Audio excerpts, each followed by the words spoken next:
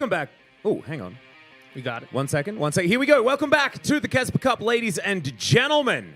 We are ready to dive in to the Swiss stage. But first, I need to introduce you to someone. This is G Clef. How you doing, man? Hi. It's my first official League of Legends casting. Also, Yeah. first time casting with you, Atlas. I know. What the After heck? so many years. Yeah, we've known each other for like, what, 7, 8 years, something like that? Close to it, I think 80 years now. Yeah, it's kind of ridiculous. We've been to each other's weddings. He, in fact, spoke at mine.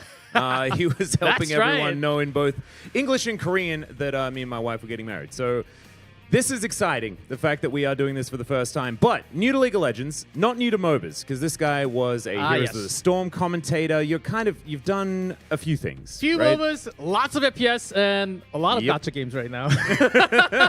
Heck yeah, have you been doing Summoner's War? Because I used to love that game. Oh, I used to play it, but not anymore. But just like KeSPA Cup, I was sort of called up to the Yep. casting career from the casting academy into challengers. I know you're for LCK, so in a way, it kind of fits. Yep. Some of the challengers players called up Yeah, with exactly. the LCK players, even the casters getting a mash from Exactly. the first tier and the second division year. Because we definitely do not have that many left in the country. This is the time where people generally go back to their families, not us. That's not what we want to do. We want to be here with you for That's the why I'm KeSPA here. Cup. And we do need to say thank you to SK Telecom, as well as Cass, Logitech, Chizizik, and Powerful X for sponsoring the KeSPA Cup so that we can bring it to you guys. And now it is time for the Swiss stage. We have 5 games for you today, starting off in the first round. It's kind of cool, right? Because it's a weighted Swiss bracket, not going through all of Swiss, which would be like bajillions of games. That's why we had a group stage first, so that we could then seed into a bracket. So our first match is going to be the do or die. This is where we're starting towards the bottom, and if they lose, they're donezo. Whereas on the other side, you just need 1 win and you're through. Yeah, and we only have five games per day. Not anymore. Yep. Not anymore. 7 matches, 8 matches. The bazillion goodness. games that you and Wolf went through. Oh man. Yeah. Let's have a look at the overview though for the Swiss stage and have a look at how it all is going to shake out.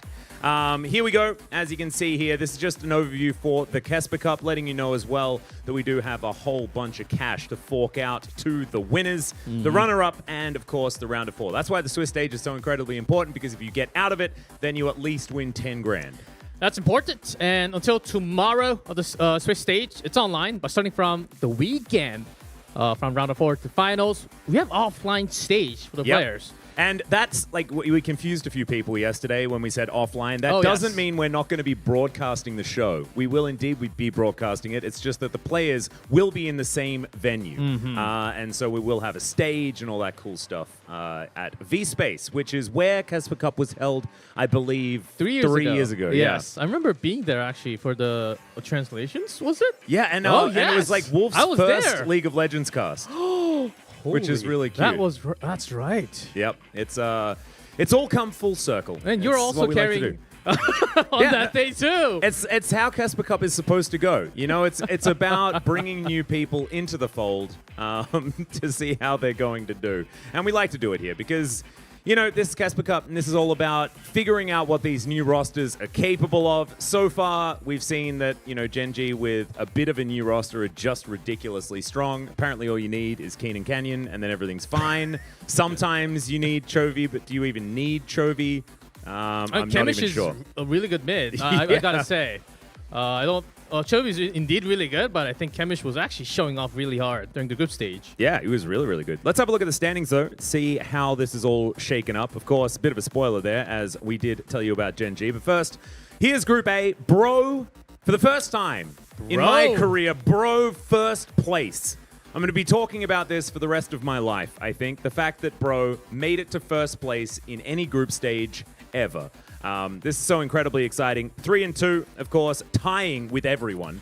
But they won faster. Yep, and also they have the entire SK roster, and they should. 3-2, all 4 teams. I don't think that was expected outcome.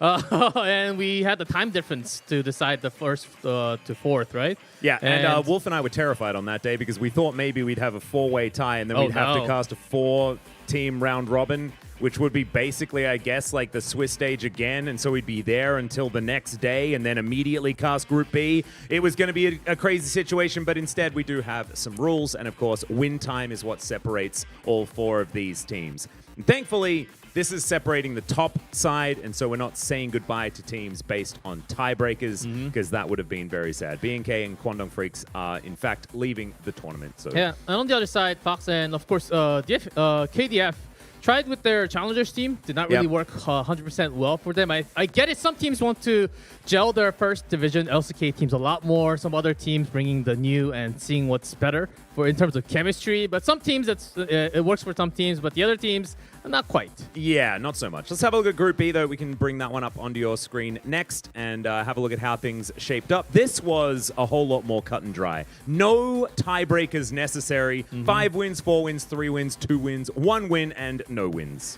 Yeah, because Gen.G was steamrolling with a 3-0, 4-0, I was kind of hoping that we would have a lot more like the middle pack with like 2-1, 2-2. Yep. Or like 2-3s actually, because Gen.G took all the wins out there. But it turned out to be just 5-4, 3-2-1-0. And just perfectly right there. Yeah, it's just fine. So Gen.G undefeated so far, even though they don't have the full LCK roster. The team is just very, very strong. I think they also had a pretty good idea of what the meta looked like as well. They've been getting away with a bunch of these Skarner and Aurora drafts, which have been working very effectively. DK took a game to sort of figure themselves out. This is a full LCK roster and should be one of the strongest in the league. And HLE, they are missing like, what, Zayas and Peanut? But they've got Rooster and Grizzly, and those 2 are really good as well. So that team also a force to be reckoned with. Surprising, they only made it to 3-2, as Nongshim as well, looking better on the next day. Of course, going 2-1 yesterday, going 0-2 on the first day was not great, but still being able to squeak their way in. Yeah, Nongshim in 4th. We will be starting with the 4th teams from Group A and Group B. Nongshim is down all the way 4th, but I think they're still getting the teamwork together because they do have the 2 new players, which we'll talk about very soon, again, as we go into with the introductions. But this is not a big surprise to me. I was kind of maybe expecting Hana Life to be maybe a little more up, maybe in tie in 2nd place or maybe in switch with DK. But this is about it.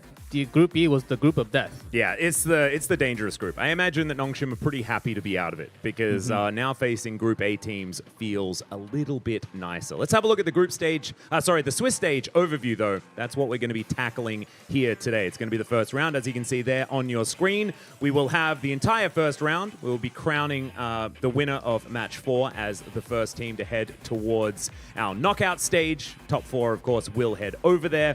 And then match 5, we'll be crowning the next one.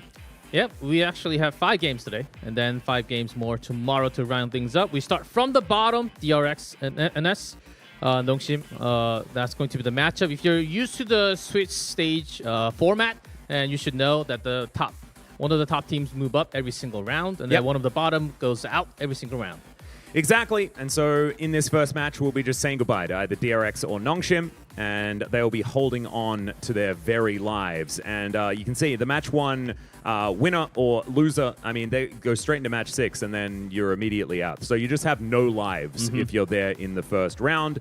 Whereas match 2, you do get 1 free life. Match 3, you get, a little bit more. So it's weighted that way in order to give the people that were really good in the group stage a little bit more of an advantage. But with the fact that it was a tiebreaker for Group A, it's kind of crazy, right? Because like DRX are like, oh man, if we had won faster, then maybe we would have been able to save ourselves. Whereas Bro, just because they won a bit quicker than everyone else, they're in the first seed, and they've got so many extra lives moving further forward in the Swiss stage. Yeah, it's very different how things came down from Group A and Group B. Group A having all the same result. Group B, of course, very different.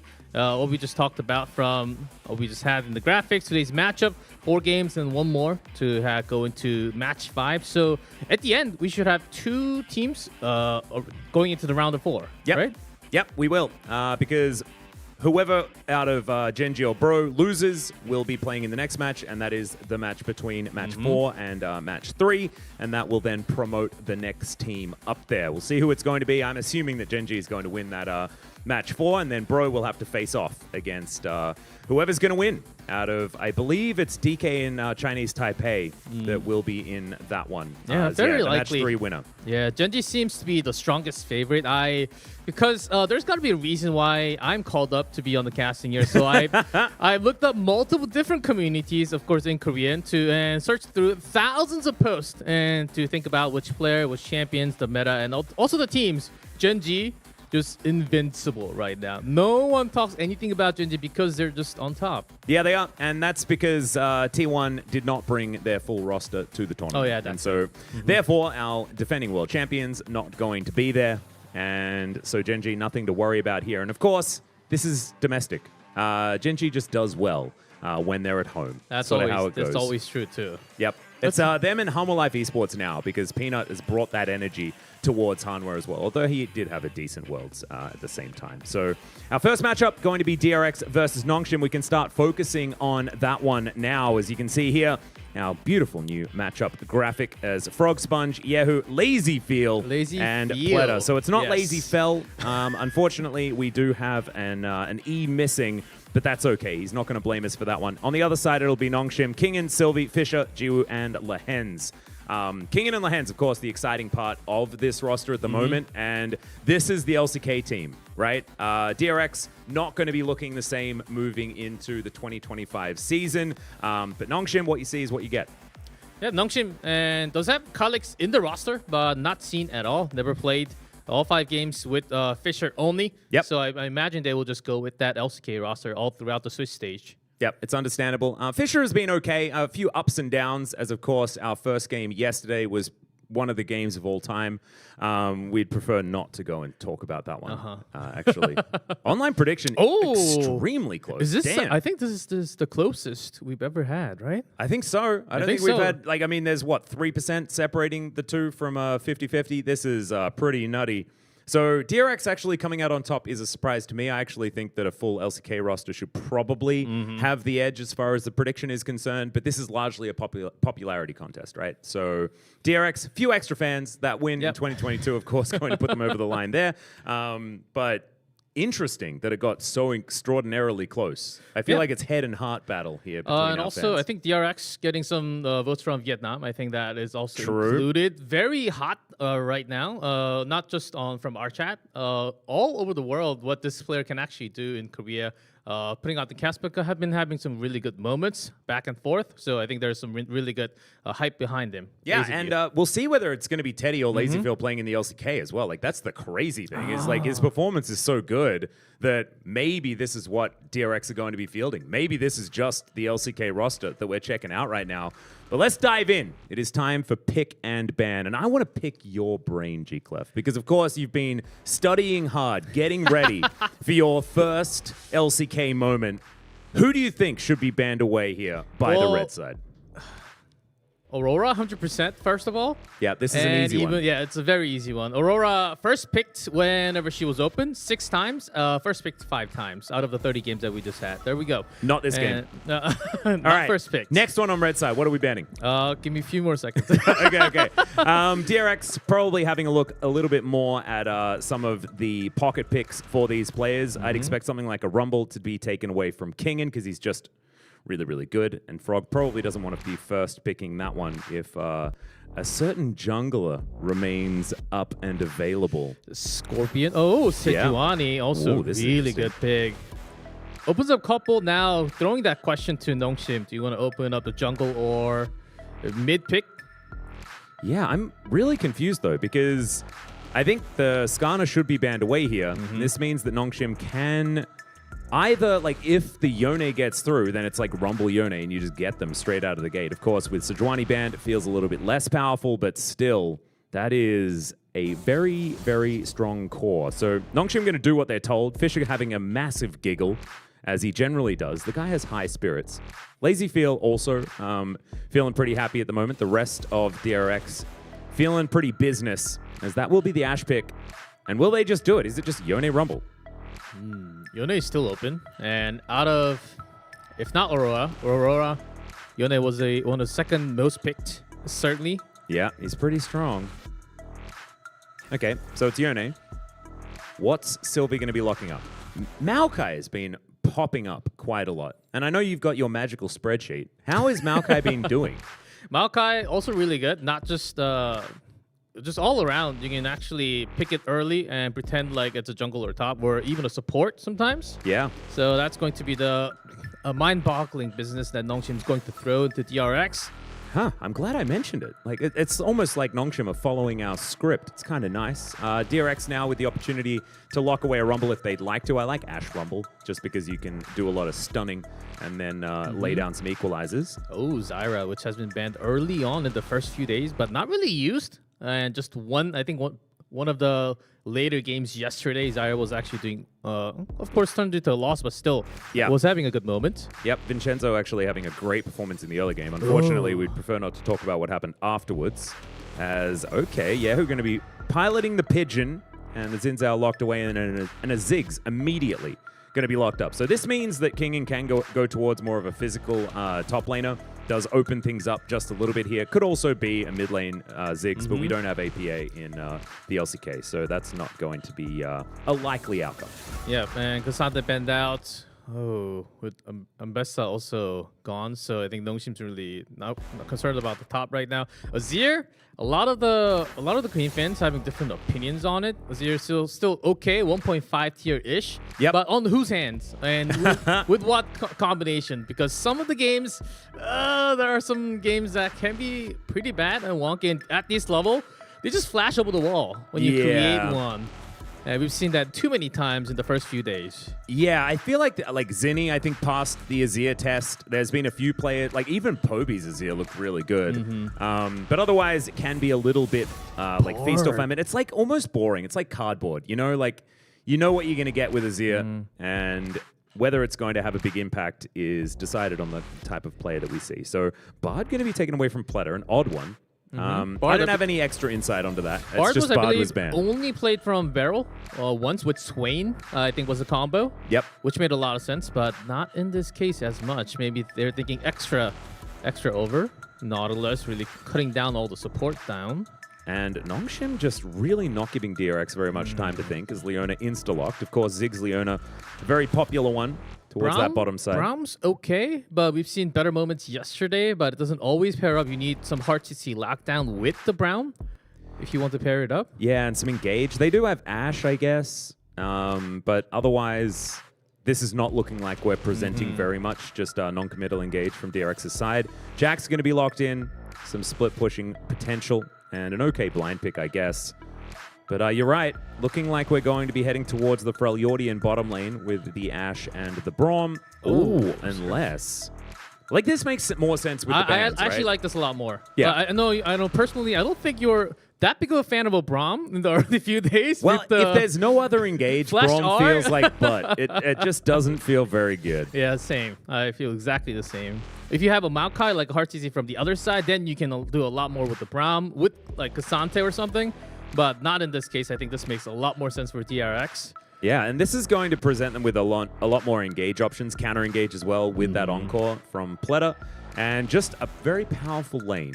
So that's what the Seraphine's going to offer alongside this Ashe. Should mean that Nongshim are going to be lane swapping, unless the Ziggs is just happy to chill. Oh, speaking of which, here's that flexibility you were talking about. Yeah, the Maokai so moving top. towards the top lane.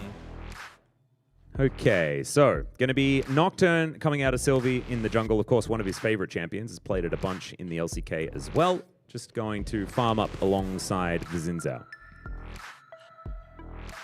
All right, who do you reckon wins? I can't tell which side is better because I think there's a lot more risk coming down from the bot lane of DRX. Because Nongshim can have actual firepower in just a couple of few seconds and they have hard CC. But you can always block that with the Azir, and it's also conditional. Yeah. So I actually do like the ban pick of Nongshim a little bit better, I have to say. Yeah, I do too. I feel like DRX haven't taken enough risks. Like, this is a very, like, we can sit back and scale and it's going to be okay. But if Nongshim makes things happen in the mid game, then it's going to be difficult for DRX to really come out on top. And the thing I love about this matchup is the fact that it's Group A versus Group B, and we get to see whether Group A was indeed an easier group and whether Group B was in fact the group of death. Was it a real challenge, or was it just a group A teams in the well? Yeah. Because Group B was certainly looking like a lot more in favor. Though we also have the KDA now. This is kind of cool. A little bit of extra statistics. Sponge? And Sponge is Bro, really? sponging up the numbers, as it turns out. Did not expect over 7 to be up there, but ooh. Yeah, let's listen to some This time. dubstep. This is your first time.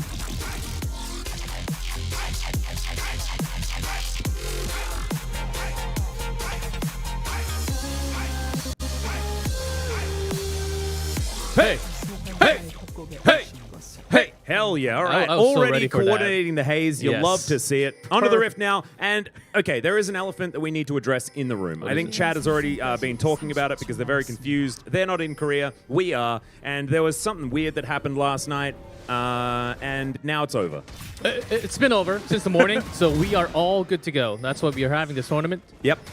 Ooh, okay. Frog just going to be smacking kinging around with his stick. This is, I believe, Pax Jax. It's hard to know with the rework. I played a lot of Pax Jax back in the day. It was my pride and joy owning that skin, but after the rework, didn't feel as good. I liked it. He looked like he just had a yellow poncho. This might be controversial, but I actually like the old portrait of Jax. The old portrait. Yeah, me too. The old, like The old. Yes, Yeah. old. Yeah, well and truly back in the day. Because now I get a little bit confused because he looks a bit like Master Yi. Exactly. He looks a lot more cybertic, right? Yeah. Because you get to see like his weird mega goggles. And I don't even really understand what they're about, but like Master Yi kind of has the same ones, and that's confusing. It almost looks like when you played StarCraft a long time ago, you never know what it actually looks like, but when you play the HD version, you actually know what the character looks like afterwards. Yeah, no, and it's weird. All right, got some regular lanes. We were asking this question earlier on, as Pletter is just going to straight up miss dropping the beat. So that's fine. Still just charges up the auto attack, and Jiu is still going to take a little bit of damage. Yeah, level 1, you can contest a little further. Yep. Lahen's, of course, big fan of Leona just in general, but maybe not in a Ziggs lane against Seraphine Ashe. Because this is just going to be them taking a beating, I imagine, for a very long time. Ashe is just really good overall, with lots of good support pair. The only, it's just all hand counted, so the only champion that was picked 30 times, including bans, in all 30 games, Ashe. Was the only 100% champion. presence. Yes, 100%. And I thought that was going to be the Aurora and the Skarner as well, but we Aurora did see Skarner a few of these 29s, weird games. Only Yeah. 29s. Yep. So Ashe wins by 100%, and yeah, always first picked, if allowed. That's kind of crazy. Hasn't necessarily been winning all of these games, is what I've noticed. Yeah, but that's another reason why Varus has been getting a lot of attention. Yeah. Because Ashe is always banned. And also, Kalista was one of the hot topic in the first few days only, right? And then the team certainly, after a while, realized, okay, Kalista actually not as strong as what we thought. I think that's the conclusion that the team's made after a few days, and we don't really see Kalista anymore. Yeah, it's kind of like what happens. Kalista is good when games are won in like 25 minutes. As soon as game time goes like above 30, then Kalista really does kind of fall off a cliff, especially if you're playing with a bunch of ranged champions. And we've been seeing, like you mentioned, the Ashe, the Varus. You just get outranged, and it does feel a little bit bad. Yeah. Only positive thing that you can, okay. Oh, Yes. King in. Sylvie, Looking nice for something timing. here. Frog Yeah. back. The Bramble Smash going to push him back there as Frog going to get feared. Sylvie, will he be able to get it here as the Leap Strike? It's a small one, but it is enough to keep Frog alive. Still has to use the Flash. Yeah, good enough. Early on, before 4 minutes, Frog was being tempted, having some 1v1s against Kingen. I guess he didn't really have the best idea where Sylvie was. He was spotted about a minute ago at the bottom from the bot duo, I believe. Still, nicely done here, giving Kingen a little bit of extra space. Going to be ahead by a little bit of farm. You imagine that Frog's probably not going to be too perturbed, as he's Jax, just wants to get into a split push form as this game goes on. And so he'll be spotted on a ward. Like you were talking about before, it's a bit of extra vision going to be helping them there, as I believe that was a 2-man beat drop. Yeah, Frog actually did it back. Huh. Yeah, teleport's still here. HP down. Yeah, he didn't bag. He just stayed around the tower. So going to be able to at least grab this farm. Kind of like that. Not going for a panic recall or anything like that. Yeah, as Jax, you do need to stack up for the late game. I do like this decision because Sylvie, even though he did contest, you can't really immediately go back up after jungling. You will be losing a lot of your time. Yeah. Now, Dragon going to be spawning. First one going to be a Cloud. I'm a little bit worried about this, Jigglypuff, because we've been seeing a lot of Chemtech. Yes. Yeah, this is not great. I personally love Cloud Souls as well. What's the number at the end? I think it was like 12 or 13. 13 out of 30? Out of 30, yeah. And I remember you saying it was about 30% or something, and which makes... Or it's even above. higher, like right? it's like 45%, like, or it's like 40%, something like that, which is just ludicrous. It's supposed to be 25, so it's just not okay, really. But I'm a stats guy, as you can tell. I write down a lot of numbers. I minored in stats, never graduated, by the way, but still, things just happen. Yeah, that's sometimes how life goes. Sometimes. Yeah, probability is probability for a reason. As Sponge is going to walk over a ward. Sylvie as the Frosty Nocturne. It's been a while since I've seen this one. Not the spooky one, which is just the objective best, but it's okay. But Grub's going to spawn, and already Sponge just going to be taking one away. Sylvie moving on over will spot the fact that one of them is missing. Yeah, this is a timing where Leona comes up early because both mid already used the teleport. They're willing to fight for the Grubs, both sides. But having the extra Leona, I think that puts extra pressure. And DRX should know that this is going on. Yep, Sylvie actually splitting the aggro here, which is kind of confusing. I kind of like it. And we'll be able to take down the two of them. So 2-1, but DRX managed to get the experience. So ultimately not meaning a massive amount, depending on how this next Grub fight is going to go. Yeah, just the Grubs, and there's no big accident coming down from the bot for Nongshim. So I don't think it's too bad unless they lose another plate and flush. All right. So no real action or anything like that. Sylvie just clearing whatever he can. Just a bit of a race to level 6 for this Nocturne, understandably so. As Fisher just hitting Yahoo a bunch of times. I always think Yone, of course, is not my most used champion for sure. But it's sometimes a little unfair. How you can just go in, okay? Hold on. Ooh, speaking of going in, we got an ultimate here from Fisher. My God, the boom boom. As Jiwoo, Jiwoo's going to be able to pick up first blood as well, so it feels pretty nice for the Ziggs team. Yeah, Fisher moved in a lot earlier, and it's also on their side, so I think Sponge went a little bit too aggressive. Well, he was calling for the teammate, but I think the timing was lost. Oh, and in again goes Lahens as Sylvie's decided that he's just going to kill this Seraphine.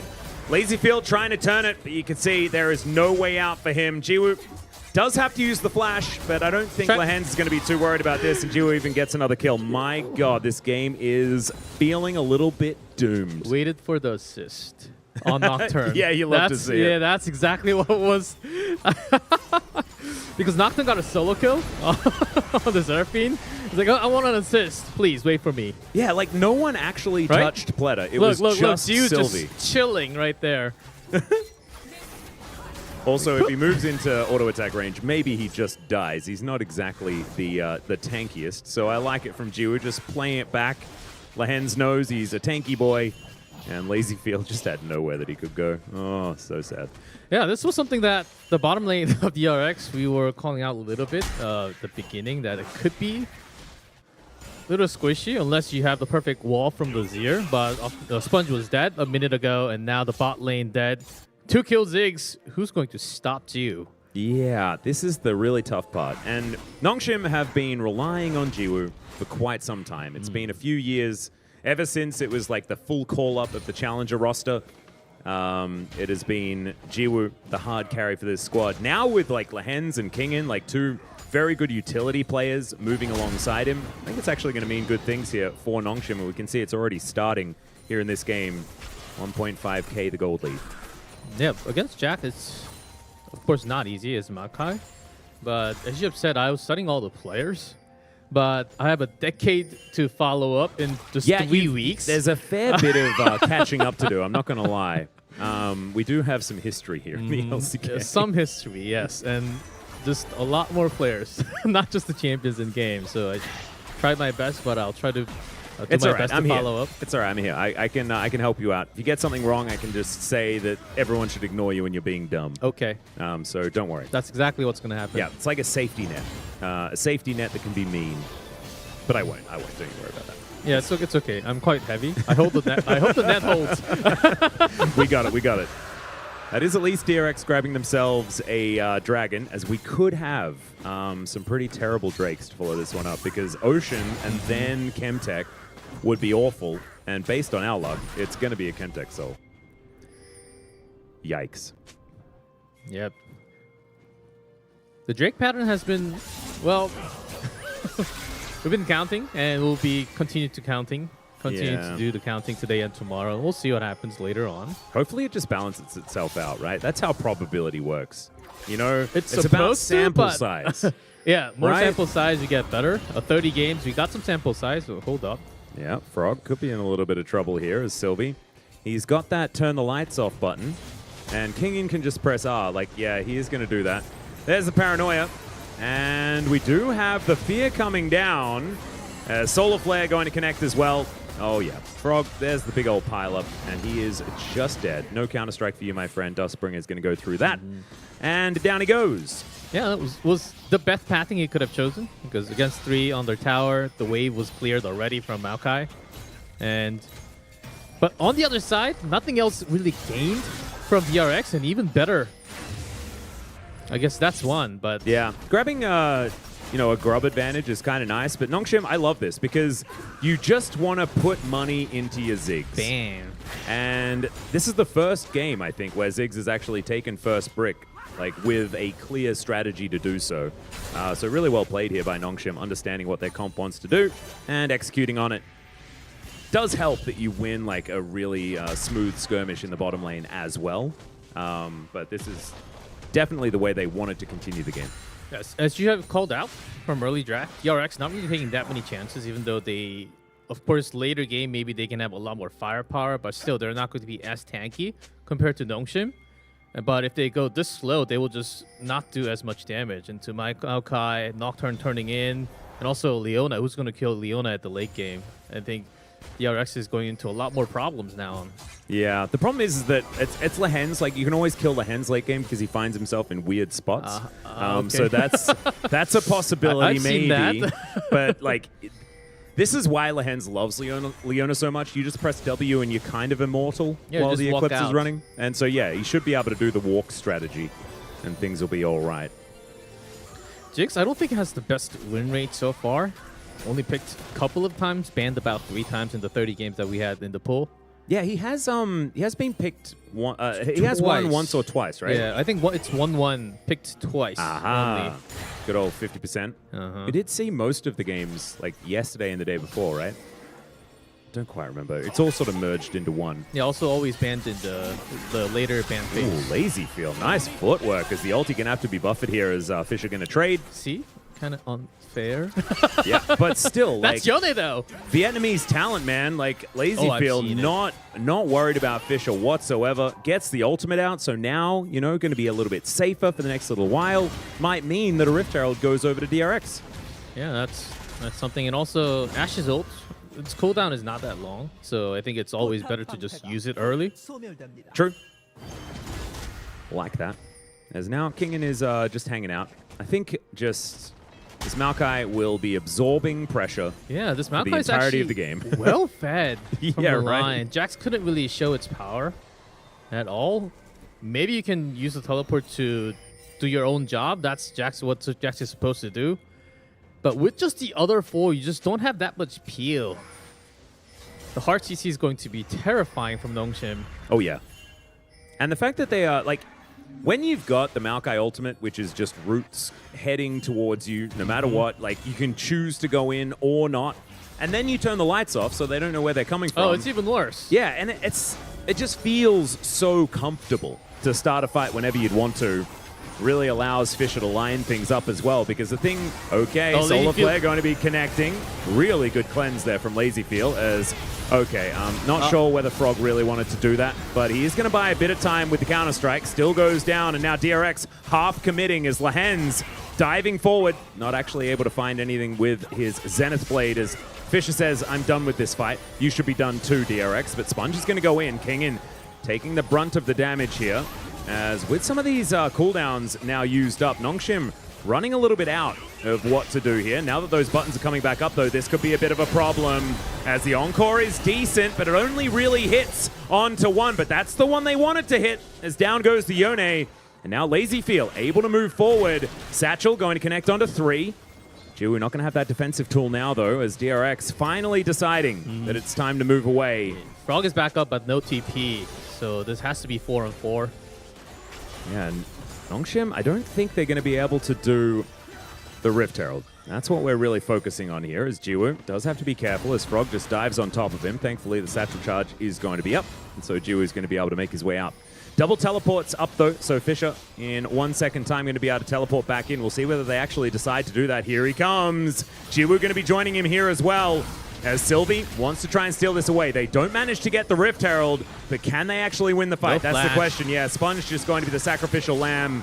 They get the Herald, but they lose their jungler, and maybe that's okay, as Dragon going to be up now, and Nongshim should be able to get that if they'd like it. 3k gold behind. I think that was a really good trade for DRX from what it could have been from losing Frog from early on. Yeah, true. Oh, okay, Zenith Blade, Solar Flare, everything, the kitchen sink going to be landing on top of this Jax. And the worst news is Lahen survives and Fisher gets the kill. As, all right, will we have a satchelable turret?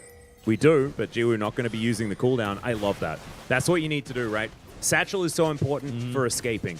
Don't just use it to greed. You can always get that turret. You know? Exactly what you're saying. It seems like you're saying that directly to me. That's exactly what I do in ARAM all the time. Yeah, no, fair enough. Fair enough. Just to poke. Just to extra poke, not for myself. Well, I mean, all the LCK players do it as well, so don't worry, you're not alone. It's a normal thing, and it makes Orcs very upset, who is one of our LCK analysts. Orcs is upset about a lot of things. He is, but mainly Ziggs. Mainly Ziggs-related things. All right, Sponge going to be back into the jungle. 4,000 gold is going to be the advantage here as Nongshim. Yeah, look at this. Just wait a wave or two. Yep, and Tower Destroyer. It's... So how many turrets is that? That's 2 that Jiwoo's just taken. Yep. Local gold going his way, as well as a 20 CS advantage. 2-0-2, so a couple of kills. Look at that. He's reading these fiendish codexes like they're going out of fashion. Yeah, outer bottom mid, and even if they're not going for the Drake later on, they can just push the top and have a lot better rotation by having the Maokai into TP later on. I think the TP should be back by the next big fight that opens up in about a couple of minutes. So Nongshim, rotational-wise, really good. Also, team fight, they can't really, unless Gio's in a really awful spot to begin with, which I don't think is going to happen with the flash. Oh. Okay, nothing. Really? Yeah, this is what the top laner just does. Yeah, it's just some biffo. I'll let you continue. I'm sorry. I get excited when champions hit each other. Yeah, but this is inconsequential. Yeah, so I see a lot of wording from DRX, just making sure that the top side is going to be safe for a while. Because in just a few minutes, we get the Baron, and the top side, having the top side turret, I think it's very worthy for DRX to keep it safe. Lahen's tanking the brunt of this as Jiwoo already. Oh, the arrow will connect. The Leona in a little bit of trouble here as the Mega Inferno Bomb not quite doing enough. And now Yahoo actually looking for an opportunity. The first real time that we've been talking about him. Oh, the flash Counter-Strike stun is gorgeous.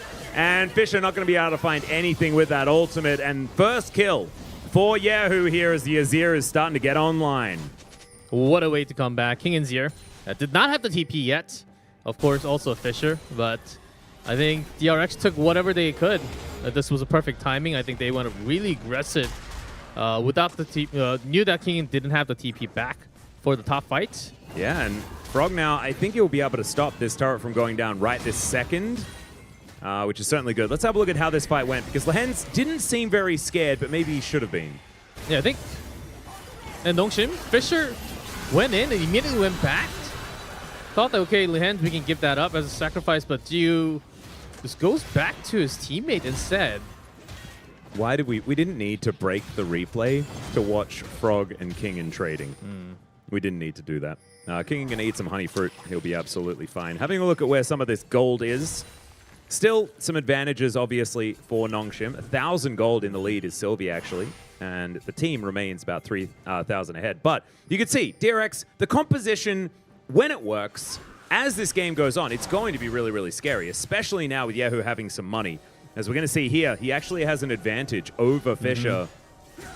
So Nongshim actually going to have to keep their eyes on the prize here. And you were watching yesterday, right? Like, Nongshim's problem was the fact that some of these team fights were beautiful. Sometimes Fischer lines up the ultimate and it's like he sees it written in the future, you know, he's following the script. Other times, it looks like he doesn't see anything, and in fact, his eyes do not work. So we're going to have to figure out which version of Fischer we're going to get in the next few team fights. Yeah, it's not just Nongshim. I find that in a lot of, maybe it's because it was a group stage. Especially the LCK players, sometimes they just go in and say, okay, this should work, right? It's been working with my old teammates, right? And then it just doesn't follow. No one follows up. It's just yourself going in alone. And then the other 4 is just having a fun time around the campfire doing marshmallows. And, I mean, it reminds me of Jarvan.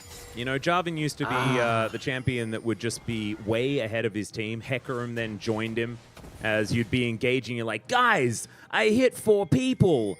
And then, unfortunately, the guys are 3 screens away. So you're not really going to be able to do too much. So you're right. I think, Fischer's going to have to make sure that he's a bit coordinated. I think Lehens should be able to help him out there. The main issue is the fact that some gold went over after killing Jiwoo, right? Like, there's a lot of swinging back and forth when it comes to the money. As Kingen really wants to be able to just get the free cash that's like 1 auto attack away here. Yeah, he really wants it. There it is. Oh, 2 auto attacks. Never mind. There we go. 700 local gold. Damn, that's a rich tree. Yeah, that's going into the bank safe and taking 700 out of it. Oh, DRX, look how much warding and the members they kept for the last few minutes to keep this first tower safe on the top. But here comes Lazy Field is in a lot of trouble. That Sylvie not actually able to find the spell shield. And now Frog might be able to just take him down here. Yeah, Dustbringer probably not going to be enough movement speed. There we go. Frog going to be able to get that shutdown. 700 into the back pocket of the Jax. There's now DRX looking for more. Wind becomes lightning. Fischer taking a lot of damage there. The beat drops. There's the Emperor's Divide, but used only onto Kingen. They don't really care. The Encore comes through, though, and that is going to be enough to take down the Yone. In the meantime, Jiwoo just trying to set this one up. Satchel doing about 0, but Kingen is a brick wall. How are you supposed to get through this guy? Well, Yehu might have an answer for that one, as DRX looking to now back away, not wanting to press too far forward, but that is going to be an advantage for DRX here in the fight. They're actually pressing on the opportunity, what could have been an opportunity for Nongshim. Whenever it takes a few more seconds, DRX just comes back. Like this Lazy Field, of course, he ends up dying, but he bought so much time and just drew in all these members. And I think Sylvie just found himself in the no man's land saying, where's Kingen? I thought Maokai was at the bottom. Yeah, no, he's teleporting in, and then Fischer gets tagged here. Beautifully played by Sponge. Sponge actually having a really good tournament thus far. Maybe he's going to be the one at the Asia Games in 2026. And look how Seraphine's doing so much more. Just imagine if that was Braum. It gets nowhere close to the actual range, right? Yeah, true. Very glad that we don't have a Braum in this game. I feel like it wouldn't necessarily work. Of course, Braum's a really Solar good Flare is going to do absolutely nothing. Still, I think they might be able to kill Sponge. Yes, he does have a Crescent Guard. No, he doesn't have a life. Yeah, no flash available there. I think he had no escape. Was warding his way out. But the entire team actually used all the warding at the bottom side already. Are we just going to take Baron? Is it just Baron time? Oh, they killed the jungler. Yeah, they did. Huh. They have the damage. 3k lead. Yeah, so 7k now on the Baron. It's not exactly going down super fast, but you can see here now the Fisher's turned up, getting a fair bit of work done here as Nature's Grasp just to keep them at range. And yeah, Sylvie sticking with this Baron. They dive on forward. Empress Divide going to connect onto 2. 2 now on the floor as Kingen and Sylvie need to get out of here. Kingen going to be able to at least take down the Ashe as the beat drops, and so does the tree. Yeah, Yahoo's going to be able to get that one done. So DRX leave only 1 alive. So it's Baron and your jungler is alive. Your jungler is dead, and you kill the rest of the enemy team. So, I mean, I feel like DRX is going to be happy with this, especially after a few of these turrets go down. It's a huge win for DRX, but could have been a lot worse. Even though if they got the Baron somehow, it could have been much, much better. But of course, without the jungler, we knew that you were not going to be getting the Baron and also the team fight. Just winning the team fight with 3K missing gold was actually huge. Look at that. Oh, another the Seraphine. encore. Platter is so good, man. Just over the wall. You can't react to that. Gets the free extension, and then the empowered beat drop. Kingen just kept at bay. Oh, you love to see it. And DRX's composition starting to come online. They do now have an extra dragon. It is a negative Rebel. No, not Red Bull. It is a negative Baron power play, but not really too much. And so the difference in gold not quite going to be there. But DRX grabbing an extra turret, grabbing a dragon, and we mentioned already this is a composition that wants to be in the later stages of the game. And Nongshim's. Yes, Zig scales very well. Yes, they do have a true tank in this Maokai, but it all comes down to Fisher, man, is what it feels like to me. Like, they need to make sure that the Wombo combo works and they kill Lazyfield or Yehu at the start of a fight. Otherwise, the consistent damage for DRX is just going to be way too much. Yeah, but the Seraphine and Azir has been taking care of the positioning of Lazyfield really well. Yeah. Yeah, with the Kraken, you're supposed to fight for a longer time and get through these chunky Nongshim members, and they're making it work somehow. And they've closed the gap by 2K now, 2.5K-ish. Which I thought wasn't really possible within the next 10 minutes. No, I didn't think so either. Engage. Okay. Solar Flare and the Nature's Grasp just going to get an ultimate out of Sponge, and that is going to be the end of that. Probably not a good trade. 2 for 1. Yeah. Atlas, I feel like Nongshim's now rushing a little bit because they've been losing the team fights that they thought they had the upper hand. Yeah. I'm starting to get worried. I'm feeling like a turn in the waters, you know? The vibes are getting a little bit more blue. And Yehu is a large portion of that. He's got 3 items, 5, 0, and 3 on this Azir. Yeah, they're going to have to kill the Pigeon. Kill him and Nongshim stand a chance, I reckon. They've been too focused on the Vietnamese import who's been playing so incredibly well. Lazyfield having an okay game. He's getting targeted here by Nongshim, but he's buying as much time and space as he can. Sylvie's just chilling on the side. Do we really want to go in? I think the answer is no. Fisher just focusing on the side lanes as it's Sponge catching waves in mid. And on the bottom, Kingen has been soaking well enough.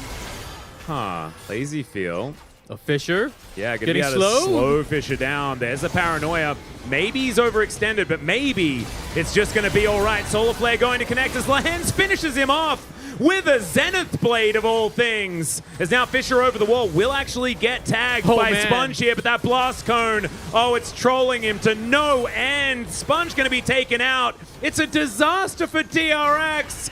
As the Emperor's Divide at least sandwiches Kingen into the wall, but he's able to flash his way out. And Nongshim, everyone's alive. What a beautiful team fight. That was all drawn from Fisher's initiation, going back, drawing in Lazyfield, and Fleta thought, okay, this is doable. We should be able to catch this Yone. We've done it a couple of times. Yeah, right? Not actually happening here. And I actually thought that this was going to be really good for DRX. Lazyfield really cute positioning there in that brush, but then overextends a few steps too far. Yeah, perfectly fitting as the Fisher. He ends up fishing the 2, going in extensively. Blast Cones, man. Valdez would have been so upset. He hates Blast Cones. We have a lot of upset LCK casters. We have a few that just have their shticks, you know? Orcs really dislikes bad Ziggs play, and Valdez really hates plants. Oh, he does? Yeah, just not a huge plants fan. Okay. My plants just all died recently because of the heavy snow.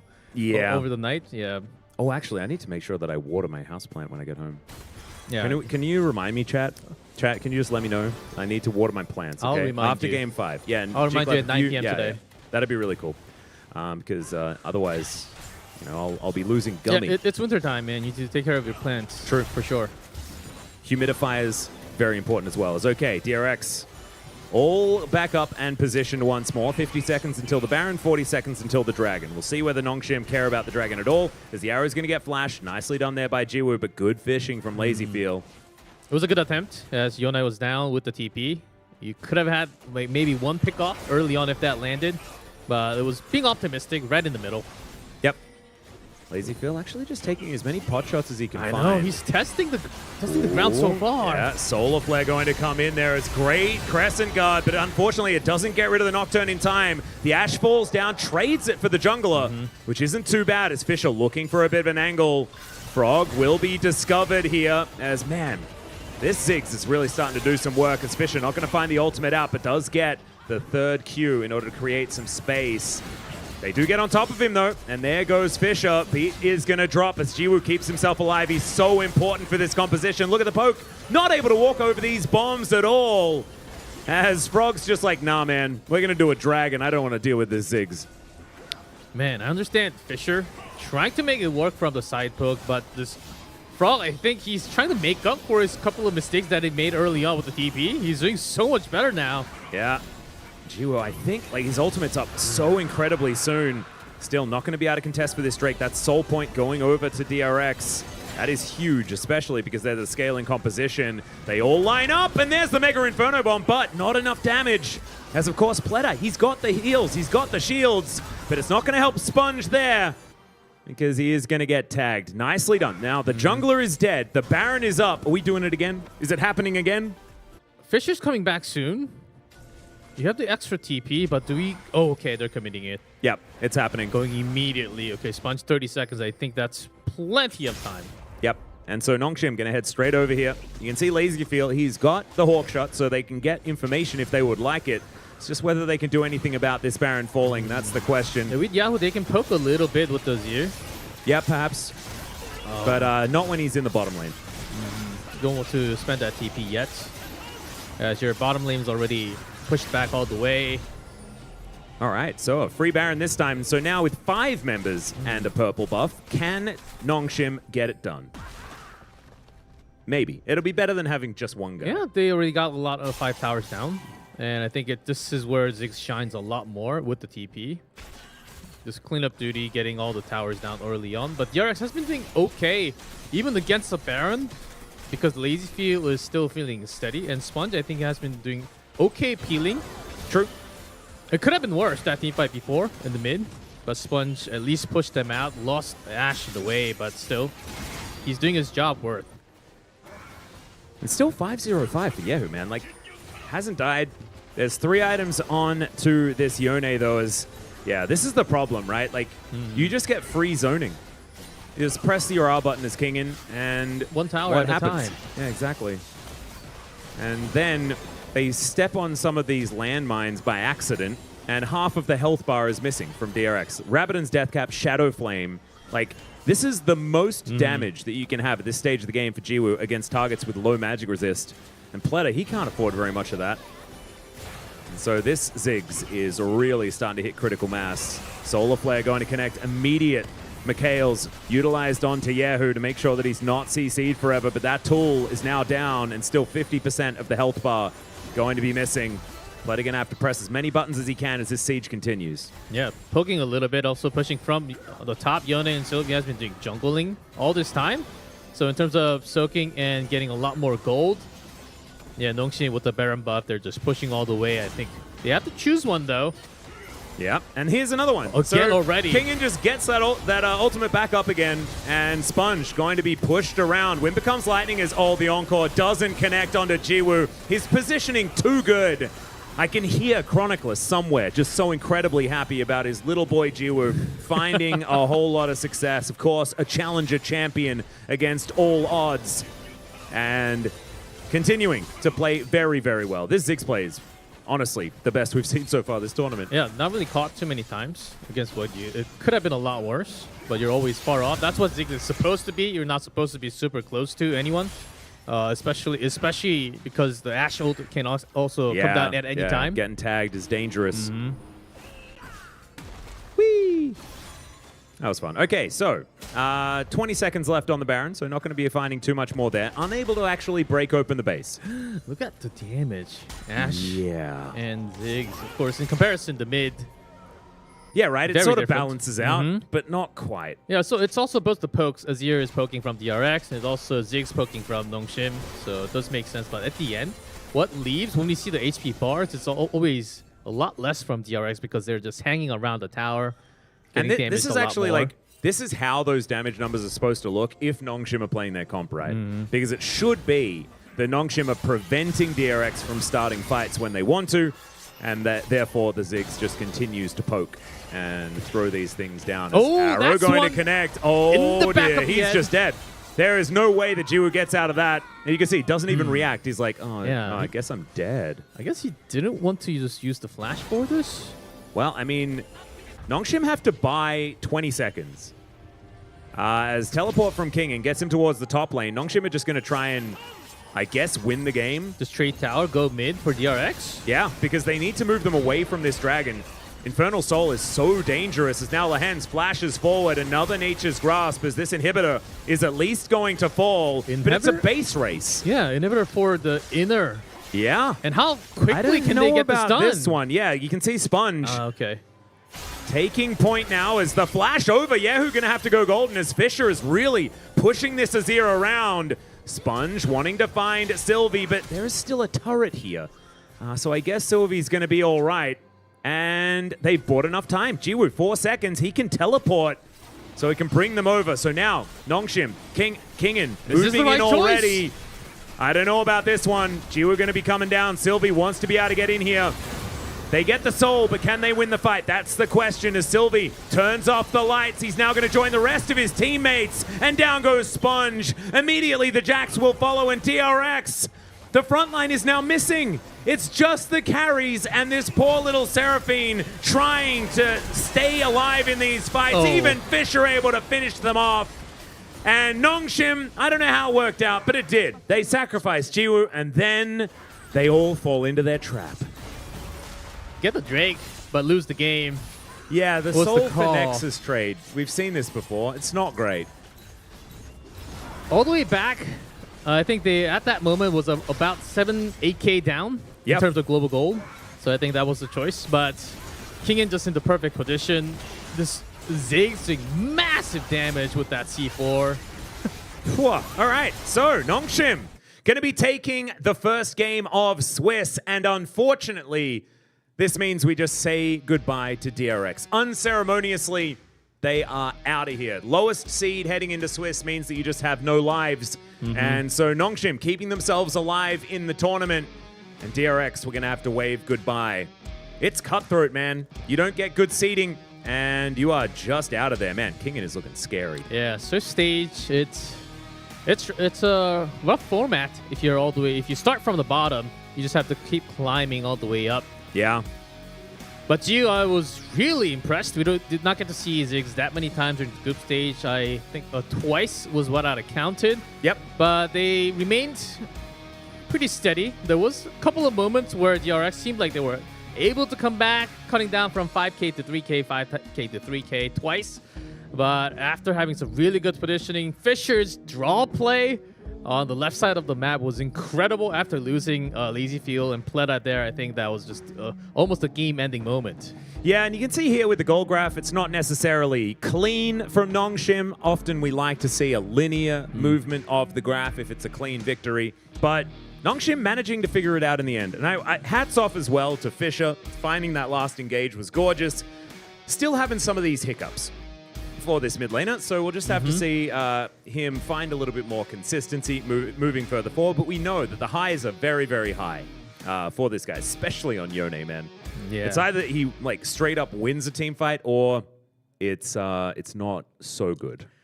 Well, she certainly showed off with the Yone. We Yeah. have some ups and downs. That's usually what the champion is for. You have really high highs or very low, down to the basement low.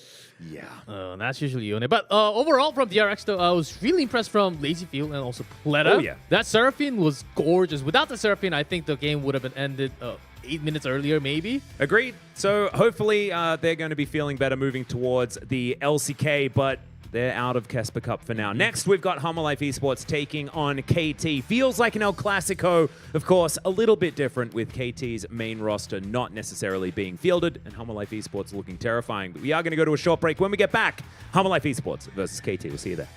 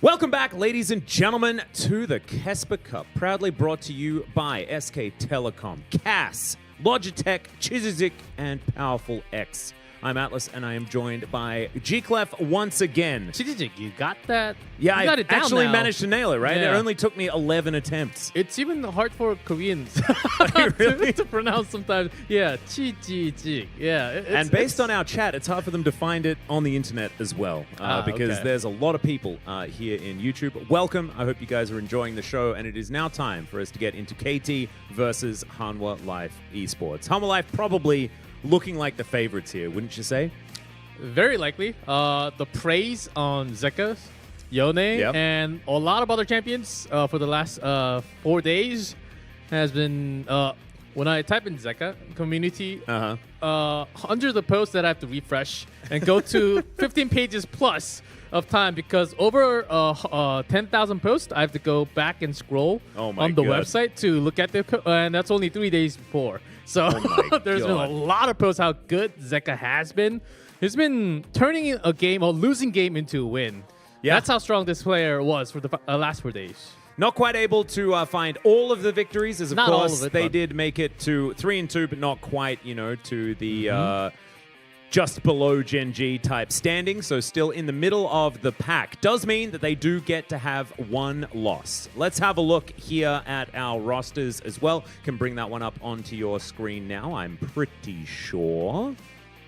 There we go. There we go. Perfect. Nailing it. And so Rooster Grizzly, Zeka Viper Delight, no changes there. Casting Young J, Zinni Puddock, and Pleta. Pleta?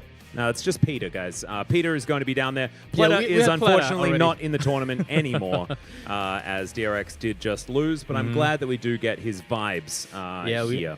We have Peter. Yeah, the entire Challengers team, right? No Cuz, no BDD. Yeah. And no Dokdam. So you can kind of tell the power difference in the roster a little bit. I think we all have to kind of lead into Hanwha Life eSports a big time because of Viper, Zeka, Delight. Those three names, I think, are just enough to just carry the game in a big way. Exactly. Like, this is not the LCK KT that you guys are expecting to see moving into next season. They're doing their very best to get prepared and get rested, I could imagine, moving further forward. Oh, damn. Spicy. Well, I mean, this makes a lot of sense. We've been seeing so many super high KT predictions throughout all of Group A. KT Predators were going completely ballistic, and now that it's push comes to shove, people ain't getting excited. That was in Group A. So when they're versing Group B, it's a different story. Hanwha Life, of course, a huge name with the success that they had in the recent history of LCK. Yep. And I think this makes a lot of sense. Maybe even higher number, I don't think would have been a big surprise. No, I would agree with you. I think finally some sense has been knocked into a lot of fans. The Swiss stage is where all the seriousness comes out, and even in the online prediction. Of course, in our last matchup, people predicted DRX more than Nongshim, but that's okay. That's okay. It's okay. Lots of fan votes. We've rallied, right? Lots of fan votes in the predictions. Yeah. Like T1 yesterday that we had. Although, what was it? Yesterday it was like... T1 like 80-something. Yeah, no, versus... but it was like 70-something, though, in their last match, and we were like, whoa. Because we thought that, it was going to be T1 favored, but... Normally, it's like 90% plus. This was definitely not that case. So let's check out KT Rolster's lineup.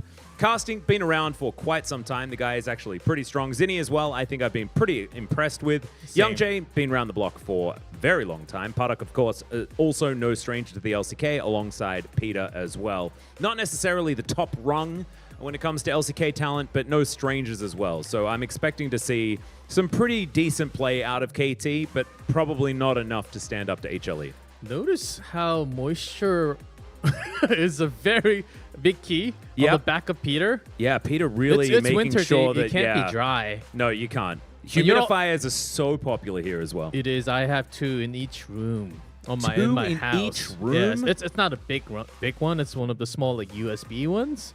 Oh, but just to keep the like a micro temperature perfectly right in the room.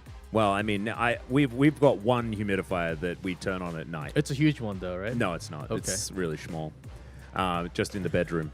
But I prefer things to be dry. And so the idea of humidifying bothers me because I'm Australian, right? We don't actually have moisture. Oh. Yeah, like our whole country is the desert. So Yeah, I know. I prefer life to be without any water at all, apart from the stuff that I But your drink. skins, your fingers get dry, and you just don't better feel the same though. No, I like it. I like it You're way not more. that old yet. Yeah, maybe that's what it is. Maybe that's what You're it is. too young. No, it's actually not true. I'm very old, as we all know. Let's have a look at Humble Life Esports, though. Rooster Grizzly, the only ones augmenting the LCK defending champions here in Humble Life Esports.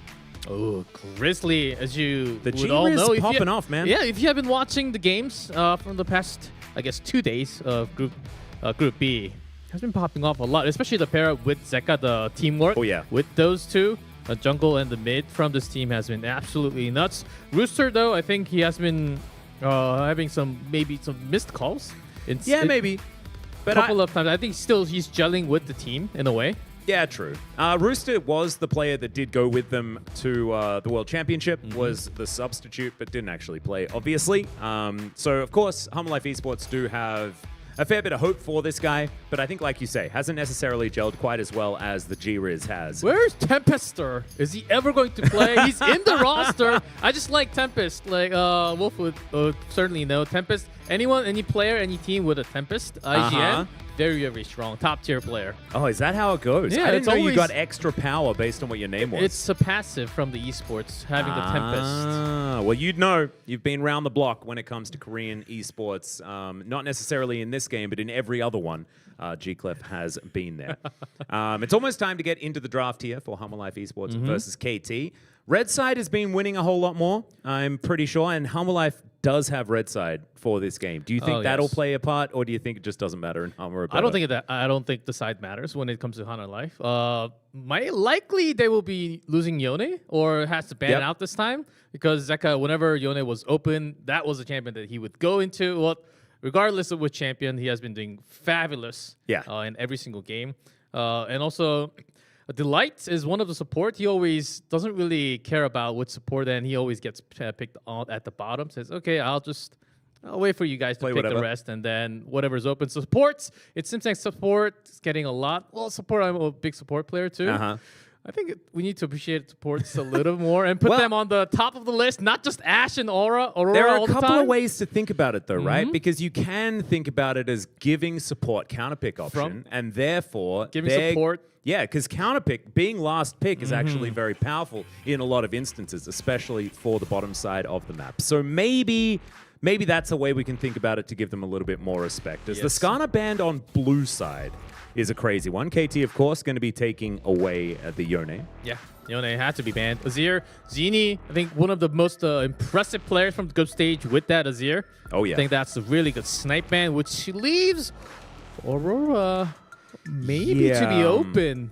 Where are we going to be banning that one on the blue side here, Humble Life Esports? Maybe from KT. going to have to do it. I think KT will have to do it. Which will just open up Ashe in a way.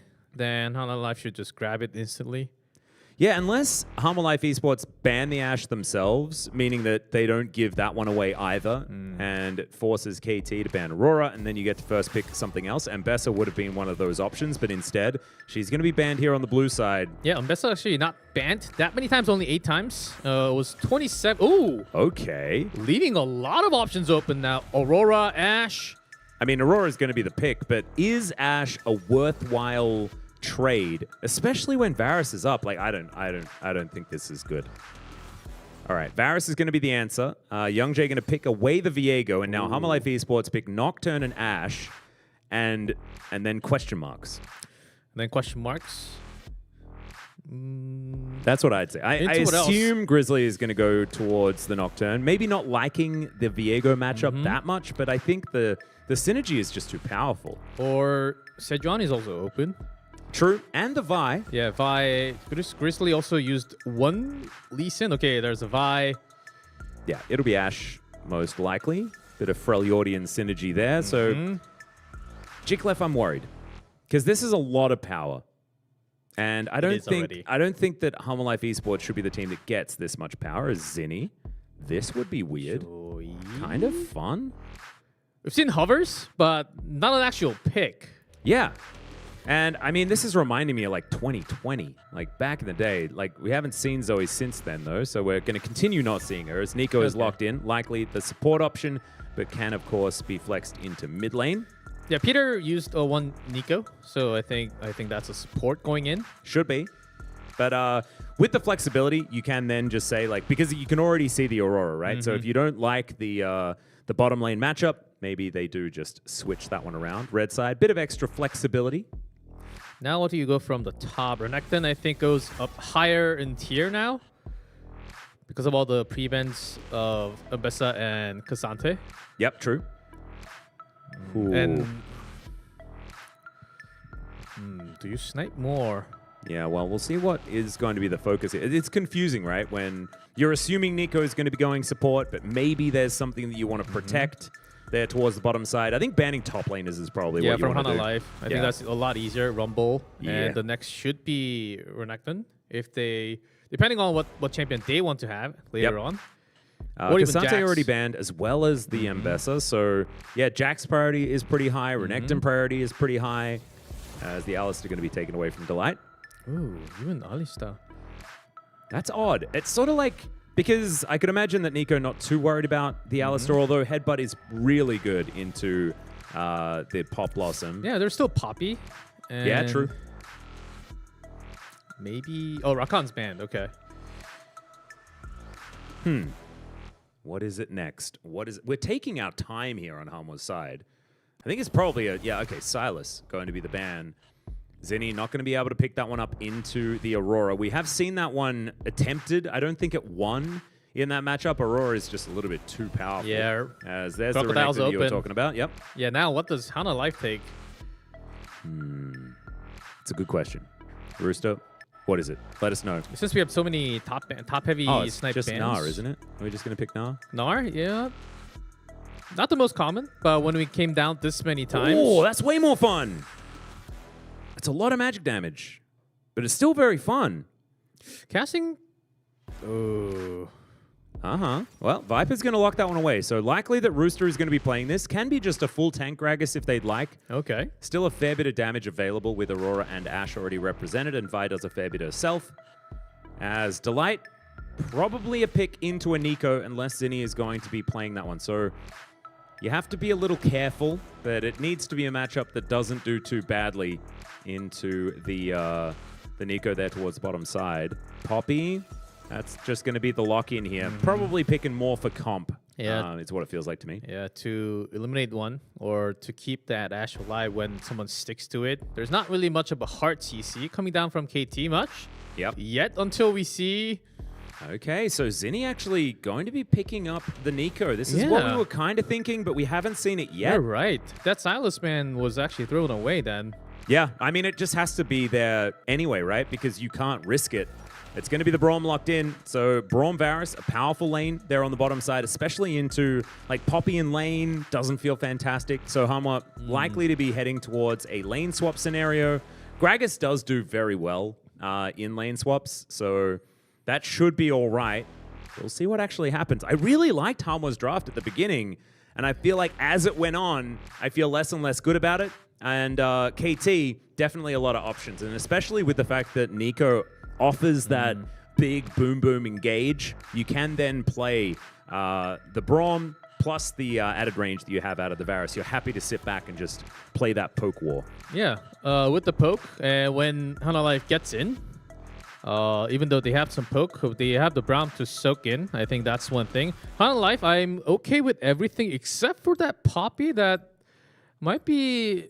not really having the best show. I was actually thinking of maybe a bit more Nautilus coming out for some hard CC.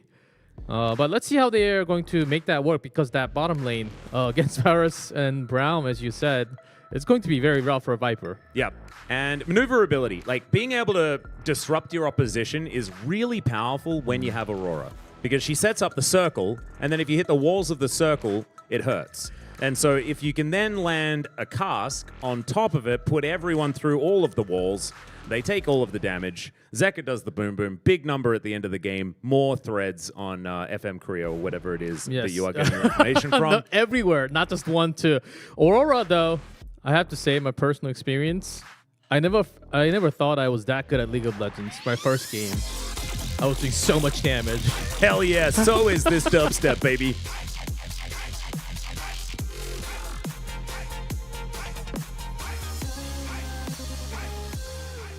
Hey! Hey! Hey! All right, we are in there. I missed the first hey. I was opening my water bottle, but it's hard to open a water bottle when we've got hand mics. So I have to put the thing down and then go for the water bottle openers. Ooh, Superfan Gragas. My favorite is Scuba Gragas, but that's mainly because it's a hipster skin that not very many people have. I actually remember my favorite skin. The name of it? It looks like a Santa Claus. Oh yeah, just a Santa Gragas. Okay. Kind of looks a bit like this Braum skin. Which is another one. Which one's real? Yeah, how many Brahms is too many Brahms? The answer is, it's a trick question. 2? 1? There's no such thing as too many Brahms. It's getting close to Christmas. True. So it should have been Santa Gragas. That's what you're saying, right? Yeah. Well, G-Riz is going to be starting on his blue buff. Already warded. Yep, full information going on over. Zeka already getting poked out here in this mid lane. Very early days, so not going to be too worried, just eating the potion. But if these Bloomin' Bursts continue to land, it's going to be a good feeling here for the Nico. Zinni probably feeling like this is like his counterpick option. I think this was something that was played into the Aurora at the very beginning a few times, just because you can contend with the range. And Blooming Burst can be really, really annoying. Yeah, one root. Aurora, very squishy.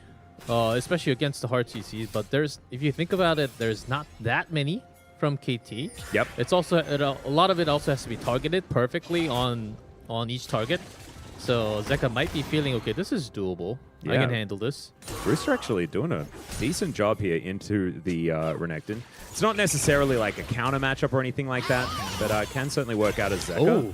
Taking a lot of damage here from Zinni, and this is often what we see the Auroras doing to their opposition. And so far, not necessarily working. Zeka, of course, more of that melee guy. Haven't really seen too much from his Aurora play thus far. We know the champion very strong at the moment, but personal mastery is also a thing. Yeah, Zeka actually played 2 Corkis, Azir, Yone, and Silas. This is his first time on Aurora in this tournament. Yeah, as G-Riz going to find Young Jay, but not going to be able to steal anything away. As the blue buff will be pulled into the brush here. Zinni rotating over. Peter doing the same thing. Oh dear. G-Riz going to be in trouble, but he just flashes away. Nice. You got to land them tangle barbs, man. Like, you got to hit those. A little bit of a shame. This will spell a steal onto the blue buff. That's nice. All that movement from Grizzly. If that was rooted, would have been the first target to go. Yeah. That could have been first blood, but instead they lose blue. Feels bad. It was such a good setup, too, from KT. Yeah, I feel like they read it and then misexecuted. Unfortunate. Well, yeah, Grizzly going to be able to take some shellfish. Yeah, it's favorite then. Sometimes it can be the perfect team fight play, or you just go down immediately from having that one small mistake. But Grizzly, I think, just played outstanding movement there. Yeah. Excellently done. I think had a heads up based on, Zeka reporting that there is a Nico missing, so probably knew that he was going to have to move. Ah, okay. So nicely played, but, I mean, I still think that Tangle Barb should have landed. Just didn't quite work out. Good hands there from Grizzly. Yeah, pretty good trade from Paddock too. Yeah, these arrows starting to hurt. Okay. Man, was there ever a meta within the last few years where Varus was totally out from the draft? No, right? Yeah, I can't remember. I can't remember one for the last little while where Varus wasn't played. It used to be that people felt like he didn't have enough safety. This is like back in the day, like seasons 3 and 4 and stuff like that. Oh, that's you. Yeah. That's exactly my days. I still remember like the first Varus that was played. It looked like Chains of Corruption was the most difficult ability to land. I think it was Yellow Pete that played it the very first time. And it still is for some players. You just couldn't hit the ability. And then it was like the next person played it. They couldn't hit the ability either. It was just too hard. it just moved too slowly or something is what it felt like. And now we're seeing it land all the time, and it seems easy for a lot of these Turns players. out you don't. Ooh. Okay, Delight just going to go back home. Yeah, that but a little extra bit delay on the back is going to help a little bit. But turns out if you're poking from all the way outside the map, you don't even need to escape. That's better if you're leading the game a little bit. You just get to stand back and everything's fine. Looks like Puddock is going for exactly that play style. You see the hail of blades and you expect it's going to be the lethality, and that is going to continue to be the case. As Zinni moves into this brush. Which one's the real? Going back is okay. Zinni now just going to bait Grizzly in. Delight moving over as well. Casting, moving up.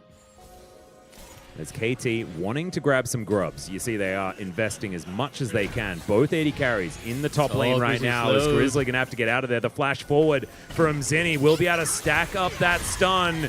Not able to Vault Breaker his way out of this one, and that is first blood going to Young.G. God. I was about to say it was a good thing that Unauthorized eSports backed out from that 1v2 because Braum was coming and there was Young.G coming down right behind. But it turns out still Braum, if you land one perfect hit, sometimes you get that diamond. Still fighting as Young.G might have to, might force a flash out of Delight here. Excellently done, man. These grubs still yet to be taken fully. This one full roaming from Peter did so much work for KT. Yeah. And the Braum kind of working as a pseudo-engage option, which bothers me. It's not how it should be working. So, okay, let's continue to, okay, maybe I'll not get too excited. On the single target, yes, another one. Delight already had the flash out. Yeah, and you can see the ultimate comes through from Zeka, but doesn't really do too much. Delight already dead in this fight as Grizzly going to be taken down as the second one. Viper also just taking damage towards his top side. And KT, they are leaving no prisoners. And are we just going to have the fan vote just be wrong all day? Because right now, KT, this is a great start. Fan votes, that's one number to keep in track. But I think it's a lot more in-game of what we think. Unauthorized not really dominating as much, losing one target. After seeing these Browns and... as the Aurora joins in the fight, the members already lost. Yeah, Zeka not really having too much of an impact at all. Level 6, no items, doesn't really do the damage. And HLE, yeah, they've got some farm numbers outside of Rooster, I guess, who is struggling a little bit against casting. But Young.G being on a killing spree, like, this is the huge problem. Because Viego, like, sometimes junglers, when they get kills, you're like, oh no, this should be on the carries. Young.G is the carry. Getting kills on this Viego is very, very good. And now they're 2,000 gold ahead with a comp that snowballs so well. Oh man, HLE in a bit of trouble here.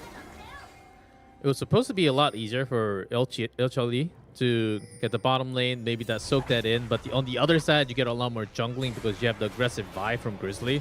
But to that, I don't think that's happening anytime soon enough, because this Viego is going to carry with 3 kills, as you mentioned.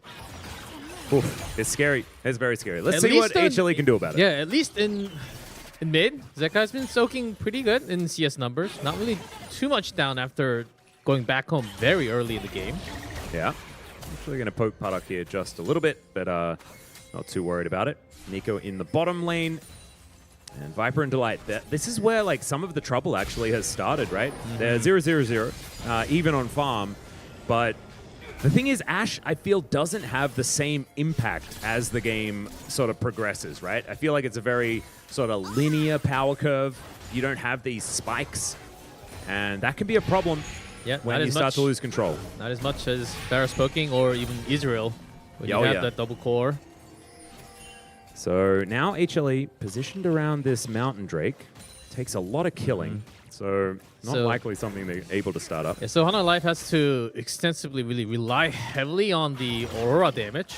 And Gragas toss, if they can land that on. Yeah, we didn't really have any moments from Gragas because Renekton, they're just fighting it.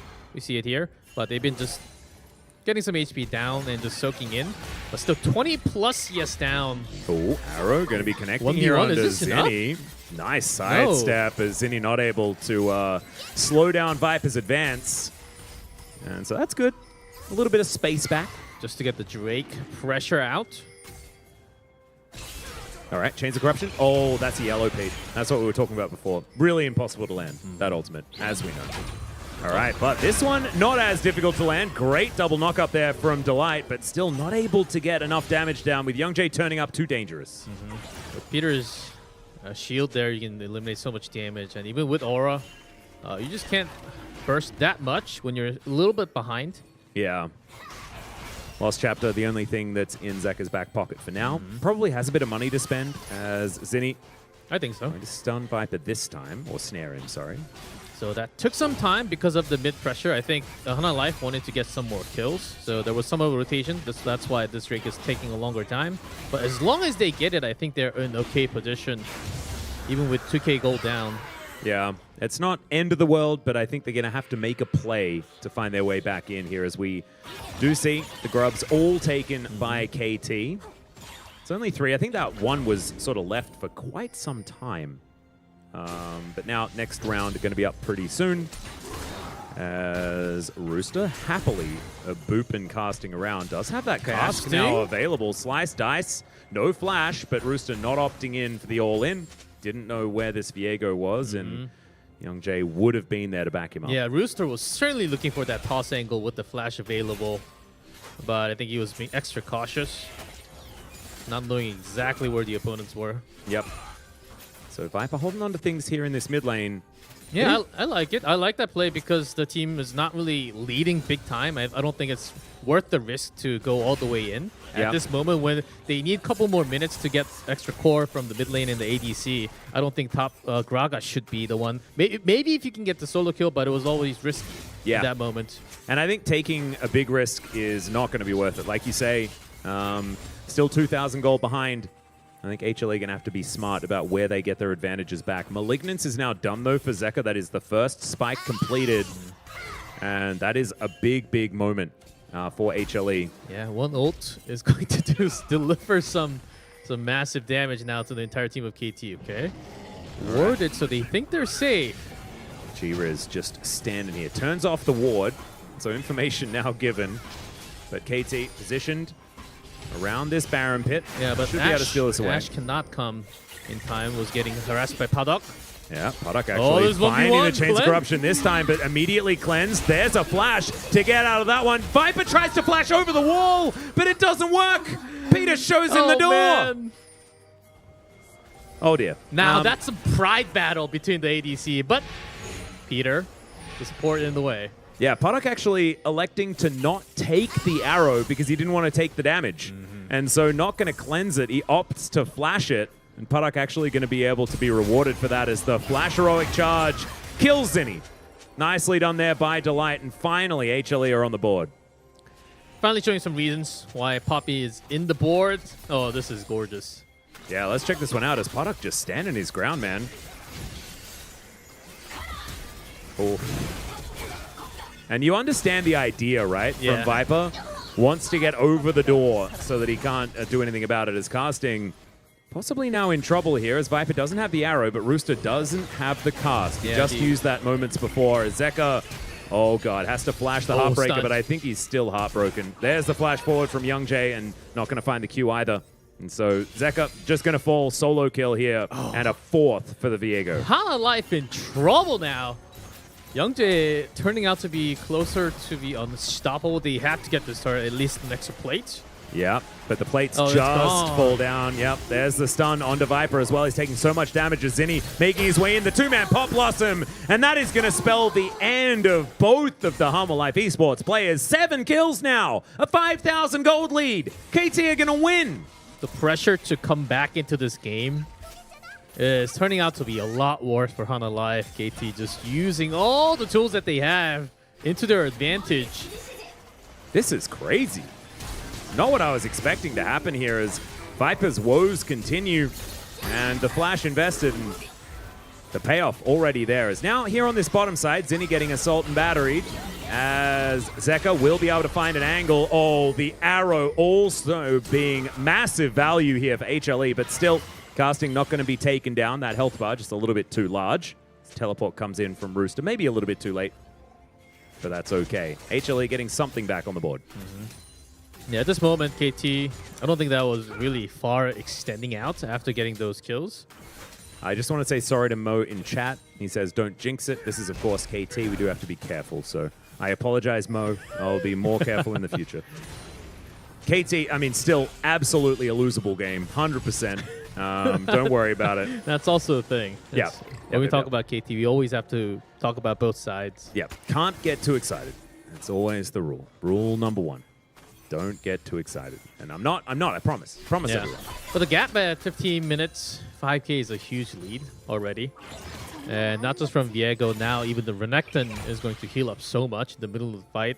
I don't know if Zeka will be able to burst down that hard. Well, casting, moving in towards this bottom side. 1 level advantage here for the Renekton. Avoids some of that barrel damage as well, which is very nice.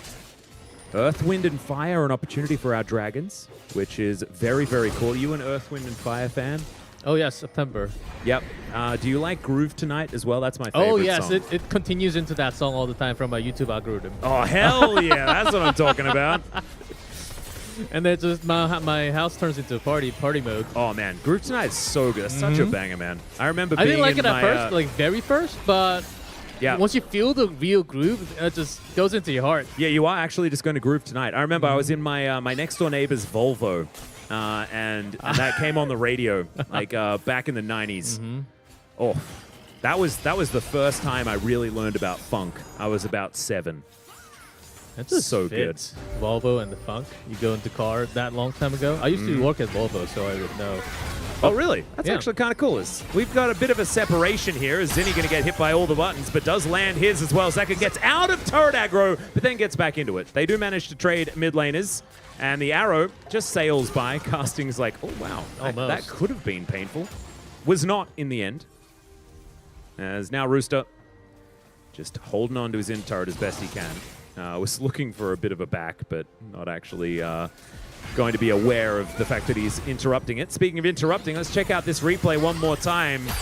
It's a weird scenario as, Zeka picks up the turret aggro very unfortunately there before his teammates do. Yeah, but still got caught in Nico's ult.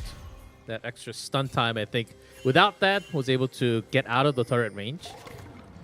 And Casting and Rooster still hanging out. Rooster actually doing okay. Does have Thornmail first. So we were talking about the fact that he could be just going full tank. Is electing into that.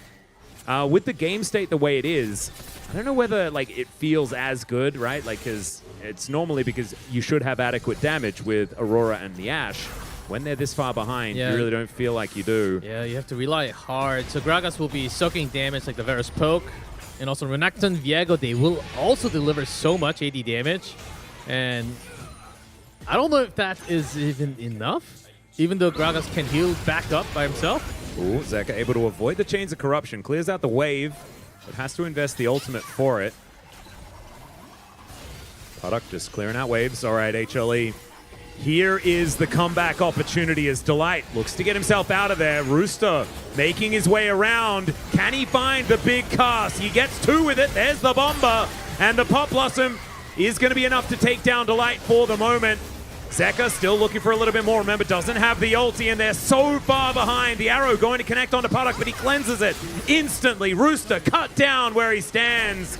And Viper avoiding a few of these buttons, but Peter shows him the door. And Viper can actually get the kill back here. Zeka still looking for a little bit as Casting. Will he be able to kite Viper out of this one? The answer is probably, as he does get slowed down. Young-J just exiting. Why didn't he just kill Viper? I feel like he definitely could have. But decides not to. Now going to move back, just return with his Renekton. Let's have a look at this fight one more time. KT, I think, doing just fine. Yeah, man. Life. The idea was really great to go in on the side and look for the toss, but your damage. Viper's on the left. Zeka is stuck in the middle. You can poke a little bit, but once you go for a longer team fight, you just can't deliver as much. Look how much he is healing back up. Yeah. It's just the wallets are getting too heavy, as we like to say here. Viper with some nice footwork, but honestly, it feels like the damage has kind of been done. It's looking pretty problematic. Let's see. At a dead crocodile? Yeah, there's a dead crocodile.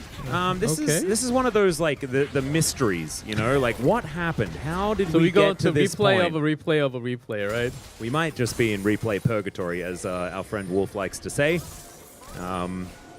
As Grizzly going to look for Zinni now. Snare does come down as the Smite connects. There's the cease and desist. Pop Blossom going to return the favor, but now Zeka, Viper, everyone moving in. Zinni does get killed. And Grizzly actually the one to lock that one down. I thought it might just be enough here as Casting turns up, flashes forward, looks for Viper. Chains of Corruption are optimistic, but Casting, he doesn't really care. He's just going to be able to lock down that kill solo, in fact, for the Renekton as he gets his revenge. It seemed like Vi was the captain of the ship, but immediately after, the first one to scream abort. Yeah. And just run away and say, keep your life on your own risk. Could have been really good, but because of lacking damage, it just took too much time there, right? Yeah, it really did. And Homolife eSports are just clutching at straws, is what it kind of feels like for now, as it is an evening out of dragons with that cloud going in. I didn't actually see what the soul was. Wasn't paying too much attention, as this is that replay of a replay in a replay situation that we had, as it was just Zeka turning up, right place, right time to lock that one down. And this is the more recent one. HLE, a little bit of desperation. Yeah, must have been Ashhold used beforehand that we didn't get to see. Was always on the cooldown. Uses it immediately when the casting comes, but still not enough against the hard CCs. Yeah, Zeka utilizing the weirding quite nicely here, but just constantly on the run, unable to really find too many angles. 4-2-2 though for this Aurora. Zeka is starting to find some sort of relevance, as it is a Hextech Soul. Yeah, we saw some of the Hex Gates, so I'm a bit silly there. Not going to be Earth, Wind, and Fire, but that's okay, because Hextech Soul is a pretty powerful one. That's going to go over to KT now, as Gen.G looking super tanky with the two items that he's built up. You can see when both of the junglers are building the same items, it really is depressing when you're an entire item behind. Yeah, and looking at Renekton and Viego's item chart right there, looking scary. Casting is taking so much damage, but I'm not really worried. No, because there's no one else really coming. Okay, no, Viper is going to come down. Does need to hit an arrow. Perfect arrow, though. Yeah, no, it's not going to quite land. Casting just those little crocodile legs are able to move him fast enough. As Gen.G starting off this Baron, sees 3 in the bottom lane and says, all right, well, we'll try and take this. Oh no, HLE, they're standing on a ward. Are they? They are, right? Oh god, I am so worried. Okay, KT setting themselves up. KT there trying it to is. act? Okay. Yeah, wow, good timing there with the sweep. As Chains of Corruption is going to come on through. Flash okay, over? Grizzly trying to find an angle. Poduk, can he get Heroic Charge? The answer is no, he just flashes his way out. Now Peter might be the one in a little bit of danger, but Zinni, this angle is so scary. Zeka doesn't actually see him. And Rooster, I think he's just going to get taken out. Not too many of an option. Never mind. He's able to body slam his way into this blast cone. Still, eventually is taken out.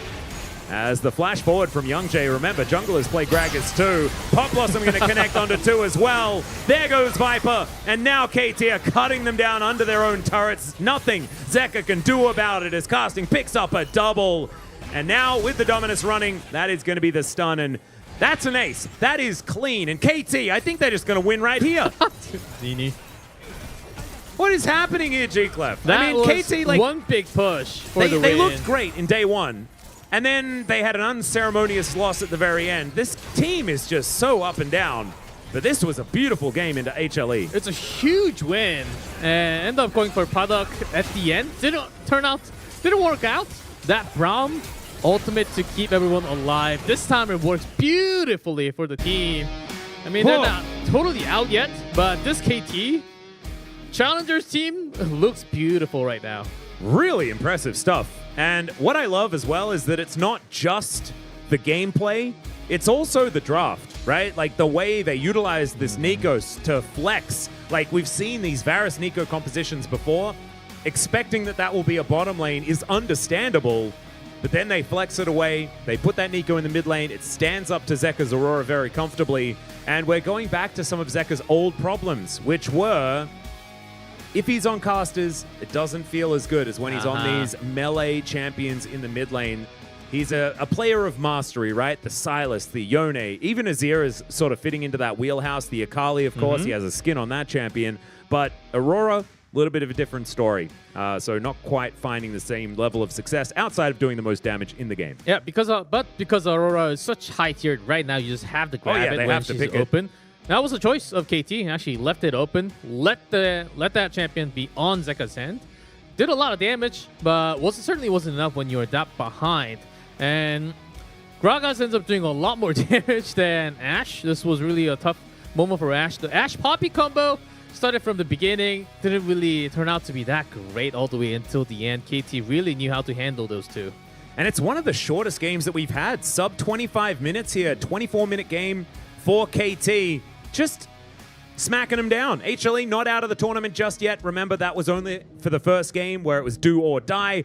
There is another opportunity, but I think that if they lose their next one, they're just gone.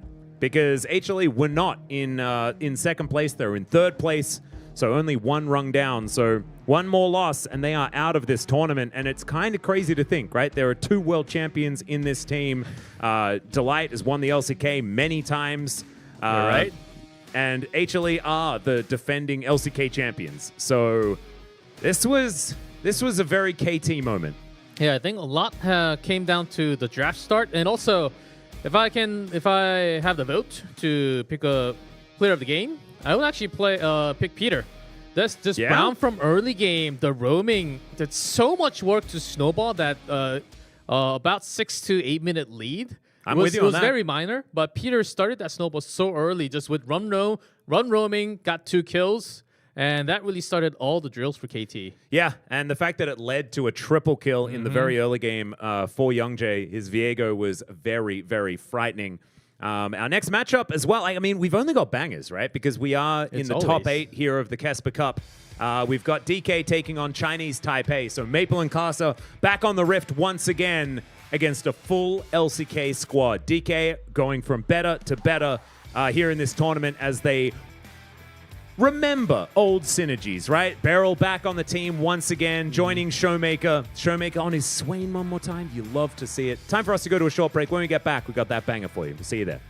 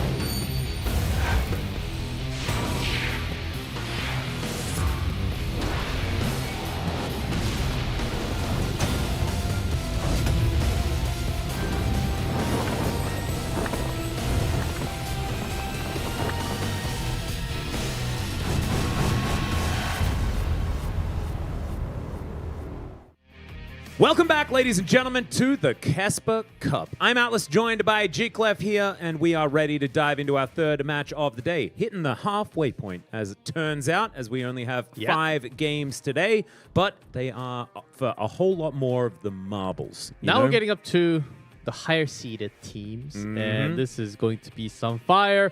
TPA are still in here, but they will not be knocked out. Yep. But we want to see how far Maple can get because he is retiring. Yeah, right exactly. after this, right? Yeah, every game is another one that we can add to his legacy, right? And they need to stay in the tournament to make as many of them as they can possibly get to.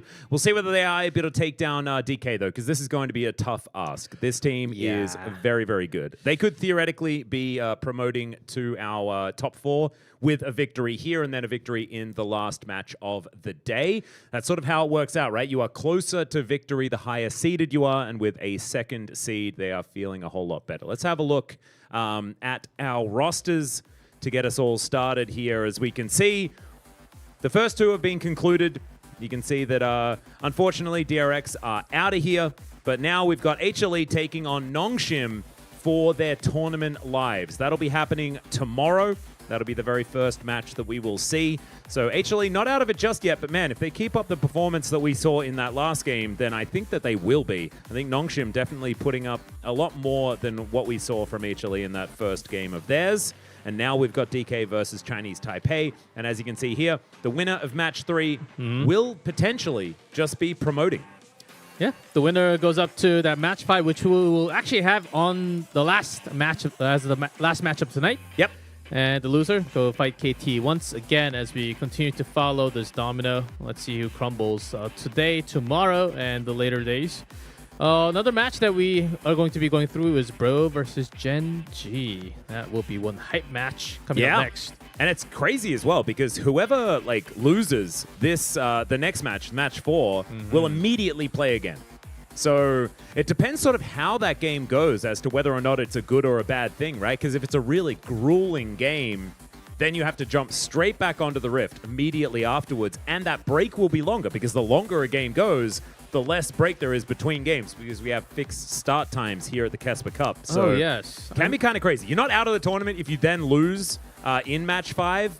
But it's kind of nuts that you are then thrust straight back onto the Rift for another game immediately afterwards. Yeah, I really never thought about that in a way. But depending on the game time of that match 4, you might have some about 20-minute break, maybe less than that. But match 3, Chinese Taipei and DK, the winner of this will have about an hour, at least an hour of break time to get things sorted too. You also get to watch the match of whoever loses from that match 4. So I think that's a lot of advantage in a way of how this switch just works out. Yeah, exactly. Let's have a look at our rosters here as Aja, Kasa, Maple, Betty, and Woody. These guys have been performing really well. I've been incredibly impressed by the bottom lane, especially. Woody on Engage Sports, man, he is so incredibly good. But on the other side, DK, I tweeted about this yesterday, but Showmaker is really having a good tournament so far. His Swain looking absolutely amazing. Shiu, though, I think this guy really does have a bright future ahead of him. I don't know what it is with DK and good top laners, but they are making a few of them.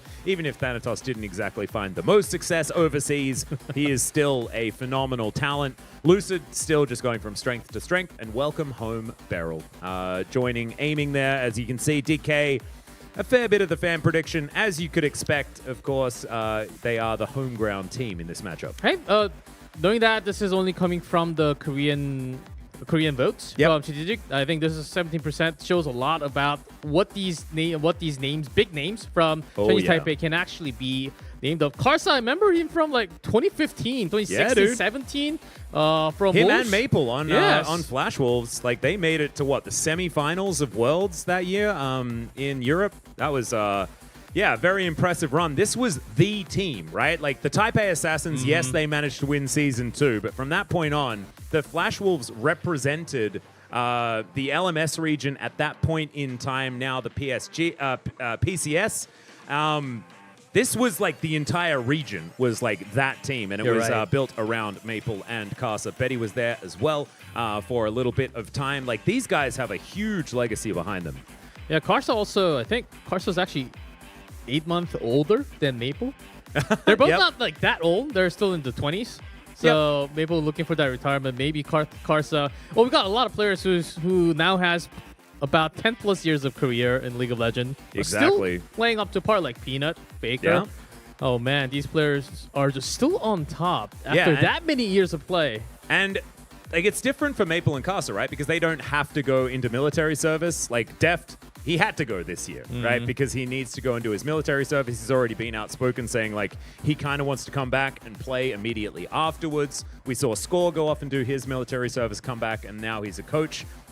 Back joining KT once again. Not in this tournament, but will be there for the LCK next year. Definitely some fun stuff there. Of course, already found some success with Gen.G earlier on. But this is a squad where they don't need to worry about that. But Maple, I think he just feels like his time is done. Of course, spent a lot of time LMS region, PCS, but also in the LPL. KeSPA in the same boat, and Betty as well. All of them spending a bunch of time in a whole lot of different places, playing for very high caliber teams. A lot of pressure to deal with over, what, a 10-year career, things like this. It's kind of nuts. Yeah, I'm pretty sure we will see it again, but Maple from the group stage, I don't think it's time for him to retire yet because he was playing out of his mind sometimes. Oh, yeah. It was feeling like a bit of ups and downs. His debut game on the Mbessa looked absolutely fantastic, and then he had a few sleepers. And Talia and Corki back and forth a little bit. Yep. Having a look at some of the KDAs here, Aiming and Showmaker both doing battle for best KDA on the team does make a bit of sense. Beryl's KDA and Shoes suffering just a little bit, but who really cares about KDA? It's all about what you can set up for your team. Still, looks pretty cool to have a big number there, and with the carries of DK, that is exactly where you want those big numbers to be.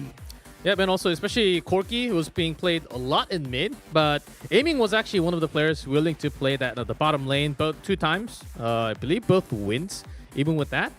So we'll see how this roster comes down, because Showmaker certainly is, I believe, the only mid so far who used 5 different champions in 5 different games. Maybe he's just going to go for unique champions like every Syndra? Single time.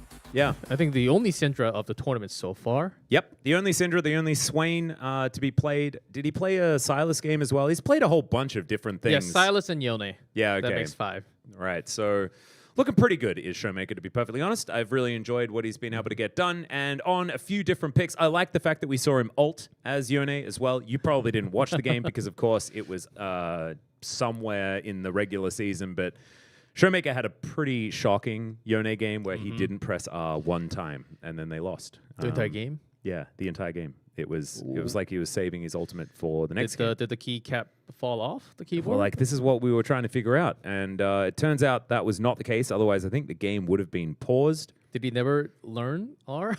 No, he did. He did actually have it skilled. You have to, right? Towards the end of the game. Yeah. There was no other options. Okay, I think at that point, I think he made it to at least level 17, level 16. I think is when you'd have to put a point in there, unless you just have it floating. You just have that plus floating, but I couldn't do that. It's like the red dots on the gacha game. You need to press it. You need to get rid of all the red dots to tell you that you need to do things. Yeah. Get rid of them. Yeah, you're just built in. When you level up, you already have the control button on your pinky. You just. Oh yeah. It's ready to go. It's default, right? Yeah, you have to, because otherwise it's just floating there, glowing, telling you that you need to press it. Yeah, there's no way. Even without thinking, these pro players, they just know when to press it immediately when they level up, even during team fights sometimes. Yep. Not at level 1 though, because you never know what you're gonna need. Oh yeah, that is not the case. Sometimes level 2 as well, when you don't necessarily have all of the buttons. So Vi is going to be taken away first. Of course, Lucid, the Vi guy. Betty's Ashe going to be removed as well. Betty was pretty happy to play things like Misfortune earlier on, so we'll just have to see where he is going to go. Aurora and the Skarner. They're the 2 things that I am really focused on. We saw that the Aurora is fallible, but I don't know whether you'd want to take that risk. So Mbessa was one of the focus that I was going to say, because Maple played Mbessa twice for mid, and also Shu was really putting work on that Mbessa from the top lane, but ends up being the ban. So not going to be seeing it from either Maple or Shu. Aja or Showmaker could, of course, be playing it as well, but not in this game because it's banned. One more ban here for Chinese Taipei. Will they just take away the Aurora, not wanting to deal with it? First pick of Varus or something like that. That could be a way of looking at things. Or you throw away something else that they don't want to see DK playing. Yes, and I think jungle picks probably an option is the Varus instead. Okay, interesting. It's hard to snipe Showmaker. I think going for Aiming, who has been having some fabulous games and some, not just on Varus, on any ADC that he carries on. So I think that's might be a better snipe ban. Yep, Betty, of course, no stranger to the Ezreal, so could be stealing that one away from aiming. Could be one of these options. Aurora, I assume, is going to be the ban here. Yeah, if they ban Misfortune, that would be crazy. Never mind. Callista is just going to be banned away. So I don't know about this. I think risking the Aurora is very dangerous. Maybe Showmaker thinks that his Nico is going to be fine, and he hasn't played that yet, so he's allowed to play it. Putting Maple into some type of a trap. It seems a little too easy for that pickup. Yeah, I just don't think that leaving, even though it did just lose, leaving Aurora open is so dangerous. Or do you go ADC instead? Because even Varus is banned. Okay, top tiers are banned anyhow, so go for that Aurora first pick. No question. Yep, so Corki Ezreal is a possible lock-in here. Corki Rumble, another possibility is Lucid thinking about what he wants to play, but see where we are going to go. Sejuani, the next one on the tier list after the Skarner is taken off the board. And we've seen so many of these mid laners opt into the Corki versus Aurora matchup in mid. I just don't think it's good enough, personally. But it might be aiming to play Corki a lot more. One of the teams in this tournament to have that Corki bottom a lot more. I think Showmaker wants to play a different champion just to get the pull out. Yeah, I would like to see that as well. As Castle will lock away the Viego, another one of these champions that's been performing well, although a lot of teams do like the Nocturne. We just saw that Viego and can work out very, very effectively. Yeah, it's been really the jungler of the tournament. Yeah, I think a good timing since they started out with Vivan. Skarner said you're already taken. You don't want to force all the way down. Viego is going to be banned later on. I think it's a pretty good time. And Karsa has been having some really fancy rotation throughout the group stage. I think it's worth the pick up here. So the Cassante going to be taken away here by Aja. Just locking away the entire top side as Showmaker. He hasn't had his LeBlanc game yet. This would be a whole lot of fun. Will mean that aiming is confirmed, playing the Corki in the bottom lane. This doesn't confirm anything, though, if they do take the Na for Shu. That is, here in Korea, considered a good matchup into the Cassante, but oftentimes doesn't really work out that way, as now Jax, Sejuani, tale as old as time. Because LeBlanc was tossed out, will likely be banned in the next phase. Yeah, we could see that.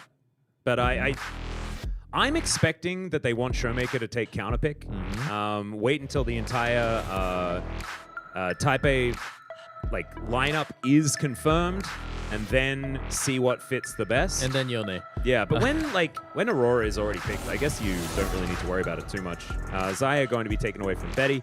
Hard targeting ADC out. Israel still available. And Misfortune too.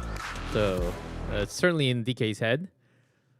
And with the Sejuani locked in, it's not likely that we see the Corki going into the mid lane, right? Because there's a lot of physical damage on the top side of the map. Jax does some mixed damage, blah, blah, blah. But you're right. It's not really too much of a big deal. But still the Caitlyn going to be taken away here. Do they have a different idea? It's a very interesting thing to be banning away 80 carries, just because we're pretty sure that Corki is going bottom lane. I think so. I would bet on aiming's Corki, but maybe they have a different idea. And Israel's still there. Jinx was out a couple of times when this many ADC were banned. No, this is heavy. Varus, Caitlyn, LeBlanc just has to go. Yeah, I'm glad that ban finally did come in. You do want to shore that one up, so not going to be fully tricked, but it is a very strange Caitlyn ban, as the Poppy is a consideration for now. Blind Poppy support is dangerous, to say the least, but it's still going to be coming through here, as Showmaker's pick will be that final one, unless he's playing Corki. I can't really find the next puzzle for DK because Ziggs. Ziggs. Yeah, so it could be Ziggs bot lane, and then Corki can go mid. You'll Showmaker? have a decent damage spread that way. Still have an 80 carry, so that kind of works. Ezreal going to be the pickup here. A lot of movement, a lot of mobility available for Chinese Taipei. They can be so slippery in these fights. Yeah, talking about slippery, you can still pick up Rakan. True. Or the Brad. So they can make some magical journeys for everyone. That'd be a lot of fun. And does mean that they'd have double range there in the bottom lane. Woody, though, is so good at engage that I'd really like to see that. And this is going to be a different attack, right? It's not necessarily engaged, but it just gives you so much counter engage that it's so hard for DK to play into it. Showmaker now with full information, going to be seeing what he wants to play. Is this a Swain composition? I feel like the range is a little bit higher here for Chinese Taipei, but still, Showmaker just likes Swain, so he's going to pick it. Might be a little rough against some CCable targets. And also Maokai, I think Showmaker wants to go in after the root. That would be the timing. But it's Showmaker, so he will pull it off with a back TP. That's what I'm expecting. Yeah, we'll see how it does go. This is not the kind of Swain angle that we saw him play it in last time. No, it's not the same. And we've seen Swains really fall on their face when the enemy composition doesn't suit it. I think it actually happened at Worlds where we did see like a cheeky Swain game, and then it just didn't find the angles, didn't find any success because the amount of range available on the other side means that it's really hard to play it. And Maple is on the Aurora, right? Like you do have so much more zone control with this circle that you get to put down. So it's feeling a little bit more worrisome for me on DK's side, but this is a lot of very experienced players. This is the LCK squad for DK. This should be good enough, but I'm still having some worries because there is so much experience on this Chinese Taipei team. You're right, and really well balanced and also somewhat tanky, coming from Kazante and Maokai to add it up. And from the burst, you can tell Maple's Aurora is going to deliver. Israel, as long as you gain some time until you get 2 extra cores, I think Betty can buy that time. I think the team is really balanced in terms of comp here. Yeah, no, I would agree. This is very cool. I think it's time for... Wait, where's the dubstep? Where's my dubstep? Here it is. Okay, let's go.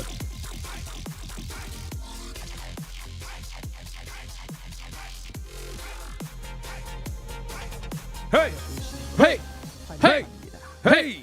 All right, here we are. Onto the Rift for the 3rd game of the day. Woody representing some Christmas themes, which we love to see because, of course, it is December. Oh, the Ice Hockey Jacks. Yeah, that's an oldie, but a goodie. A classic one. All right, Showmaker versus Maple. Noxus versus the Freljord. Oh, it's just, I think it's just confidence coming out from Showmaker. I can just hit my E, and Maple will be deleted instantly.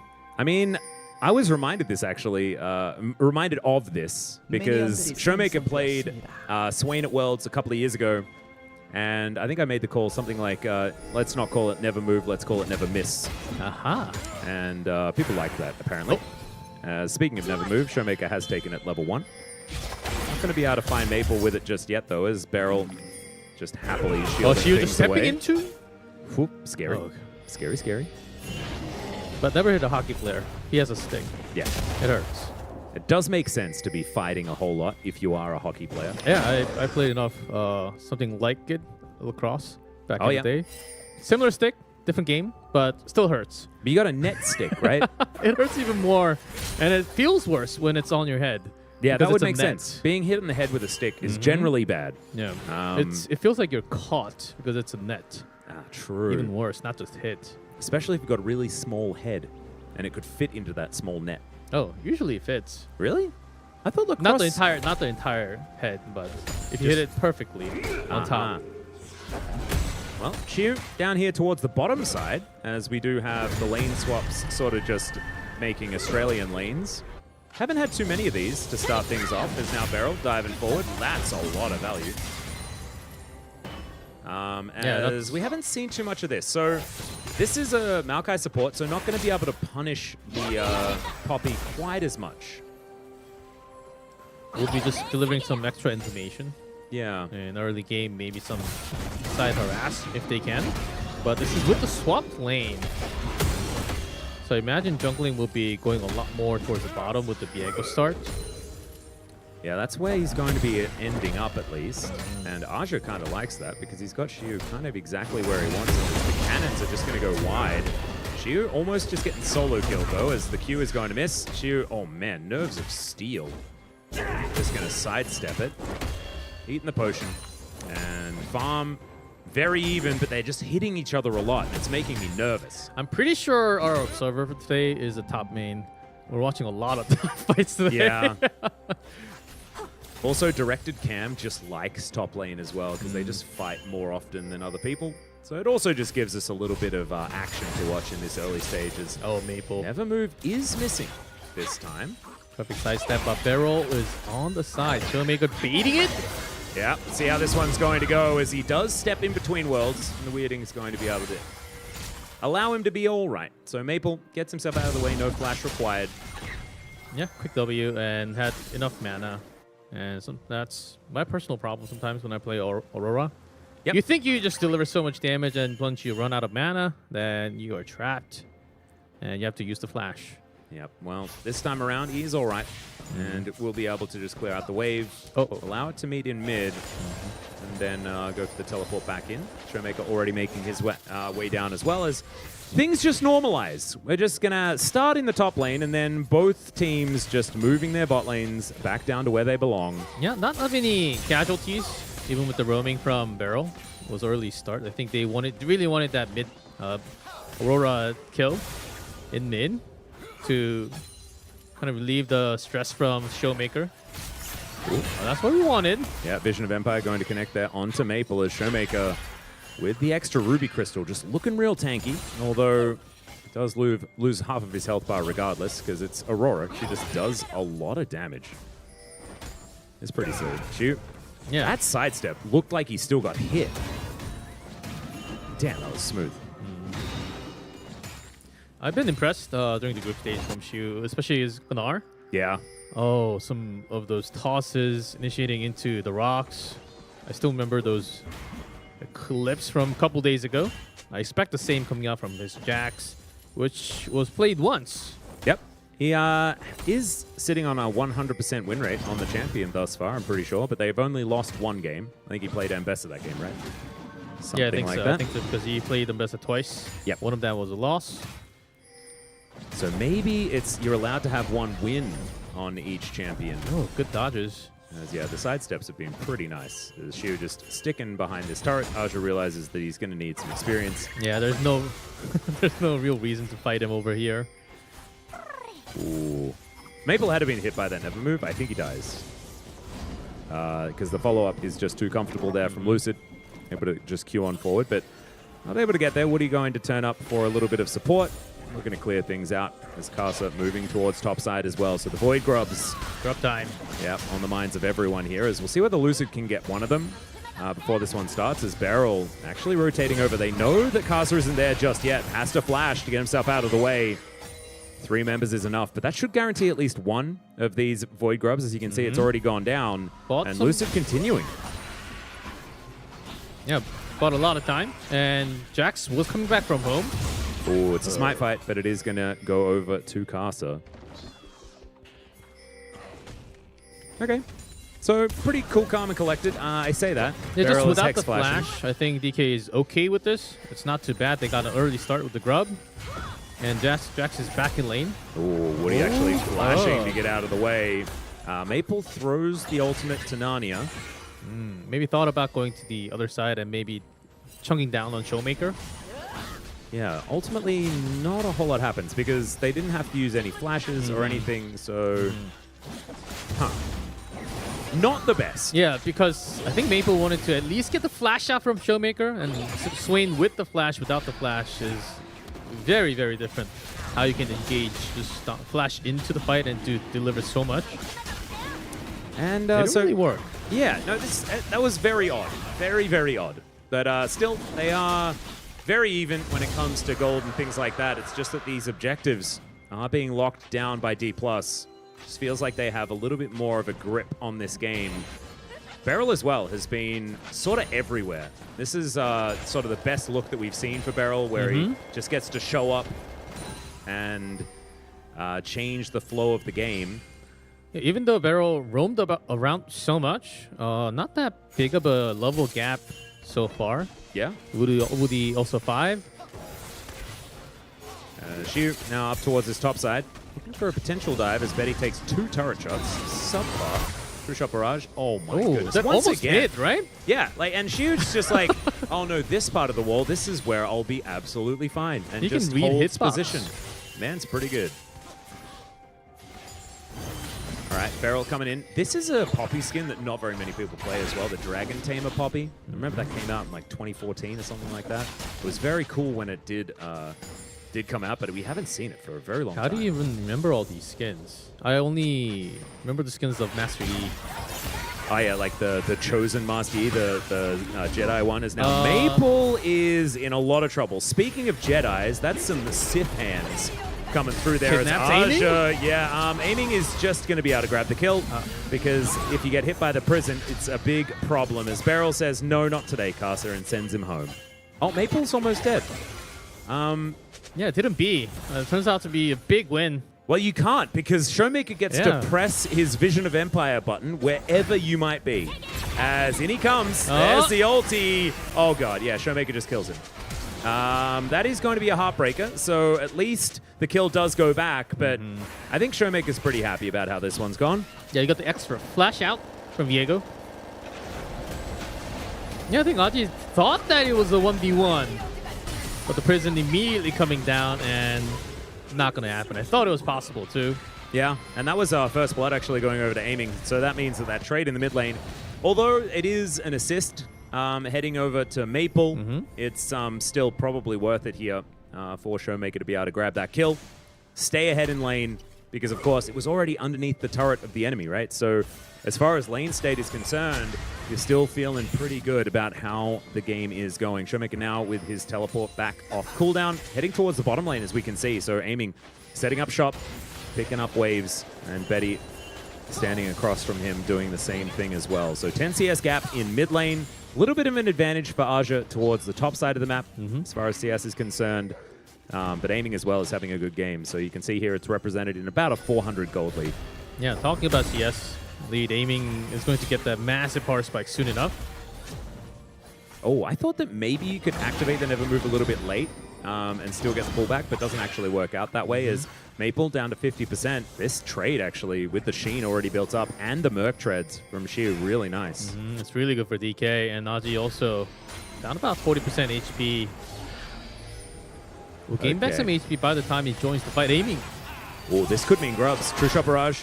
Sidestepped. Good information there given over, but aiming is not going to be in this next battle as Lucid standing in the back of the pit. Teleport's coming through now as Showmaker speeding towards these grubs. 4 members of the Taipei squad are here, but the Glacial Prison does go wide. There's the Nature's Grasp. But Beryl, she is just holding them in position, and Maple can't get into the fight. Aiming still at 50%, but makes it back through as Woody's in a bit of trouble, and the pile-on as Maple just cannot get anything done. Showmaker taking yet another kill as Casa is getting out of there.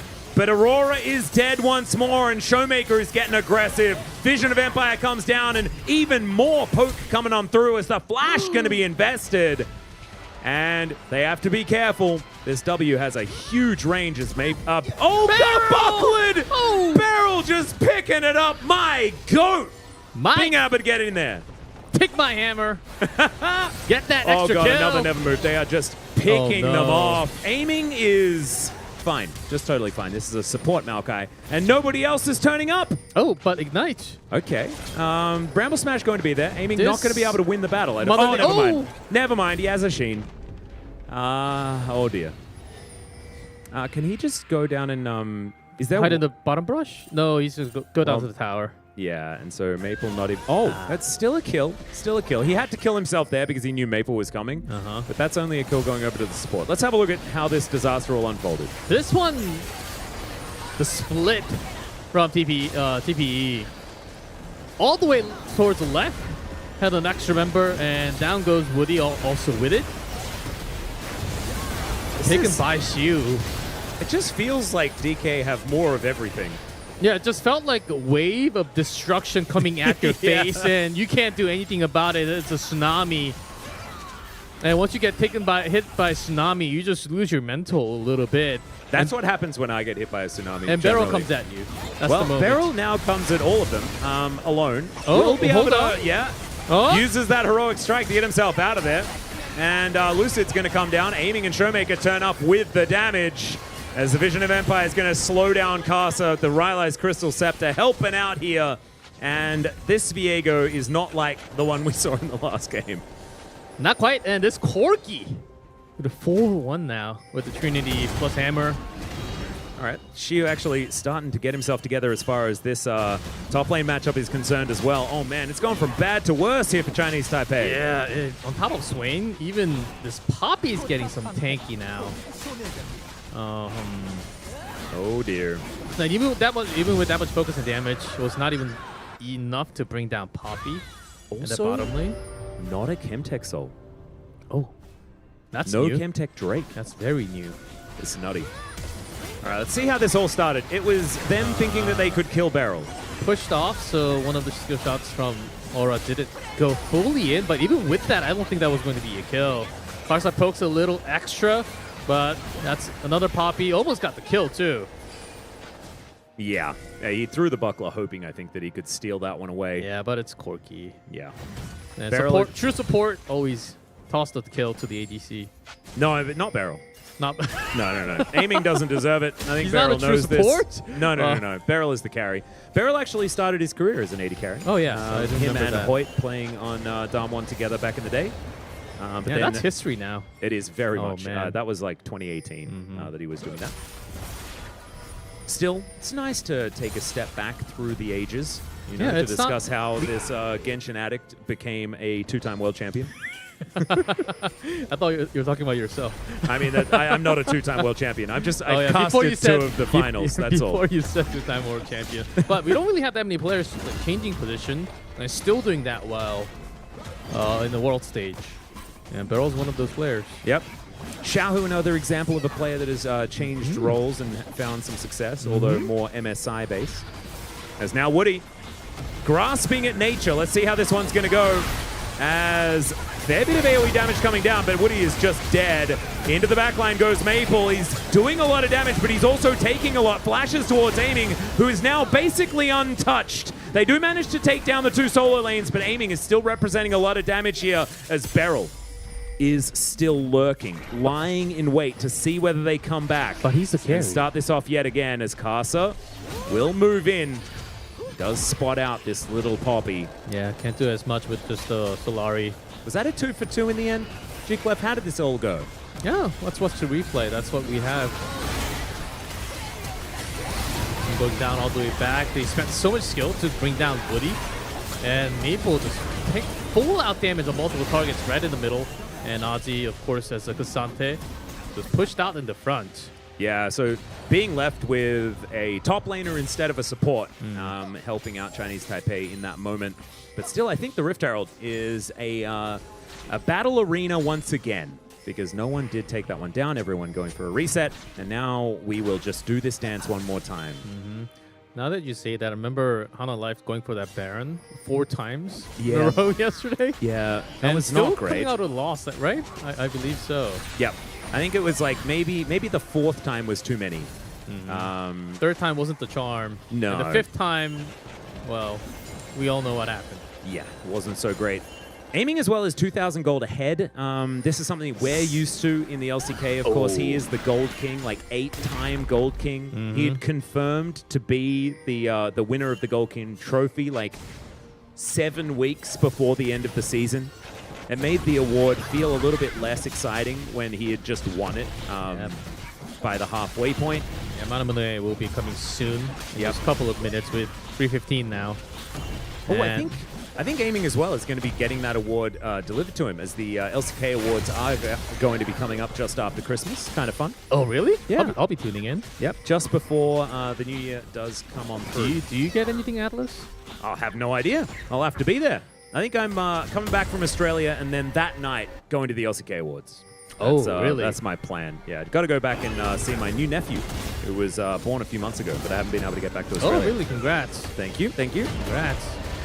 As all right, Aja, he is going to be in a little bit of trouble, although Shiwu did lose out on the trade. So for Aja, we're going to say, like, dude, you would have won the 1v1 even if you did die 1 versus 3. Yeah, in the nice end. try though. Yeah, Ozzy 100%. still looking for that lethal.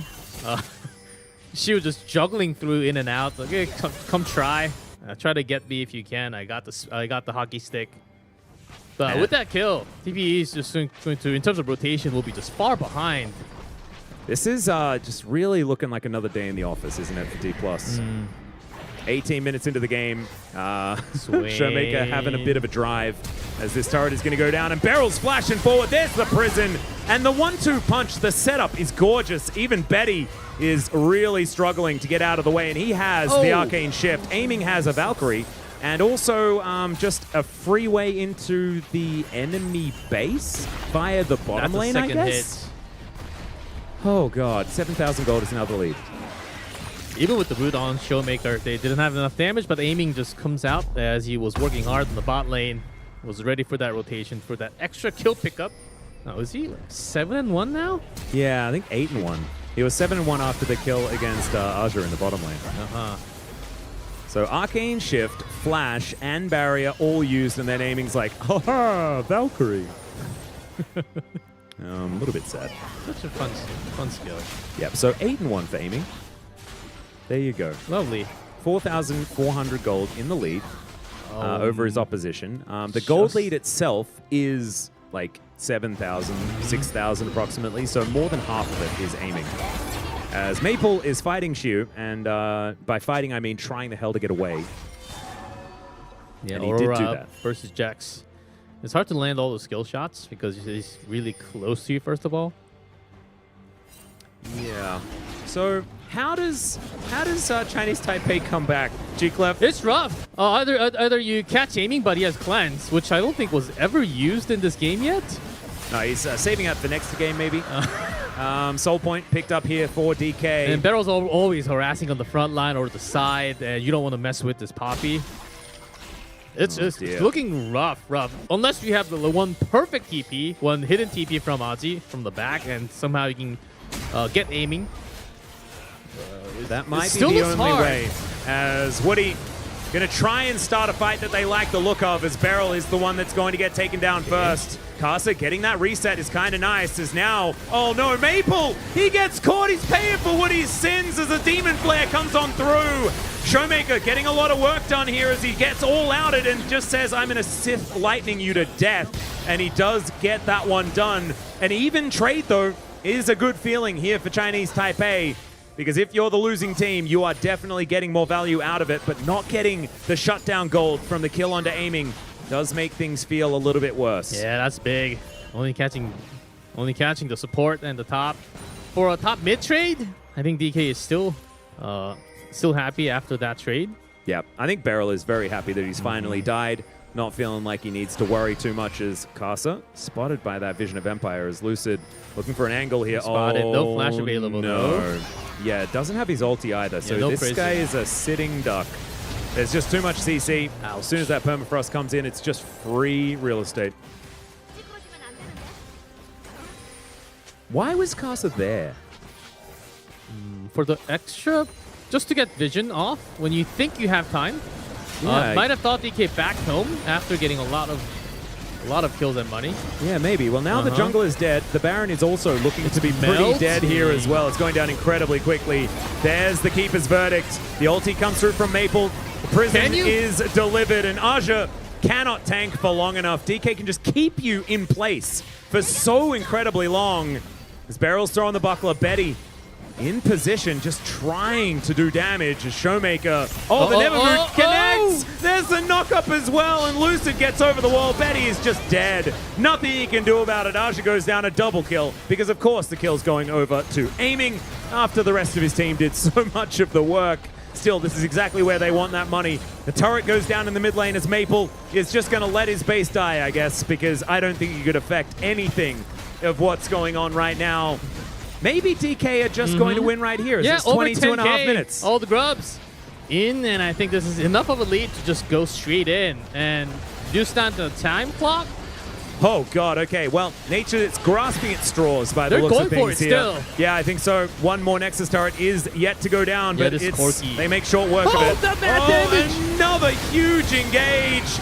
As down goes everyone. The entirety of the Chinese Taipei roster just evaporate in front of our eyes as Aja, the last man left standing. And of course, DK are going to try their very best to dive the fountain as the Nexus is getting taken down. Finally, Showmaker decides that he's just going to win the game. And you can see another day in the office here for D+. I would not like to go into this office, though. No, it's a scary office, especially when Showmaker is playing Swain this incredibly well.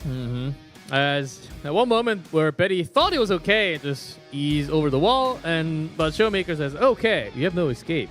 And that's exactly where I trap you. And this Corki, how many kills did aiming end up with? I think it was 11 or 12 or maybe 13.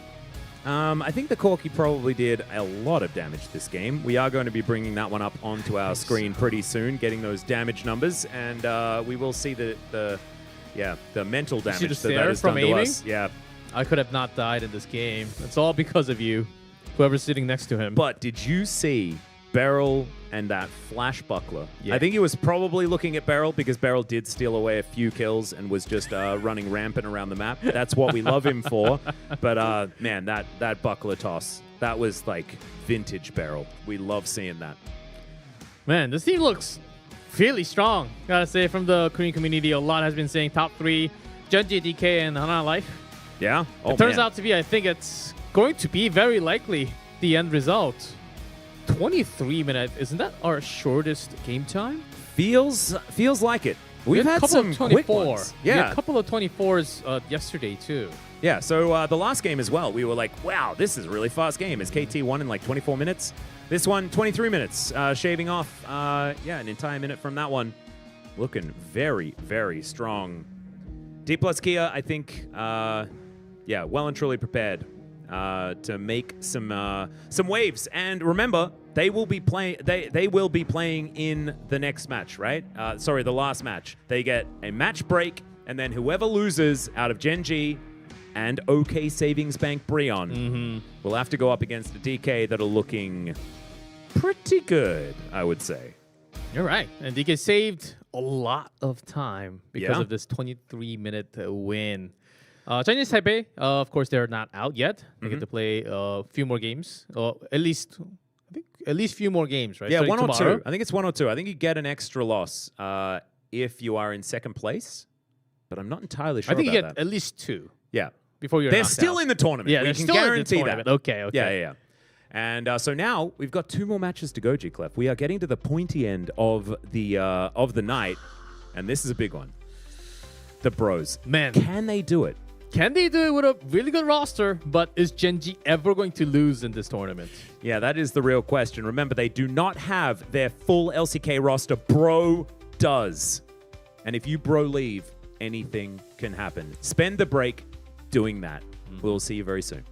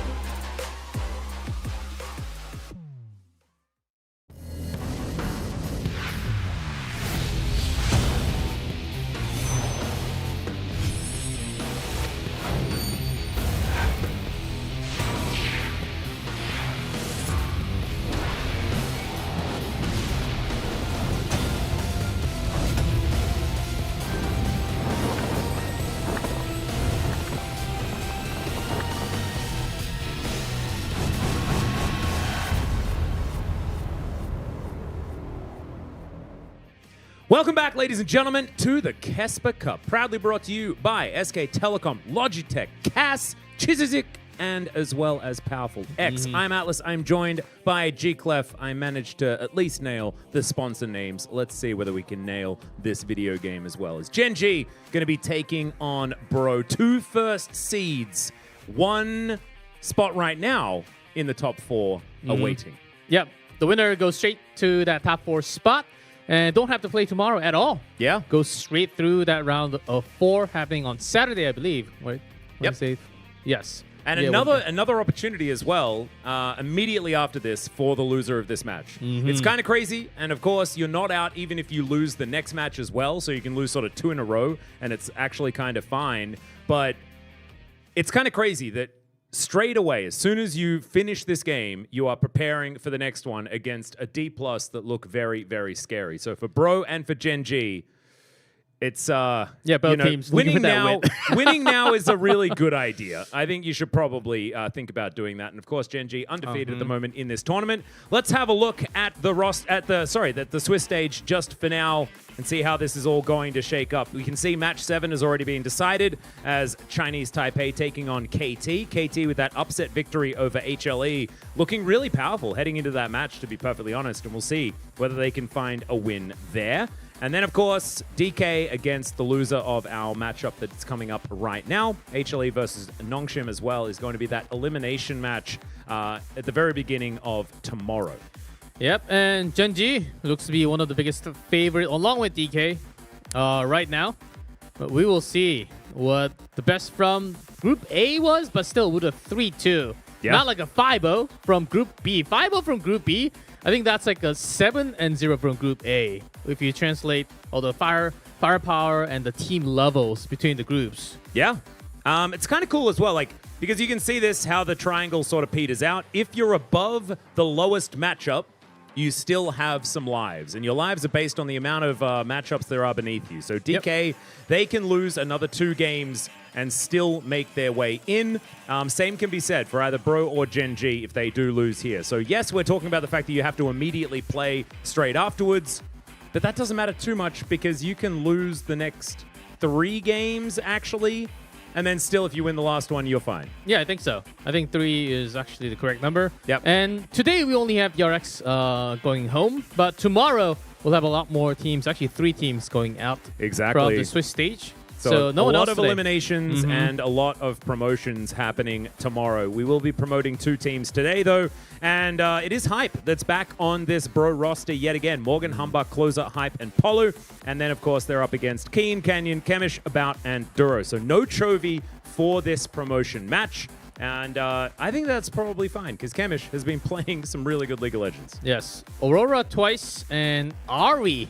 Oh, God. Okay, well, boy. Gen.G definitely have more fans than Bro, but this is not a lot of expectation for our all LCK team. We have to remember that this is the Bro that you're going to be seeing in 2025. Yep, and out of the entire roster, I read the best reviews on Morgan's play out of the 2 days that they had from the groups, as Morgan seems to be one of the best top 5 players in this KeSPA Cup right now.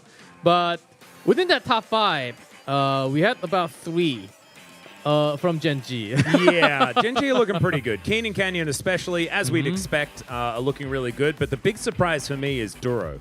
Duro has looked absolutely fantastic so far this tournament. And remember, this is the guy that's coming in the main roster for Gen.G, right? And this is a Gen.G that doesn't want to just do well in the LCK. This is a Gen.G that are looking to finally win Worlds. Again, as of course they did a few years back, but that was a Samsung Galaxy. They want the Gen.G brand to hoist a trophy in the international stage. They did it at MSI, they managed to get that one, but Worlds, that's a whole different story. We'll see whether they can do it next year. Of course, getting a little ahead of ourselves, as we're going to be checking out the Bro matchup first. Get them on screen.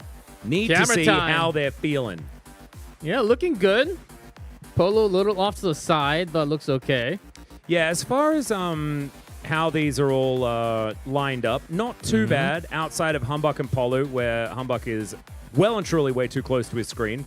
Having a look here at the KDAs, though, it is all about closer as far as getting those kills sorted out is concerned. I can understand why people are saying that Morgan is the guy to look out for, but for me, closer is the make or break of this team because he can either be up or he can be down. And so far, we've seen more up from this guy. Yep, he's Azir, Ari, up and down, and also Talia. Yep. Some great plays, some individual mistakes from closer, and we can see again from Paulu's camera on the other side of the desk. Yeah. Got some snacks and bottles. You can tell they've been practicing hard. Oh, yeah. Oh, yeah. Guga and Edgar as well, making sure that they're keeping the team in order. Edgar, I think, probably feeling a lot better about this roster moving into 2025. I felt some hopelessness from him with some previous Bro rosters that just haven't really been able to get over the line. And this, I think, has a lot more firepower and some young firepower as well. Humbug and Hype looked fantastic on KT in Challenger this year. And so augmenting, Polu, who had proven himself, and Morgan, who is a mainstay of this roster, I think this is going to look a little bit better as well. Closer coming over from Live Sandbox is kind of fun. And of course, FearX, not Live Sandbox, but formerly, of course, of that name and had been there for quite some time. So now going to be a Giga Chad. It's kind of cool. These are Giga Chads as well, although not of the bro variety. He got keen. 9.1. He's pretty good. Keen has a nickname of being the gatekeeper into LCK. Yeah. The challenger player destroyer on top. That's what he's named for. As Kin Sante, Kim Bessa now. Yeah, the Kim Bessa is looking pretty scary. Not to mention his Jax is always incredibly good. Like, basically, Keen is going to win his matchup, and we'll just see whether Morgan can weather the storm. He has done it in the past. And, like, I'm saying, like, in the past, like 2021 in the past. This was, a very long time ago. Keen, of course, has been through the ringer. The man has placed in every single placing at the end of a season. Every single one. Did? From 1 to 10, yes. That is insane. And he got his number 1 only when he joined Gen.G. Oh. Yeah. Oh, yes. I remember the story. Storyline coming back one at a time after a season. Yep. One of the greatest graphics that G-Sun has ever made was that one of getting the check marks in every single position all the way through.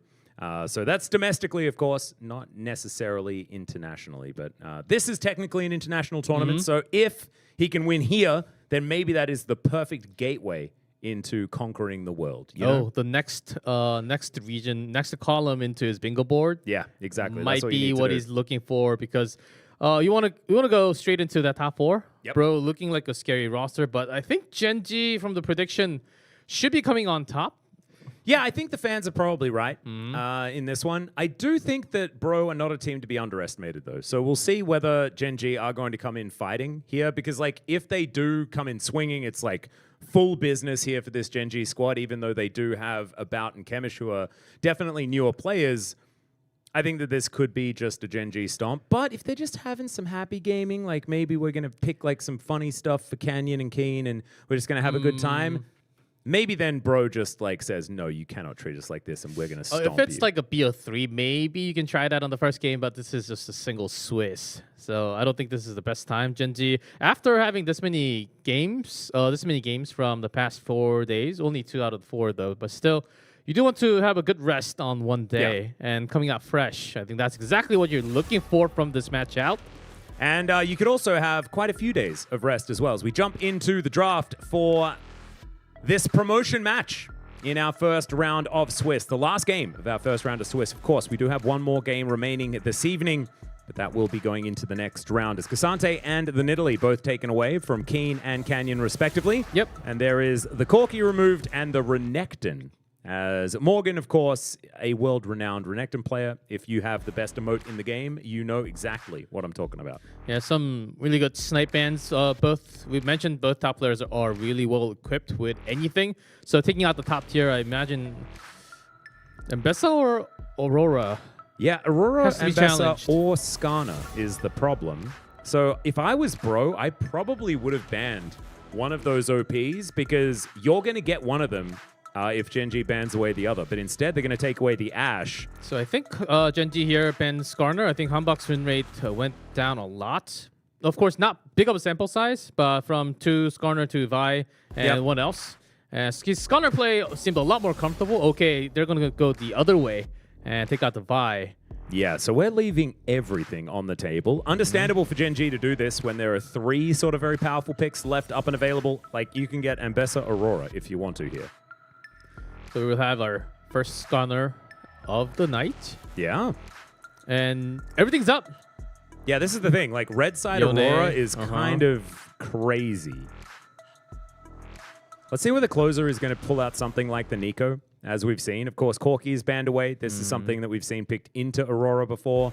Not necessarily in our matchup between DK and Chinese Taipei, which was the Corki moving down towards the bottom side, and we had the Swain option. Closer might go for that, but it's going to be the Aurora locked in. And a Varus? Yeah, I think a Varus would make some sense. I don't think it's Aphelios. Yeah, I don't think we've seen Varus, Aphelios that much in the tournament. And it's already a 4th Varus by about, if you including this game. Yeah, he's just seems to be defaulting to it quite often. And look, if it ain't broke, don't fix it. Sunbuck now hovering the Diana, but he's not going to play it. Don't think so. We've seen this hover, I think, once or twice. Yeah, I think it's every time, in fact. But, that's right. Wait, Ambessa is going to be going through. Of course, the Varus locked away, and therefore Ambessa does make her way into the hands of Bro. Likely to go towards Morgan, but Closer is no stranger to melee champions. Wait, Ambessa Rumble could actually be kind of cool here. Because, of course, if you do have the Skarner, then you can hold them on the equalizer and sort of barbecue them. Sort of like you're cooking marshmallows. You know, you're just holding them there. So that would work. It's not going to happen. But you can't burn it. You have to turn it at the exact timing. Oh, yeah, that's true. So maybe that was too hard, and so therefore they picked a Pigeon. Pigeon's okay. It's not the first time for a Closer. It's actually the 3rd time already. But Poppy already. Maybe giving some options to Bro and trying to counterpick.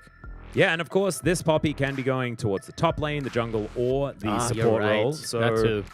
Can be flexed all the way around the place. We have seen it mainly in support, so it's still likely going to Duro, but it's not a incredibly powerful lane. So if you see Bro move over towards something like a double ranged or like a matchup like this, then it might be that Duro then flexes towards something else. Yeah, Duro does like to play some heavy HP support.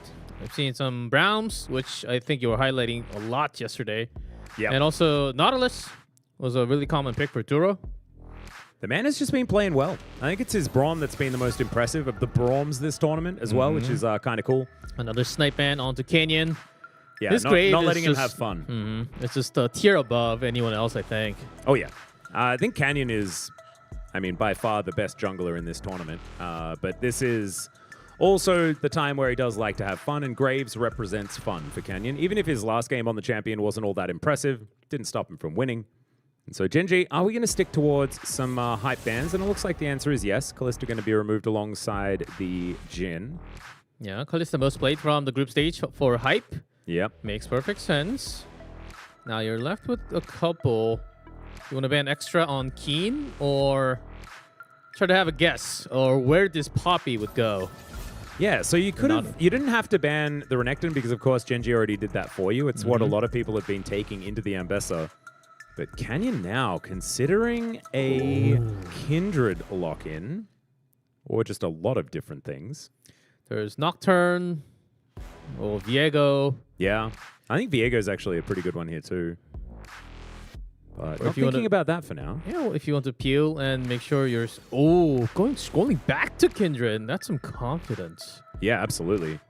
Maybe Gen.G could go for a bit of an Aurora flex as well. Of course, Keen was the first member of Gen.G to start playing the Aurora because she was played a lot in the top lane. Haven't seen it so far this tournament. She's been relegated to mid the majority of the time, but that is still something to bear in mind here as hype. Thinking about the Ezreal for the moment as the matchup into the Varus. And we'll see where Polu goes, because if it's a Leona, you are conceding the lane a little bit more so that you can have those big engages. Rel is another example of that. If you pick something like Karma, you're like, we are smashing this lane, and we'll figure out how to find an engage later on. I do like the Rel, though, because having a go button, it feels real good. And in terms of just going against the Kindred, and when you think about roaming, I think, well, should be the pickup. There we go, Polu. Yeah, on his Rel, this is a big one for him. As Duro, this is going to confirm where the Poppy's going, because Poppy can be a top laner, of course. Poppy into Ambassador doesn't sound too bad because she just dashes all the time. And so that feels like it counters it quite nicely. Yeah, which turns out to be that support needs to be a little more tankier, because you've got Varus, Kindred. Oh, Duro thinking about it. Oh. Yeah, you got a lot of ranged. Why not?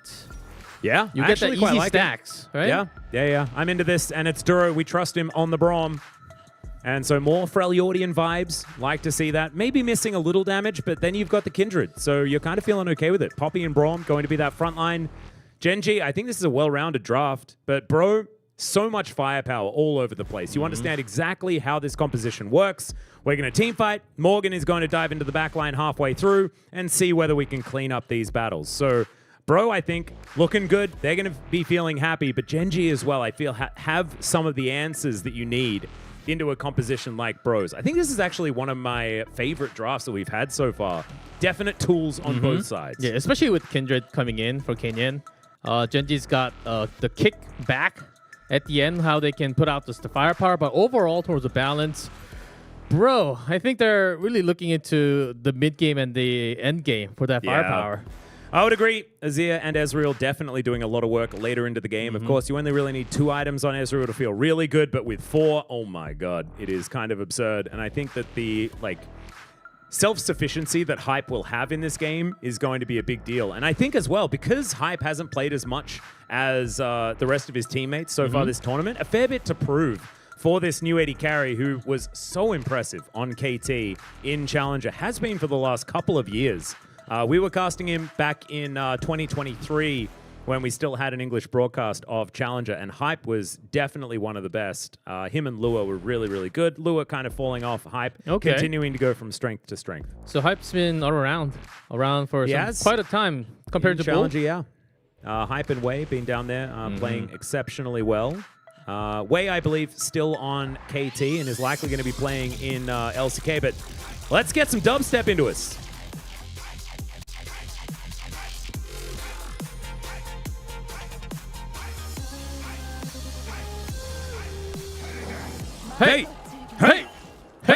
Hey, hands off Hambug. All right, well, that's a bit of damage onto the Skarner. He is going to go back home, and no one is going to be the wiser as to what's going on here. Whenever you guys said when you and Wolf were casting, Hambug is one of my favorite dinner menu. Hambug steak. Isn't that Hamburg steak? Yeah, it's a Korean way of speaking Hamburg. Hambug steak. It's Hamburg steak. Is that why he called himself that? I think so. There's no other Korean word for that mean Hambug. Oh, that's actually really cute. It's Hamburg, like the patty. Yeah, I'm not a huge fan, to be perfectly honest. Just the patty? Just eating the patty? Yeah, I mean, I like hamburgers and stuff, but the way, Hamburg steak is done here in Korea, it's got, the dock in it and stuff like that. It's okay. Maybe I've had too many of the, cheap dosharaks, you know? I don't think you've tried the high-end cheese inside. Oh, no, I haven't. It's really good. If you go to the, markets. Okay. They have literally just a street food-ish Hamburg steak with the cheese inside. Oh, those are delicious. All right. Gotta try. All right. I'm not going to write it off yet. As Kamish standing next to the cast creeps, just having a pretty good time. Closer, of course, pretty good at this champion, as so is Polo. He's going to get lit on fire, though, as Duro stepping back. Trade relatively even, actually, as it all does settle. Yeah, I think Bro bot lane decided and they knew that they had to be aggressive early. Unless they might be just pulled out because Israel's kind of weak at the beginning of the game. Yep. Level 2, though, going to be gained as Arcane Shift forward here from Hype, really putting the pressure on. And I like this. I believe About was playing in Challenger this season. And so Hype with a little bit of experience against the guy, so maybe a bit of that on show here. Because, of course, when Hype was on KT, they didn't do a lot of losing. So you can imagine the confidence would be at an all-time high. Morgan dancing around this top lane. And Keen is going to be doing his very best survivalist impression. I think a lot of eyes on this top lane duel, 1v1. Oh, yeah. And Morgan's got one of the best, I think one of the highest win rates so far in the game. It's like 1 or 2 losses, something like that. Not very many. Yeah, also 29 out of 30, including the bans. Damn. Not doing Such too bad. high pick rate also, and the win rate. Yeah, the newest champion turns out to be one of the strongest. That is kind of how it goes. And this is also at a time where a lot of Riot's sort of balance team is not looking at competitive play as well. When things like the KeSPA Cup are happening, is nice steadfast presence there from Keen. Make sure that Morgan cannot dash on top of him. Takes a bit of the extra damage there as well, as we could see. That was getting a bit dicey. But it's Mbessa. You never know what's going to happen. Kenyon shoots first. Yep. Going to be dancing forward towards Humbug here as Wolf gets angry. We zoom out and we notice the closer is not doing anything. But we do also notice that there is so much vision. Humbug making his way in as Kemish. Not going to get hit by the boulder. Goes into the stealth and is going to be absolutely fine. I read a Canyon post. grabs a mark. Yeah, I read a post. Kemish's Ari, how many charms actually landed in a single game? It was, I think, was 18 out of 20 on screen. Holy. That's 90% in a game, in a pro game. That is insane, actually. So I was looking forward to maybe seeing more Ari, but it's Aurora, but that's... Okay, extra safety. Yeah, I thought Humbug was actually going to go for a little bit of a wraparound there, but decides not to. Probably going to be clearing out vision. And having a look down at the farm, everything is pretty much even. Slight lead for Gen.G, and you can see that represented in the gold. 100 to 200. Nothing really to worry about for either team. Yeah, it's not too bad. Closer didn't back yet, so when he goes back home and come back, should be about even. Oh yeah, true. This wave going to be picked up by Kemish, but as you say, has already teleported into lane as Keen. Heroically charging Morgan around the rift, and there is a large mini wave helping him out here as well. As Morgan with Grasp of the Undying. We have seen a few more going more towards Conqueror, things like this, but we have seen Grasp a couple of times. We've also seen Ignite teleport, which I never want to see again. You want to really dominate the lane? Yes. Yeah. I've seen a lot of Teemos do. Yeah, they do. They do it that. Yeah, They Teemo do that definitely way. does. It is a Teemo little bit players of do that way. It's a different situation though, and the problem with what Hate went through was that he didn't have flash, and then he died over and over again because there's a jungler. Oh, yeah, that's usually how the top lane goes, of course, if you don't have the flash. Yeah, you either take flash or you complain, I think is how it works. Or at least ghost to Yeah. speed yourself up. Well, Canyon rotating over. Humbug in good position to answer this as they do spot him moving forward. Those are not going to take too much damage here, though. So everything going to be all right. Humbug getting into position, throwing rocks around. Nothing really happening at all. Morgan dashing around. And finally, Steadfast Presence is going to be used. We were waiting for that one. Morgan looking very comfortable, though, as Yeah, we can see. unlikely going to be... we will have a solo kill on top lane. So I think we should focus a little more onto the roaming, which has been very safe between the two mid. And I think a bit of focus towards these grubs as well, which is where Humbug is starting. You can see Canyon actually not anywhere near it, not actually interested. Yeah, and the rotation going for that. towards the bottom, Brown, plus Kenyon, I think, going for the extra jungle, maybe looking for Israel. Oh dear. Well, Duro looking to try and stop this back, but instead Perfect. it's just going to go. So about going to try and shove this as quickly as possible. Duro noticing that there is absolutely no one here. It's going to be free grubs going over to Bro. Actually, a really good move. Yeah, you'll lose a wave, but you're not going to lose your Ezreal. As Hype and Duro Hype and Polu making their way up this one. And Canyon going to be starting on the Dragon. I think early grubs, though, do feel really, really good. When there are plates still left up, 7 minutes to go on those. Even with the Drake, Yeah. though, I think even so, just still with... the full grubs are better. Yeah, early game, you can get more plates with more grubs, and then you have more chance of getting the later dragons if you have more power. And, you know, more money equals more power. Yeah, I think I heard that somewhere. oh, everywhere. Most of the places. Yeah. All right, Canyon secures it. No worries. And looks like Gen.G are happy to play it slow. I do think that Bro are very pleased with a game that goes late. Oh, So- certainly, yes. And because they were thinking real hard about the rotation of Gen.G, their initial plans didn't really quite work. As Gen.G was at least looking for 2 kills, 1 in mid on closer, and also on Israel. Both failed. So it's kind of, yeah, Bro's just chilling. Everything still very, very even. Hype, very close to getting that first Pulse Fire Ezreal evolution, and no door from Duro.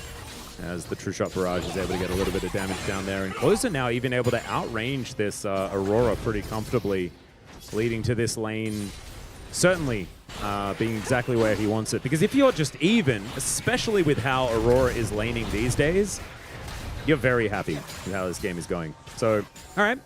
I'm going to give some pretty high marks to Bro for their early game performance, but they're going to have to keep that up, I think.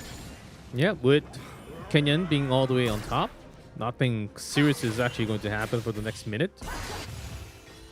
And I believe that the chicken camp did just get cleared out by Humbug, so no mark on the table for Canyon. I think he might have 2, but I'm pretty sure it is still just 1. Mm-hmm. There's no early kill into Kenyan too. Oh, though.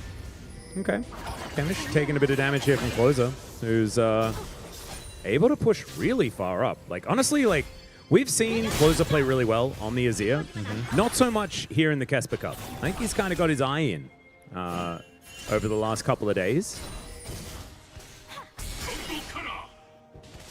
And so, yeah, Kamish just taking a little bit of harass and clears out the wave. We'll just look to go home. Where is the next point of action? You know, is it 3 minutes time at the Dragon? Is it at the next Grubs? Or Yeah, neither team really thinking too hard about it. I think Kenyan wants to... His initial gank on top mid did not go their way. And as long as Kamish feels okay, Brown comes in. Yeah. No extra plates. Apollo just threatening there with a Flash Magnet Storm. Closer giving the good old thumbs up here. Yeah, Kenyan spotted from the ward off to the side, so it seems like we will be killless for the next few minutes also. Yeah. How's your day been, G-Clef? It's been fantastic.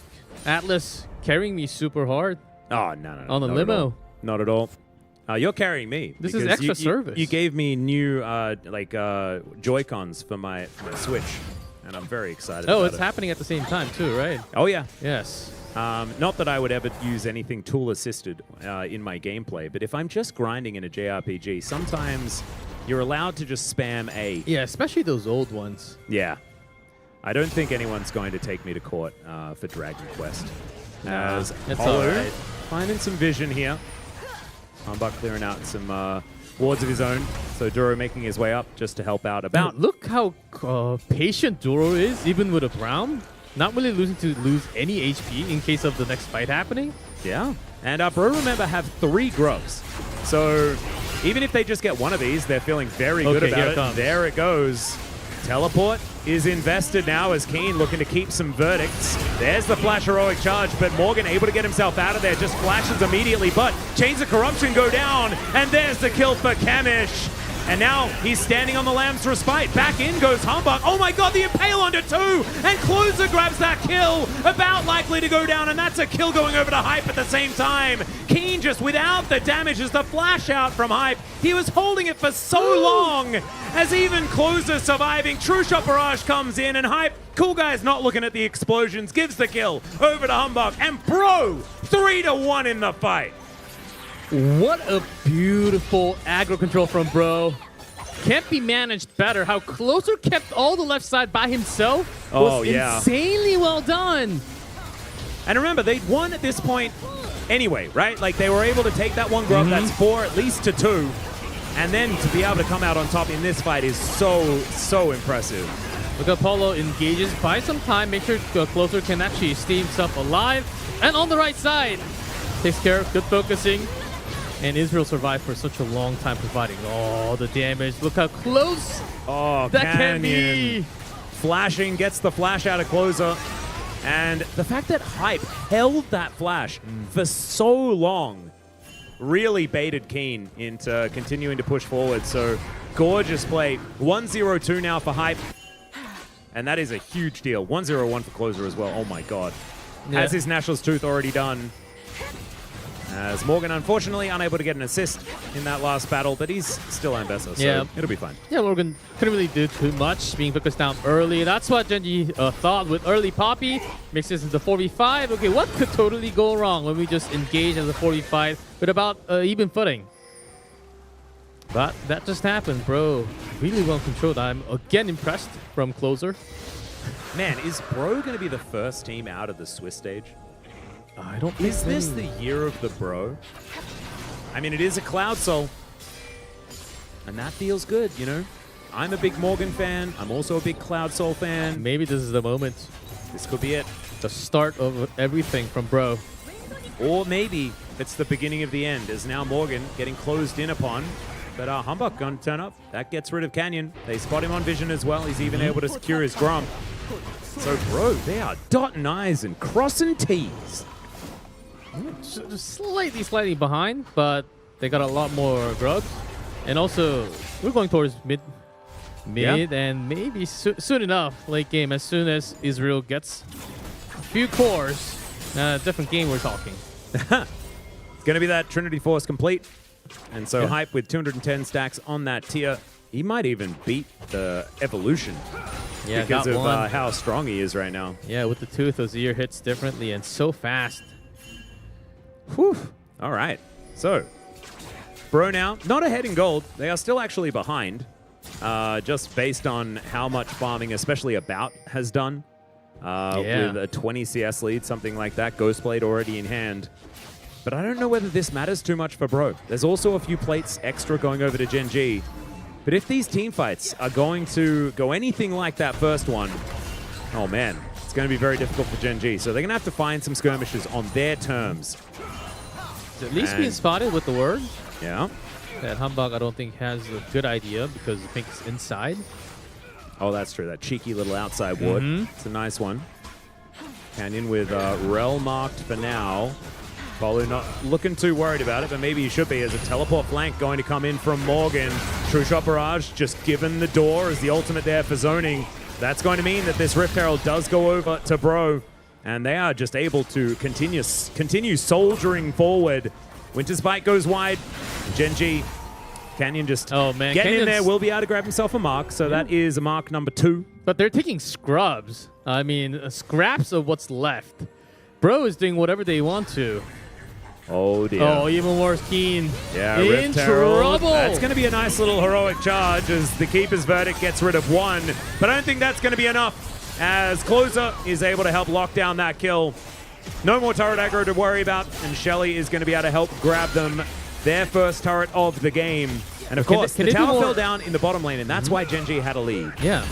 And can they do more? Gonna bring down the mid-outer.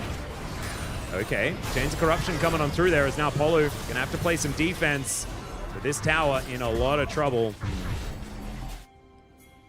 Okay, so Bro likely to lose 2 turrets. There's a 3rd mark for Canyon on this Rift Scuttler. And so certainly some opportunities for Gen.G to make their way back in, especially if Hype is going to get picked off here. And there we go. And it's going to be About. And About is like, he's the guy for Gen.G here today. Really carrying things, and he has to. Just getting the extra gold from the towers, which means that it could always go the other way if you just lose a single team fight. And because they haven't been snowballing as much as what they thought in very, very early game, I think they would still be feeling somewhat chased, even though they should be winning a lot harder. Yeah. I still feel like Gen.G they haven't hit their true form yet. I think that Bro still has a lot more in the tank as far as composition is concerned, but 2 items is really strong for Chemish on this Aurora, as well as the Varus really wanting to get that evolution, maybe an armor penetration item on top of all of this lethality that he has built up. And just a Black Cleaver now for Canyon, and he's feeling really, really good. So there is still like that big moment on 2 items. But then, 3 and 4 items for Bro is really, really strong. And they'll have 2 big old tanks to stand behind as well in Polo and Humbug as these games start. And their engage options with the Magnet Storm, so strong. And Polo has been playing well. Yeah, and also Humbug's engage with the Impale. Yeah. That's going to strike a lot. One of the best champions that Humbug was able to pull off during the groups. Seeing it again. Now, yeah, speaking of great champions, Chemish is able to avoid the Emperor's Divide using his. Yeah, neither willing to really use the flash. Yeah, I think Closer might have committed for it, but decided not to, as Morgan taking so much damage here from About, but he's going to be able to get himself out of there. Just using that Q, wanted to get some damage for it before he dashed away, but now Keen gets the last remaining outer turret, Gen.G are kind of running Bro around the map a little bit. That's why this gold lead is stretched to 2,000. Bro needs to start defending some of their turrets, I think. Yeah, rotational work a lot better for Gen.G. Even with that big team fight win, Bro still quite behind in gold, which is a big surprise. Yeah, and it's all structure gold, right? This is basically like 1,000 gold for each turret. Not to mention a few extra plates that did go over to Gen.G, and so that does sort of explain it. Especially when you look at the top of the screen, it's a bit weird, right? Because Bro sitting on 4-1, but it's just how it kind of works when you play the map better. A lot better CS for all 4 on top. True. By 10s and 20s. Well, Polo now also possibly going to give a death over as he does have to flash out of the way of Canyon, not letting that wolf chomp down. So Canyon's still going to be able to grab himself a fourth mark. Huge. And that is, yeah, really, really big. That range is now much larger. Now that Rel can just flash in and gather everyone for that perfect engage. For a big true. impale or Mbessa just doing some AoE damage. Now Morgan finally going to answer here as this bottom lane outer turret will be falling. Will be falling, as we can see there. Morgan with his Eclipse now completed. Probably feeling all right as Sundered Sky actually here for Keen. A little bit more of a battle poppy coming on through as Morgan just dashing around, does finally use that steadfast presence before he does leave. Yeah, just half and half. Okay, again, closer. Yep, if at first you don't succeed, try again. As there's the Glacial Fissure. Duro just making sure that the rest of Bro cannot come up and augment this attack onto Chemish. And Baron will be spawning now in 2 seconds. All right, mid-game coming towards a close. Yep, 20 minutes. Okay. The full stack tier now on that Israel. Oh, actually. Give him the door. Yeah, that does happen even after you take the damage. All right, Hype is very, very close to 2. That's going to feel very good for Bro. It's sort of like their first real power point. Of course, Chemish has hit that already. Does have that Leandri's built up as well as his Malignance. So a lot of power now on this Aurora. About as well. Man, he is still looking for an evolution. But that'll be Muramana very, very soon. Yeah, just 21 stacks. And yeah, with Kindred ult and Aurora ult, can you... I'm pretty sure the players can tell which one's which. Yep. One of them's a little bigger. One of them is a little bigger and with a somewhat different color. Yep. And one does hurting and the other one does not hurting. Oh yeah, certainly does. Yeah. Might be able to get out of the way of the piercing arrows as once again Closer going in. Looking for Kuro. For Kuro? Kuro's not playing anymore. Although he was thinking about coming back. We'll see whether that does ever happen. As Canyon wants to take this red buff. He should be able to do so. Dances out of the way as there's the Keeper's Verdict. And that's just going to give him a free pass. Is that 5? No, it's not. So that wasn't a mark. That was just a steal and a red. That's it's very frustrating. He knew that Poppy was coming. Perfect teamwork there. Yeah. And Gen.G just stealing small things away one at a time. And it's turning out to be somewhat of a snowball. Well, Hambach looking for a little bit of an angle here as the ulti from Morgan gets in. That is an impale onto one as Duro, not exactly the optimal target as it's going to be the Ambassador that goes down first. Smashed into the wall is Hambach. He's going to have to try and get out of there, but it doesn't work. It's a big old circle to represent his grave. And now Gen.G, oh, okay, nice little lineup, is going to be able to secure it there as far as a lot of damage from the True Shot Barrage. The 5 members looking for a Baron with a jungler now down, as well as this Ambessa. Can Bro put this out? Everyone behind the Baron. I mean, Duro is just dead, I think, as Lamb's Respite is going to keep them alive for the moment. But this is optimistic, to say the least, and they are literally fish in a barrel. The Baron does go over to Canyon, and now Closer is in trouble. The Emperor's Divide doesn't do enough, and somehow Gen.G are just winning. He managed to get the Baron again. Yeah, and now it's 5,000 gold to lead. It feels unfair. Jigler, it just feels unfair. They somehow just make everything work. With Kindred, you set it back up, no one can fall. It just feels like Hype should be able to kill everyone, right? But then About and Canyon They wipe out this Baron, and then Canyon has the consistent DPS. Keen just sacrifices himself, takes the aggro in the front, says, okay, you guys bash that Baron while I just go for that extra delay. Man, Gen.G just a cut above by the looks of things. And Canyon going to be taking a blue buff here. I believe managed to get a mark as well during that last fight. As you can see, sitting on 5. Does need 2 more to feel like ultimately dangerous. 7 marks feels ridiculously strong. Yeah, I got no kills, but still on top. You're looking at these items on top of 205 compared to Skarner's 103. Damn.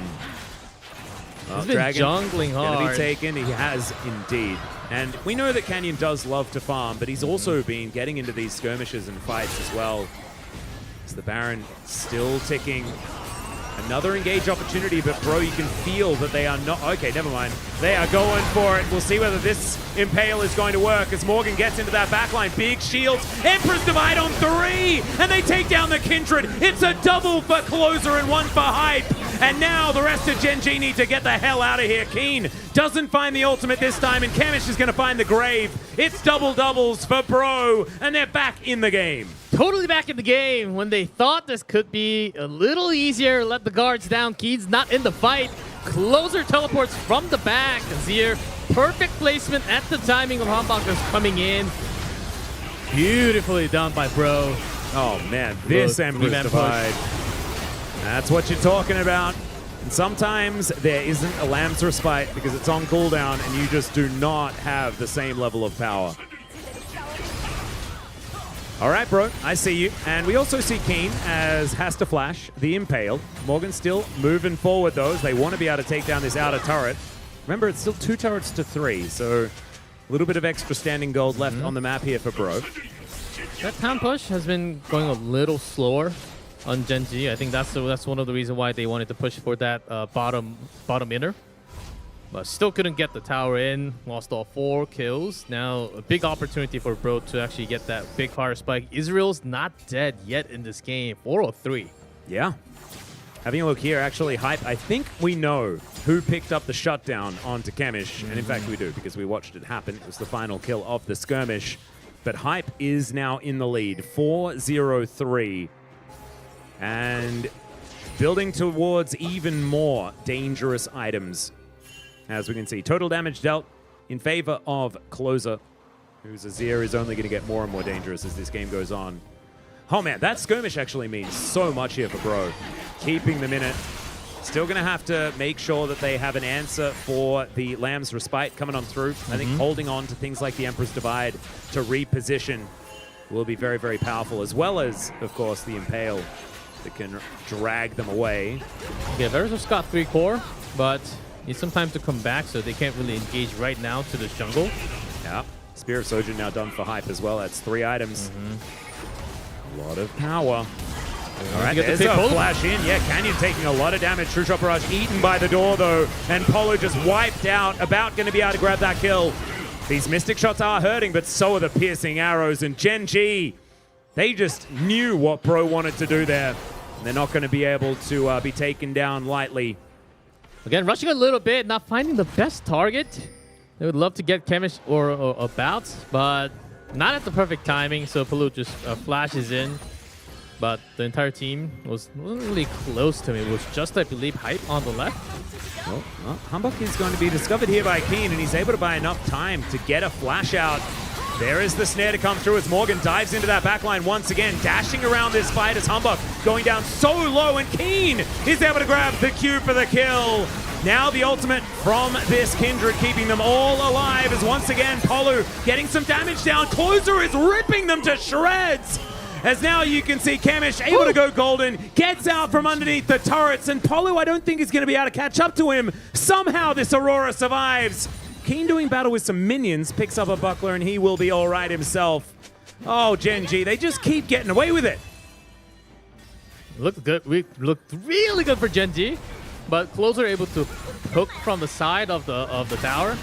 Almost made a disastrous situation for Gen.G. On the other hand, this So since all the damage, a lot of the skills already used, see Closer how he's just free to do damage from under tower from the side.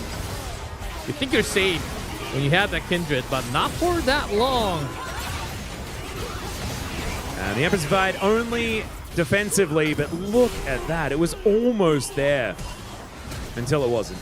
And then Chemish gets out alive. And Hype's Israel is just impressive, even with just 1 HP left. Yeah. The unfortunate thing is, it's just not enough. The gold lead, not anything really to speak of, right? Like 3,500 is not really going to make or break this game. As Polo is a secret agent right now. Oh, I almost thought it was... I thought it was part of Gen.G. Yeah, he's not. He is going to likely get spotted. Not yet, though, as there's the Magnet Storm. He dodged the ward as Canyon does flash his way out. Keen going to interrupt his own ultimate, not needing to use it just yet. As the rest of Bro not finding enough there. It was such a cute flank. But then Canyon just dances and flashes and gets himself out of there. This feels like Bro deserved more for that, as now Humbug possibly in trouble. Slowed down, does need to boost his way out of there. And the poke war going to be won by this Varus every day of the week. Hype can poke it, but it's just not having the same amount of effect, even though he has all the kills. Yeah. If it goes on to Poppy and Brown, it just doesn't deliver as much. And the Sun Disc is going to get cut down. So this game's still pretty close, but Humbug, Chains of Corruption going to connect there, and Hail of Arrows not quite enough. He just takes the exit. 37 HP. Wow. Okay, well, he lives. He's going to look to go back home now as Canyon wanting a Cloud Soul, and I think he's going to get it. Because last I checked, the Skana didn't have very much health. Oh god, it could be a turn to a Baron as well, as Canyon sort of doing a bit of a fake out here. As the Dragon being taken, True Shot Barrage spots the fact that this is happening. Thanks for leash, extra damage, and they just back off on their tower. Their first tower still there. Quite healthy too. Oh god, extra movement speed. Press Alt and zoom around the map. Oh man, that was the fourth. All right, bro. The Desperation Baron coming in here, but it is going to go down extremely quickly. Risky, but you have to take it. Polo on a flank angle is going to get spotted out as now Keen gets rid of the jungler, and Canyon says thanks for the leash. He'll steal away the Baron, and Bro now have to find a team fight if they want this to be a success. The ultimate comes through from Chemish. They take down Polo. And now they're fish in a barrel. He finds so much damage here as Chemish can hold them in position, and Keen can do the same thing. Dashing around, and even if Gen.G let them go, they still walk away the victors. How is this even possible with the opponent on the other side? It's not fair, is it? Kenny just steals everything to his own pocket. And Keen just gets rid of the jungler, and it's free, right? Even a True Shot Barrage gets denied because they have a door. Oh, golly. Yeah, because Humbug was almost put down last time, just didn't have the flash. All right, Morgan dives into that backline, seeing what he can find here as Humbug at full health is doing all right. Okay. Steadfast Presence once again is going to annoy Morgan, but he's still alive. Gets himself out of it. Oh my god, okay, Closer is going to find two, make it three, and it's a double for Hype. Bro, they are not going to go down in this skirmish as they keep their inhibitor alive and take down a few members of Gen.G. Atlas. This is turning out to be first seed. I mean, it match is for sure. This is what it's about, right? Bro, first in their group. And after this, it's not even a meme anymore. See whether they can actually close it out, though. Because, honestly, Gen.G, now with a Soul and a Baron, it is all coming up them. Can we have the replay, please? Sure. We need a replay. A couple of runs on that replay, please. How did Keen survive? Took the minion path back. It's just barely Poppy things. HP. You know, he's got Sundered Sky, he's got the Spirit Visage, and actually that means that you just have a lot of healing inside these fights. Having a look at the gold, it's still Hype with a slight advantage. There's Duro taking out that control ward. True Shot Barrage flying wide, just doing some scouting, and Hype is still unkilled. 7-0-4 on this Ezreal. Just not quite able to affect the map enough. As, all right, goodbye Closer. Might just mean that Gen.G can come in and take this turret, and yes it does. The Wraith Slayer is so fast with the Varus poke, and you just saw the damage from each hit. And now the global gold difference really matters a lot, even with Hype having 7 kills. Yeah, with this much defense and HP, it just doesn't hurt as much. Yeah, he does now have the Seryldas, so he's doing at least relevant damage to Keen now. But just feels like Hype isn't able to do enough to really turn the tides outside of a few of these battles. Down to 50% health, and he is going to have a huge target on his back as Gen.G. They're going to take this inhibitor turret, and Hype going to have to get out of there. He's one chance of corruption away from being dead. Exactly. The buff's now off. 2 inhibs. And when are Bro going to be able to fight back? That's the question. There's a true shot barrage, but that's not really going to do anything consequential. And Gen.G will be able to back away. 2.5 minutes on both the Elder and the Baron. And Gen.G not leaving too much to chance here. Rabadon's death cap very close here for Closer. But he doesn't have like the Zhonyas or anything defensive. It's going to be very hard for Closer to make that huge play and live to tell the tale. We'll be having a lot more AP coming soon enough with the next core. Yeah. But he has to make that super play just like he did on the bottom lane with the TP. Here it is. Rabadon's looks to be done now. So there it is. 4 big old items. 499 AP power. Let's see if that is enough. That's all right. I should be able to clear out this wave. But the problem is that now there are 2 inhibs down. They are also the worst inhibs to be down if you are looking to get yourself a Elder Dragon. Because that top one is so far away. And these Nexus turrets will not be able to stand 2 waves crashing in. And so Hype will be backing away. The rest of Gen.G sieging just to make sure that Bro have no way out of their base. No vision is going to be possible. You can see a couple of wards, but they're so close. And so they really have been suffocated. They have been stifled here. And Gen.G also, I mean, it's a Cloud Soul as well, so you're able to move even faster as you reposition around this map. Ambak looking for, okay, thought about having an engage, but the poke from about is insane. And Kamish throwing out a bunch of abilities as well, and this is like the war of attrition we were talking about exactly. Hype has to go back, recharge that health bar. Gen.G at least don't have any minions, so the backdoor bonus is going to be working. But look at Keen. Gets a Demolish proc and then tanks just his shield worth of damage. All right, Hype. I see you. Going forward, looking for a little bit here, but about as soon as he lands a few of these piercing arrows, it really is dangerous. That True Shot Barrage doing a little bit of work, but that is an ultimate. Different type of cooldown. Hype trying to pull out the extra mile that he can, but he's in Israel. You just don't have that much distance compared to Gen.G. All right, Canyon over the wall here. Wants to be able to deter them from clearing this vision, as you can see. And Bro desperate to know what's going on. Look how dark it is, though. Yeah. Need to ward their way all the way in, looking for that trap. All right, Canyon going to be able to clear that ward out. The rest of Bro, they do now at least have the little Scryer's Bloom, but this dragon has been started up. Bro, you got one last team fight in you as now Keen engaging onto Polu. He's out of this fight for the moment, as the Elder is at least forgotten for the minute. Empress Divide not actually utilized just yet. The ulti from Kamish, though, is massive. Decent Impale comes down, but it's just not enough. Both of the tanks have been obliterated. Closer cannot find the angle. He'll throw out the ultimate, but it's way too defensive. And Hype still hasn't died, but it doesn't matter. The rest of his team has, and now Canyon is looking to give him his first. There he goes. The shutdown comes in. The clean ace. And that is going to be the game. And top 4 for Gen.G. Guaranteed with the win, and it didn't really look that good in the early game, mid game. Brawl had the clear plan, mid late game. Let's try to win with the poke. We'll see what we can do. But Gen.G just a lot better in the rotation, just scrapping off those turrets and getting those extra 100 stacked into a couple thousands.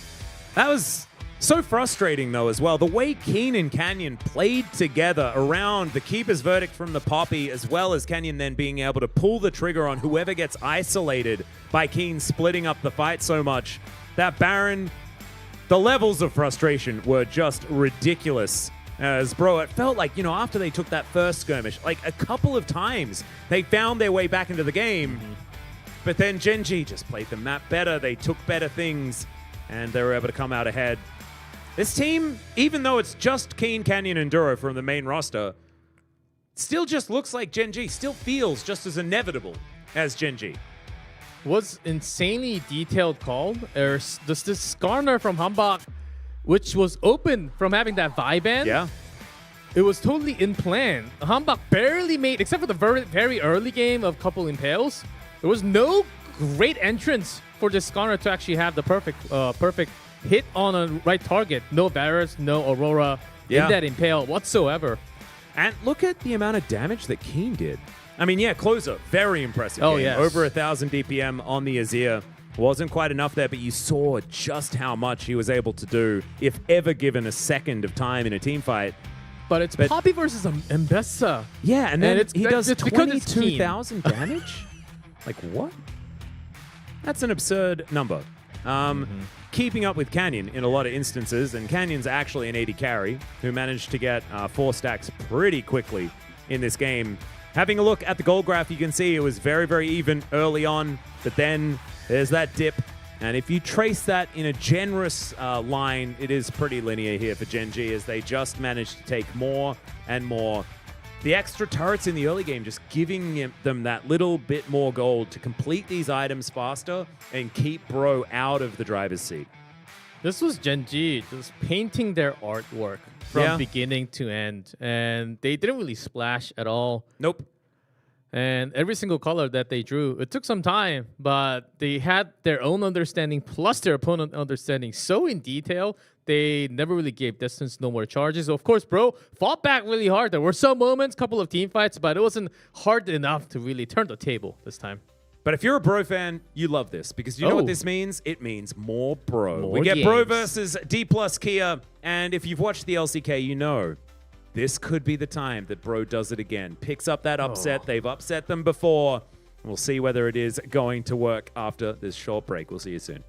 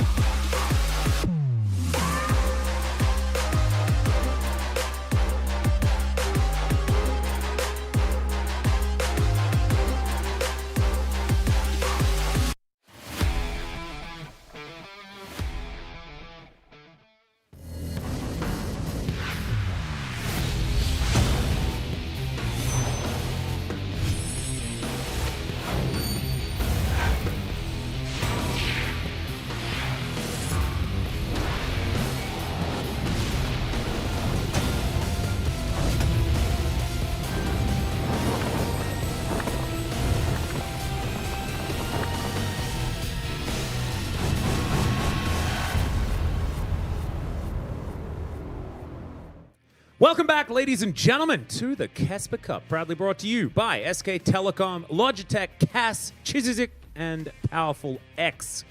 I'm Atlas, joined by G-Clef for one final game of the night, and we are going to be promoting another team to the top four, one of either D plus Kia or the Giga Chads. The Giga Chad, bro. Oh, and yeah.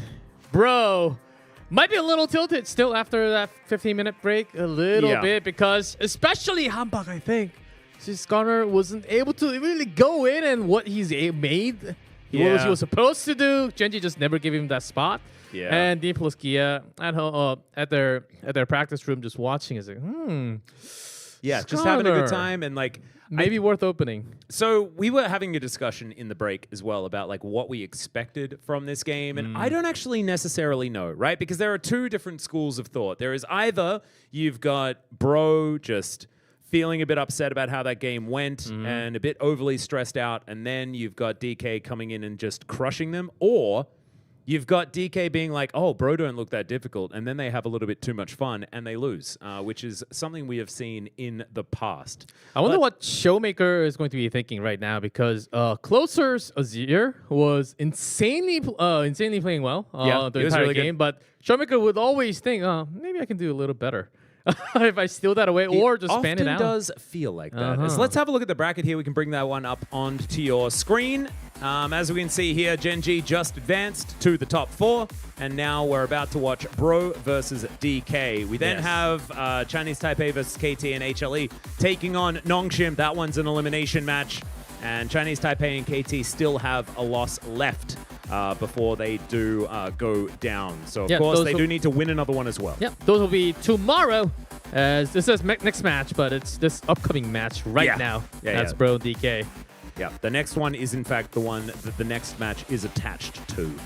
Yeah, it's a little confusing because M5 is on top and M6 is on the bottom, but you guys know that this is how usually Swiss just goes throughout.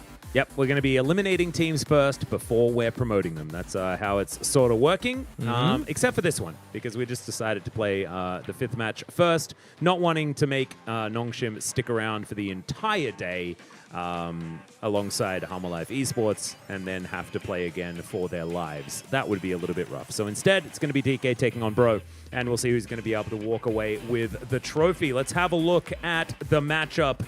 Morgan, Humbuck, Closer, Hype, and Polo, we saw them just take to the Rift moments ago. And just to remind everyone, it's Shu, Lucid, Showmaker, Aiming, and Beryl on DK's side. 2 LCK teams. The full thing. Yes, very stacked roster, you have to say.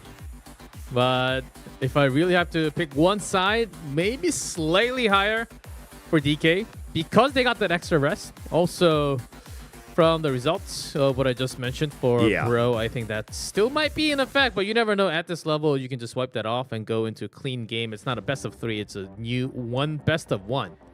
Whoa, okay. So the fans also think that DK probably are going to be able to take this. I think this has a lot to do with the groups being a little bit different, right? Like it felt like the group of death was indeed Group B. That is where DK came from. They only lost 1 game there. Gen.G, who still haven't lost a game here in the KeSPA Cup, already straight through to the top 4, guaranteed to take home some prize money.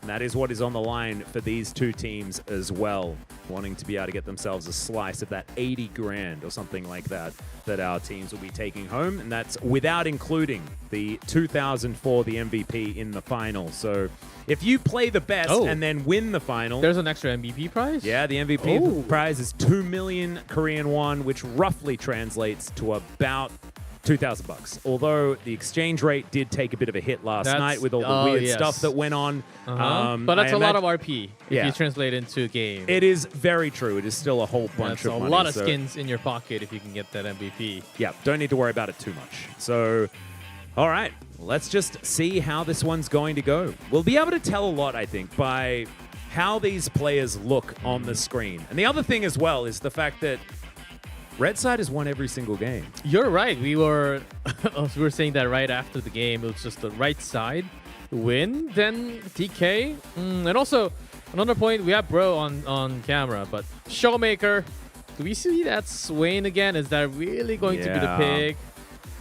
I'm not sure. Kind of hoping that we do get to see a little bit more of it because it was very, very impressive. The only champion he's played more than once, which is another cool thing, but a little bit sad that he hasn't just played unique champions the entire time. Closer, I imagine, is going to be pretty comfortable in the matchup. Of course, him and Showmaker have been playing against one another for the last few years. Morgan as well, feeling okay, but not necessarily into Shu because Shu's not been in the LCK yet. Just been terrorizing Challenger for now. Yeah, it looks like the atmosphere is not that bad after a 15-minute break. And I mean, Bro can lose here and then win again tomorrow. You know, they don't really need to worry about it too much. They will be on the top side of this bracket for a very long time. So let's have a look over the side of DK. Aiming, looks like he's... did he lose his mustache and now he's trying to figure out where it went? That's what it kind of looks like to me. Don't know about that one. Beryl needs to turn the lights on. You just have no idea what he's talking about because we can't see his face. And Showmaker hasn't made eye contact yet, but when he does, that's when I hope we turn this off because it's scary. It's intimidating. Yeah, Showmaker can be... Oh, God. There's a guffaw. Aiming seems to be completely out of it, though. Like, the other 4, like, talking, having a giggle, and Aiming is just like, give me the money. He's also the only one with the earphone only, no headset. Yeah. His head looks so small. But what kind of headset does he have? Is it... ear? Yeah, they're just like earpiece, like over-ear earpiece things. It's only the cool gamers have that. I feel like the cool gamers have the Shu headset. That pink one, that goes real hard. Oh, the pink? Is that a HyperX? I think it might be. I think it's either HyperX or Logitech. I feel like Showmaker and Lucid have the Logitech ones, and Shu's got the HyperX one. That's I'm what not I'm sure. guessing. If you guys know in the chat, please You let guys us would know, right? If you could type that one in. I haven't been having those gaming headsets for some time. Only Logitech ones. Yeah. Mm-hmm. I have what am I using at the moment? Like I'm using a Sennheiser headset. One of the open ear ones, so that if my wife yells at me, I can hear it, even if I have my headset fully on. I just have. Oh, I actually use the speakers nowadays. Yeah, no, I do both. I do both. But like if I'm like talking to friends or if I'm on a call or something like that, I don't want it to be like projected to the entire house. Ah, yes. And so that way, I think having a headset that you can hear through for what's going on around you is important. Yeah, it's very important. And Logitech gears, Yeah. always delivering the best. Oh, absolutely. Yeah. Oh, yes. Yeah. You just know. To be honest, I'm a convert. I used to be a Razer mouse guy, and now I'm a Logitech mouse guy. I just got a new one, the DEX. What's that? It's the super light. Uh-huh. It's even on the left and the right. The DEX is the slightly tilted one. Ah, okay. Which I'm always a fan of because I'm a big MX 518 guy from a long time ago. Yep, That's yep, also yep. Logitech. So it's kind of similar, but a lot lighter, like the super light. Very cool. Too. Yes. I'll And have it's to been see. helping a lot, but a little bit by aging curve. It's a little harder than the mouse. Yeah, no, I've found that the poor tradesman blames his tools issue is one That's that me. I've also been running into. That's That's exactly why me. I play turn-based games instead. Let's jump into this draft though and have a look at how it's going to shake up. Oh, yes, There's, Atlas. Bro already with a Sejuani ban away from Lucid, as well as an Ambessa, taking that one from Shiu, who's been favoring it quite a lot. The first ban on the Renekton, shout out to the Lord himself on the top side of the map. And where is the Skarner? And where is the Aurora? That's the question. Oh, Poppy on Beryl. Was Yeah. impressive. I like that, actually. Beryl has been playing some mean Poppy, but this does mean the DK have to pick their poison. Do you even ban any of those OP champions like the Skarner or the Aurora? To be honest, I'd probably still just ban Aurora, personally. Although Closer hasn't really been tested on it quite as much as our other players here. And Yone is instead going to be the ban away. And Showmaker, what is he going to be picking into this inevitable Aurora that Morgan's obviously going to lock? Never mind. That's weird. I'm Okay. still going for. Yeah, still going to be the Skarner priority. Yeah, it can't be the exact same teams. It's a different team going against. So still feeling confident about that Skarner. It's certainly highest tier right now. Yeah. I wonder how Showmaker's Aurora is going to look. Has he played any of it just yet? Not yet. No, not quite. Yes. Never mind. He has 2 games, right? Showmaker? No, we got the wrong name here. This Yeah, is so weird. Showmaker did not play Aurora yet. I just glanced down at my Gen.G sheet, but in the middle, it says Showmaker. Oh, okay. But that's not actually Showmaker. The other Showmaker over here hasn't played it yet. Yeah, so it's going to be a Corki lock-in.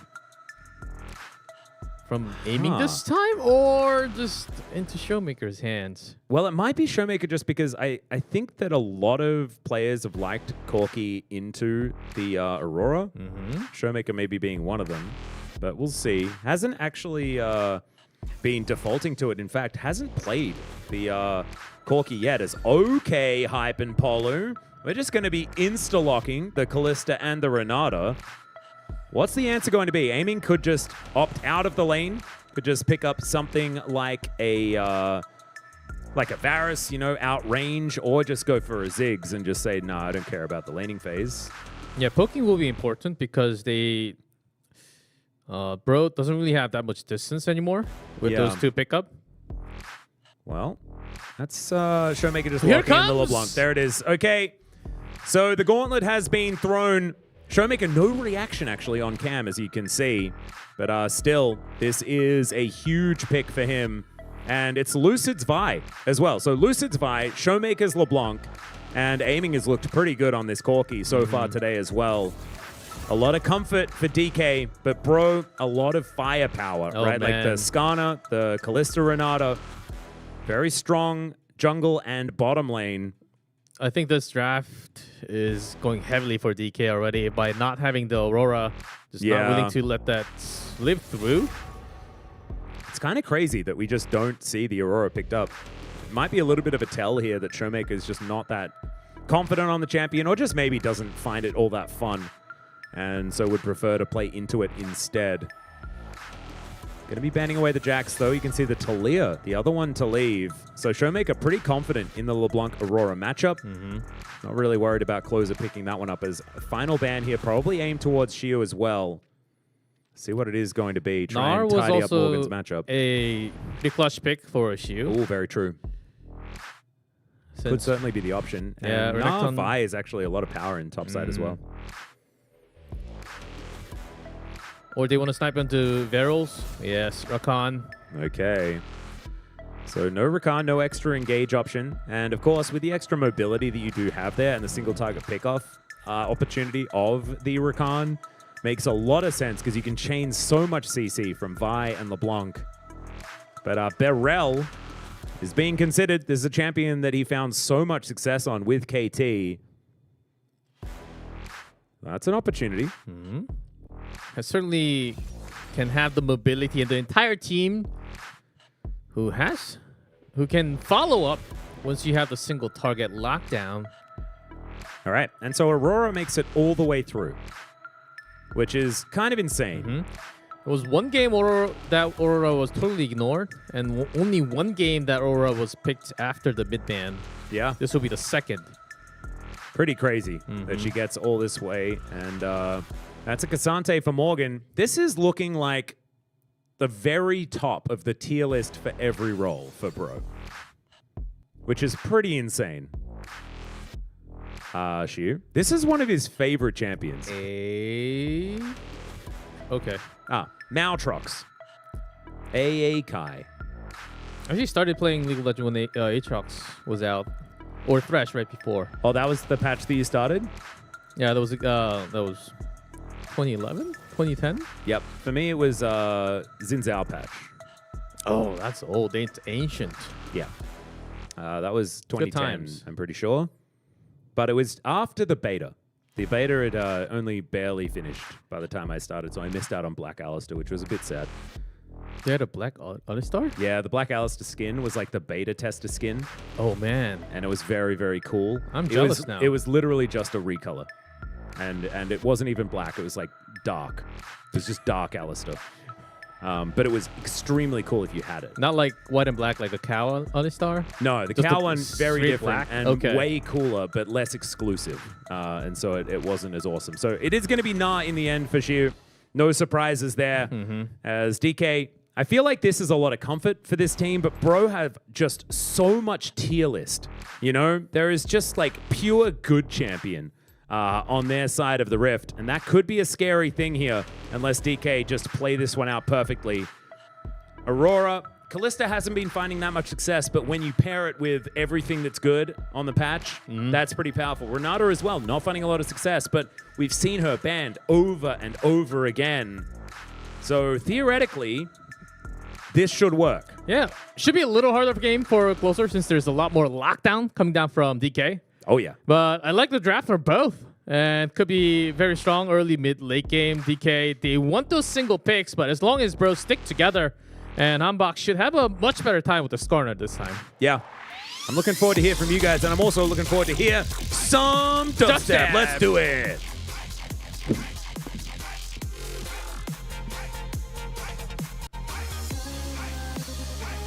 Hey!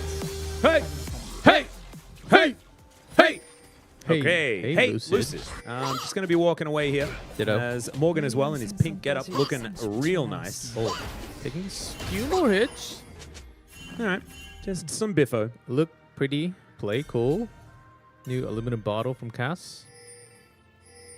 By the way, I appreciate you guys in YouTube chat haying along with us, because that is very, very important. Yeah, it's one of the most entertaining parts of the broadcast. And the spirit of Challenger really does flow through us. You know, it used to be do-do-do-do, now it's hey, and the hey is great. All right, Bro, getting some wards down, but they walk over some vision themselves. So we're not going to be tricking anyone with what's going on here. Yeah, that's why Vi is able to just invade in. He might be thinking about stealing that. All right, Showmaker with the Electrocute as well as Closer, both of them playing for keeps here as we can see. And Lucid starting on the bottom side of the map. So it's an agreed upon lane swap scenario. And Shiu, yeah, just going to make Closer's life as difficult as possible. Yeah, because it's Aurora, you do want that early pressure if you can. Also, due to the lane swap, I think this was something that you had to do. Yeah, and I think, like, obviously Showmaker is going to miss out on some experience because it's being shared with Shiu, but still, giving LeBlanc sort of a free tempo lead in lane, that's a dangerous thing to do. As Morgan is trying to be cheeky here with some potential experience pickups. Okay. Yagnar stayed for a very long time. Oh dear. Wait. Morgan, this is very sneaky. Level 2. Yeah. Not for Morgan, though. Still level 1 underneath this turret. This is danger. As let's see who's going to be able to start this one up. Yep. Level up here for Morgan. That is important. But Beryl, if you can get a Shattering Strike flash. Can you get more done compared to what's being done on top lane? Yeah, well, they should be able to. There's a flash out from Morgan, but no one's actually picked up turret aggro yet. Finally, Beryl does collect that one. Aftershock going to be there. He tanks up another shot, and Morgan will go down. Shiu's going to die, but he gets executed. So no money over to Bro. And look at these minions. They're all going to die, although Morgan will be able to teleport back immediately, so not missing out on that much. And this topside wave of minions will also be demolished. So in theory, not the end of the world, you know, for the Bros. Wasn't that bad of a trade? Yeah. Morgan ends up using the TP, but there's no one else. 2 plates. Okay. So I take it back. It's like the world is kind of ending. More gold. Yeah. Actually, tons of gold. Initial flash did look good, but against all 4, Beryl taking 2 turret hits. Perfectly aggroed. Yeah, did Morgan not actually skill up his W? Because I feel like he could have absorbed some of the CC, right? Maybe caught someone and taken a kill. But like that's why it's dangerous for the Cassante to hit level 2 before you start the dive. But it just looked like it didn't happen. So, a little bit odd. That's a quite massive lead already for DK in terms of gold. Oh, Beryl. When you flash, you'll find a... Yeah, he crashes over this wall. He's going to be able to Shattering Strike Humbug, though. Gets Control Ward into the brush. Flashes away as Humbug crashes into the wall. Shiu going to be danced into by Hype. All right, so Closer taking some... pretty iffy trades here into Showmaker, who is very far ahead in this lane. Yeah, not bad of a challenge. And as long as you can keep Closer down. Oh, the chains are going to connect. But Closer not going to be rooted. But he's going to have to go home. Still with that much pressure early.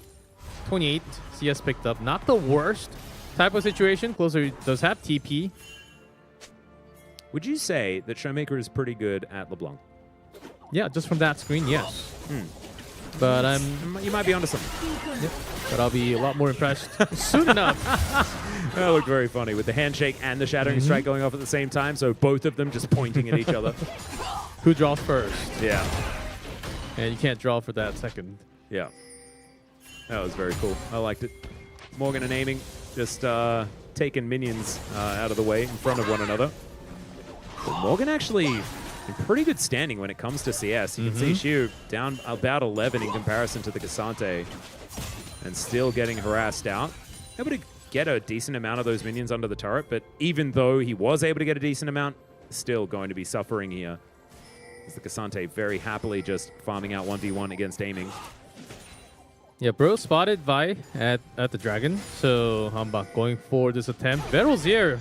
Yeah, Beryl just going to canter over. I don't know about it, as the Mega Knight is just not going to get there. And so Humbug is likely to die as well, but the kill goes over, in theory, to Beryl, and there it goes. Polu doesn't want to tank up the super-powered turret, but does manage to take one shot. Still a trade up for Bro, as Lucid was busy taking that Dragon. Next one going to be an Ocean. The one after that, a Chemtech. We are due one of those. Yeah, Renata just having the perfect catch with the Q. All right, Lucid going to spot Closer here. Level 6s for both of our mid laners, not quite for Lucid. All right, let's check it out. shield, rolls, tries to go to the side. Immediate catch from Palu.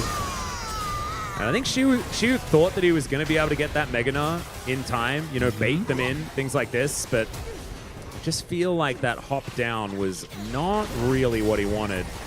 As Showmaker continuing to be frustrating, Lucid will be able to take 2 of these grubs and doesn't need to worry about the next one.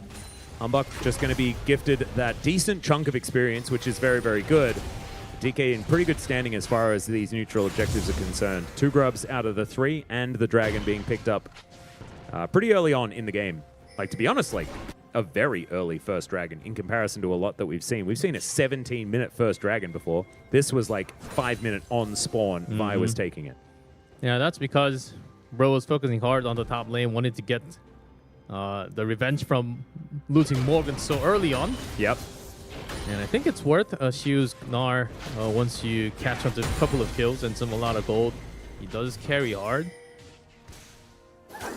Well, Lucid moving down towards this bottom side, getting a little bit of an evolution there. And the story has been everywhere except for that mid. Showmaker closer.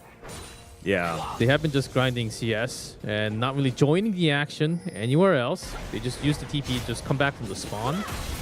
Closer as well, going for a very defensive build. Going to be a while before he's doing some relevant damage here, but at least we'll be able to keep himself safe into Showmaker. The problem is that if Lucid comes over, those Merc Treads are not going to be helping whatsoever.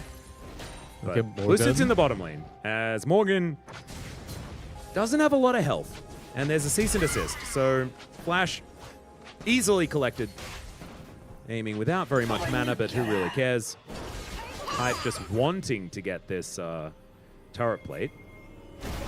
As aiming, it's going to get pushed out. Delayed a few moments, but that's all right. Might be able to just pick up this wave. We'll see. Zante adjusted so many times through different patches. Still turns out to be one of the strongest champions. All right, Lucid going to find this control ward. Closer though. Spidey senses were absolutely tingling. Really smart, actually, from the mid laner here of Bro. Okay. How are we feeling? Do we think that this is going to be a Bro win? Do we think that maybe they... I don't know. Oh, this is not going to be a closer win who just ults and gets scared. Oh, Shiu going to look for hype, but not going to find too much. Handshake goes wide there from Polu. As DK are at least finding something. Some flashes out. And as long as those flashes are out from the ADC and the support, Showmaker's going to come. Oh, yeah, once you start jungling off of that mid lane, well, you are just going to be wiped. This is... It's interesting, though, because right now Bro has a little bit of a gold advantage. The objectives certainly in favor of DK, which makes this game very, very even. But I think DK want to be making a few more aggressive moves based on their composition, right? Like, this is very mid-game focused. You have a lot of single-target pick. You want to be finding skirmishes as much as you can, because the 5v5s for Bro are really frightening. Yes, they don't have that much range, but neither does DK. So the Kallista's not going to run into the same issues that she's been seeing throughout this tournament in this game, I don't think. Yes, a lot more squishy to target too for Kallista to burn down even in late game. Only problem might be a Gnar. Oh, weirding. Closer goes into stealth, still takes a whole truckload of damage. I actually haven't seen the matchup from Aurora and LeBlanc since it's kind of uncommon to see both on the same. But yeah, we used to see it, but it was though? Yeah, we used to see it, but it was a very different matchup, right? Like Aurora got like a sort of pseudo rework, or at least a like power budget was changed around a lot, and so now it's even looking like it feels better for the LeBlanc because Showmaker had, I believe, played this before. Okay, but yes, it is because it's Showmaker. That should be about right. Yeah, in I think it was like 50% of the games at Worlds, LeBlanc was banned against Showmaker. And all of the other games, LeBlanc wasn't looked at by any player. Okay. Yeah. So that's the level of play that Showmaker is going to be That's his LeBlanc. showing us. And it's interesting because this LeBlanc skin I think about as Showmaker's skin because he played it so much in 2021 as well. As Closer, going to find a decent chunk though onto Showmaker here as the return of that Q going to be doing a fair bit. Showmaker's passive now going to be utilized as here we are. 2 grubs apiece, and the rest of them going to be going over to Bro. This is really, really good for the Giga Chads as DK find themselves losing ground. The pokes coming out from closer. Yeah, trading blows into Showmaker, actually Bs. DK didn't want to fight that hard after having the first stack on the Drake already. I think they're looking for the longer game. You guys can take the grub. We will back first, get the items, and then go for that later Drake right after. Yeah, so Lucid will be able to get this without a hitch. But the issue is we've seen teams, like, it depends how you play around it, of course, but getting these grubs means that you then can take more gold from the map, and then even though there's 2 dragons on the enemy team, you take the next 4, and then you're in a really good spot, especially if your composition scales pretty well, which Bros kind of does. Even though they have a Kalista, classically early game champion, they have 2 incredible tanks and so much lockdown if this game goes on long. So kind of like their idea, their thinking, but they're going to have to play to it. That's what I really want to see. And if DK get this next mountain, like, you know, Infernal Ocean Double Mountain is still going to be so much power at like 22 minutes, right? Like, this is the thing, because it's accelerated so much, this last Drake, if DK keeps stacking them, is going to be up very soon. Yeah, now, continuing on the now, Bro really has to ward on the other side, which they haven't been focusing too much. You're right. 30 minutes, 2 stacks already. Not too bad. Yeah, it will come soon for the soul time. Well, it's only 300 gold in it, and those dragons are going to be able to alleviate any stat issues that 300 gold will do. Having said 300 gold split amongst 5 people is like a potion and a bit, so not really anything in it. And aiming, catching waves. You got a LeBlanc towards the bottom side. Closer not really wanting to stand toe-to-toe, so he's just going to be standing underneath the turret.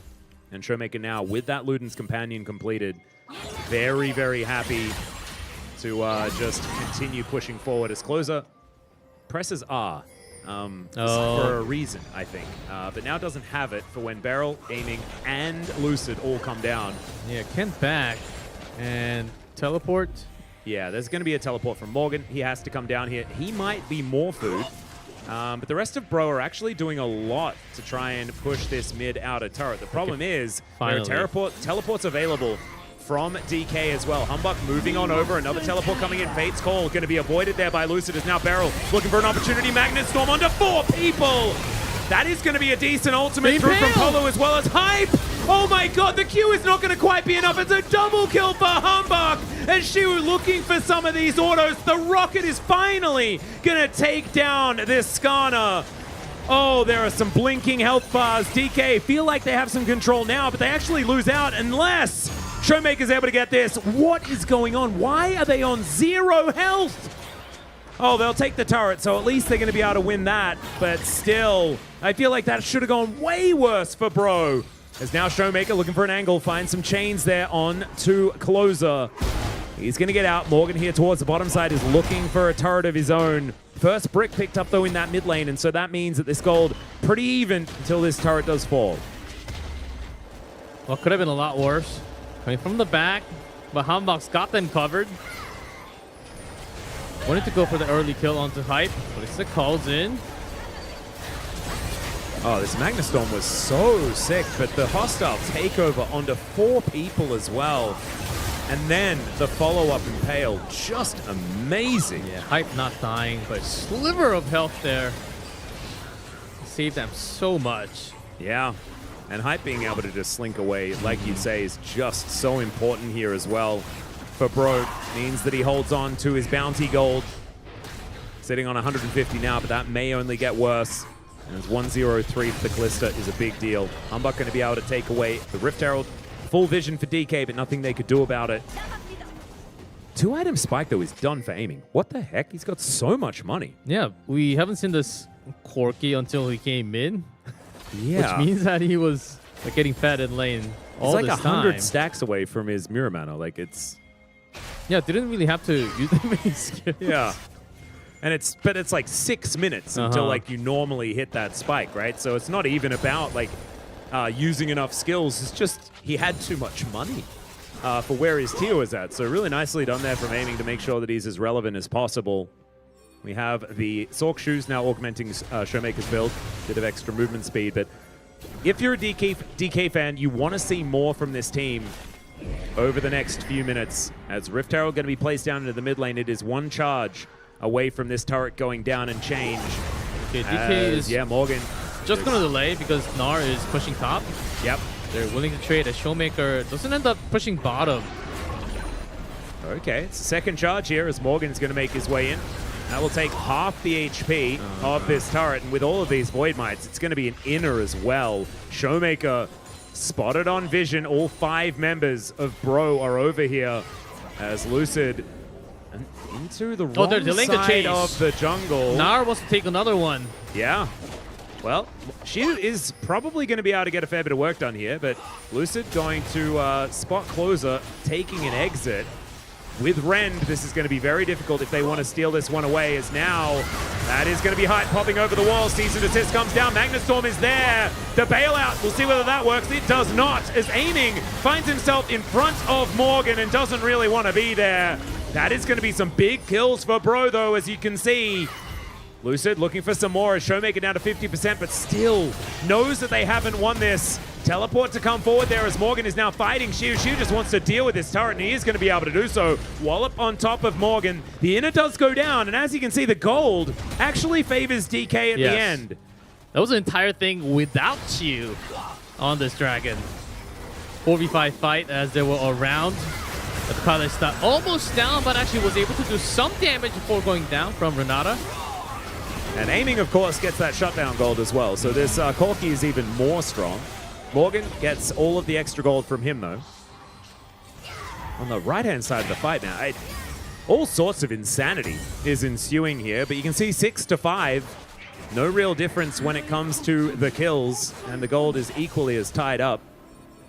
Yeah, since DK had the early stacks on the dragon, was willing to go, was looking for that potential angle to maybe get a single pick, but even Kalista was able to hold up from having the extra barrier from the summoner spell. I thought Kalista should be melted within a second. Yeah. But it actually held up pretty well, especially with Renata helping out. Kind of a big deal here, because it felt like it was just going to be an instant pick. Yeah, but at the end, DK got what they wanted, an inner from Gnar. And Gnar will continue to push and still has a TP for the later fight. Oh, Lucid is just being quite frustrating. Yeah, Lucid has been... spots out what's going on here, and the Vault Breaker is delayed. Lucid now just trying to run his way out, and he might be able to get there, but the Fate Skull is going to say no. The Handshake says even more no, but the Vault Breaker gets him over the wall, and the Ren says you're dead. So, I don't know what he was doing there. Maybe he didn't know what he was doing there, but it did spell his death in the end.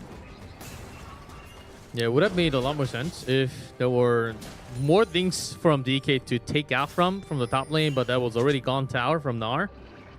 Is this Baron time? Because Baron's now up in 5 seconds. Beryl spotted on vision. Humbug also, I think, seen. Hot Baron spawn Baron spawns, time? and Beryl just hops over the wall. Morgan going to find him, though, as now Humbug going to crash into the wall. Shattering Strike is good. Good flash out from Beryl. Make sure that he's not caught. But still, that is a big summoner. No more engage options here for the Rel. There's Hype. All of them backing on vision. And Showmaker's in the bottom lane. So are we just... maybe it's just split push time here for DK. Maybe it's no team fighting for the rest of this game. I think Bro went a little too far pushing on top. Gave a lot of extra time to delete this line. Blanc to push extra. And if there's a fight breaking out, has the TP to join immediately. There we go, there's a TP. Yeah, it's coming in. Closer trying to create some space, but Cease and Desist says he's dead. Yeah, it's going to be a kill going over to Showmaker as well. And so DK do manage to get that cheeky little pick. 40 CS is the lead as well for Showmaker. A large reason why DK are in the lead. But I still feel like tempo is with Bro. They have 4 of these turrets. They have a whole bunch of grubs to help them take it, and they delayed the dragon stacking as well. Plus, this composition is extremely tanky. Humbug and Morgan are just very, very big. Okay. I thought that was a really big check mark. Getting closer down, that's what this team comp of DK was made for. True. Getting those rotation, getting those later picks one by one if they can, when they're separated out. And they've done just that, bro. I thought they lost one timing, not entire Baron timing, but DK backed off early enough so they couldn't get the kill. They couldn't really find the kill up on top. But the Showmaker split push is going to be a big hassle for Bro for this entire game now. Yeah, and it's feeling like, I think this is what they're going to go for. We know that Showmaker is one of these players that still really likes winning via split push. There aren't too many of them that still exist, especially mid laners in the LCK that are still capable of doing it. Still some top laners are there, but not really from mid. Showmaker just loves spending a bunch of time in side lanes when it suits the rest of his team, applying pressure when it adds to what his team's trying to do, instead of just being caught. So what does Bro really have to do? Speaking of being caught, that's a Magnet Storm from Beryl, brings them back. Aiming gets over the wall, but Beryl not going to be so lucky. As, let's see, Hype going to get hit. There's the cease and desist, and goodbye Hype. That's the pickoff. As now Morgan has found Aiming. That phosphorus bomb doing so much work now. They dive right on top. Aiming's still alive! What the hell? Showmaker getting out. He's chained them up as well. The Nara into the wall. No. The wallop under Humbug, and Morgan cannot do it alone. Showmaker is just laughing at him from a distance, and there is the punch to the back of the head by the Vi. That'll be an ace for DK after what looked like Beryl being caught out of position. Beryl's death is the whistle to a team fight. Yep. And how the hell did that Corki do so much damage? If you're all sharing pixels and you walk into the circle that is his phosphorus bomb like that. R, the second R. God. The damage should have been plenty enough for that Corki to be down. Oh, and the two-man Vault Breaker. Two-man meaning that they can do absolutely nothing. Oh my God. That was absurd. That was absolutely absurd. This team fighting is beautiful from DK, and I kind of thought that Bro were going to be able to out-team fight them, and I was wrong. I was about to say that Bro has to maybe even go for the trap or go for the Baron bait play to get one of the picks or draw out Showmaker, so it's a forced team fight. That works better for Bro, but didn't really have to do it because they got Beryl to start off, and then somehow, some way, they fell into the trap of DK. And now Aiming has a Lord Dominic's Regard as well as a bit of extra crit, and he is extremely frightening. Yeah, now we can break through that Thorn. Yeah. See whether is it like 4th item Infinity Edge? He's just going, I'm going to do as much damage as possible. He's got the free-ass boots in his back pocket as well. Didn't pay any money for those, even though he's got so much. And now Bro, I think a Desperation Baron might be what's on the cards for them. It's what they're thinking about, and they will start it off. Yeah, you have to. Yeah, Shiu doesn't have teleport, and so this is the timing if Bro do want to get there. Control Ward is in the back of the pit. Lucid just put that one down. Good handshake onto Beryl, but they're distracted. And Beryl was not the target they wanted to try and kill last time. He gets himself over that wall. He's slowed down, but look at these rockets. Oh, Lucid looking for that backline. Taxis his way towards Morgan. Not entirely sure why he's going for him as the hostile takeover comes down. The health bars are exploding. Great impale from Humbug as Lucid is a one-man army. The all-out onto Aiming, who really is all the damage that is left. He stands his ground and is able to take down Morgan. Shiu going to be taken by Hype as well, though, as two left standing on both sides. 3 for 3. And Jungler ADC both surviving. A lot of extra money, though, because that is Showmaker's first death in this game. Loses 2 of his Dark Seal stacks as well. Okay, this is a big deal. Having a look at the money, it is still a large advantage for DK, and they have Soul Point. But let's have a look at this fight one more time, because it was chaos. This was such a big fight with Beryl. It seemed like a lot of skills were out. Shiu came in with some gauge, so it was going to be controlled.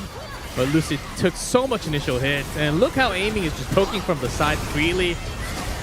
Yeah, but Renata ult catching good members, delaying a lot of the damage. I would say, like, Polo is 100% MVP for me. In some of these fights, he has really been make or break with the hostile takeovers. Reminds me a bit of Kellen when he was playing with DK. His ult on Renata was so beautiful. And this angling from Polo, certainly reminiscent of that. So, see whether it can continue, because they'll require it. This is feeling so similar to last game, right? Like, Bro are like doing all they can to find these moments in these fights. But then you look at the top of the screen and it's still 4,000 gold to lead. And there's more objectives going to DK, and they have control in sides. They are pushing better. They are controlling the map better. Bro just being left behind. Just trying to fight Barons over and over again. Yeah, bro. Can they finally cross this bridge of the 3K gap? Showmaker poking again. That's a dangerous spot for LeBlanc.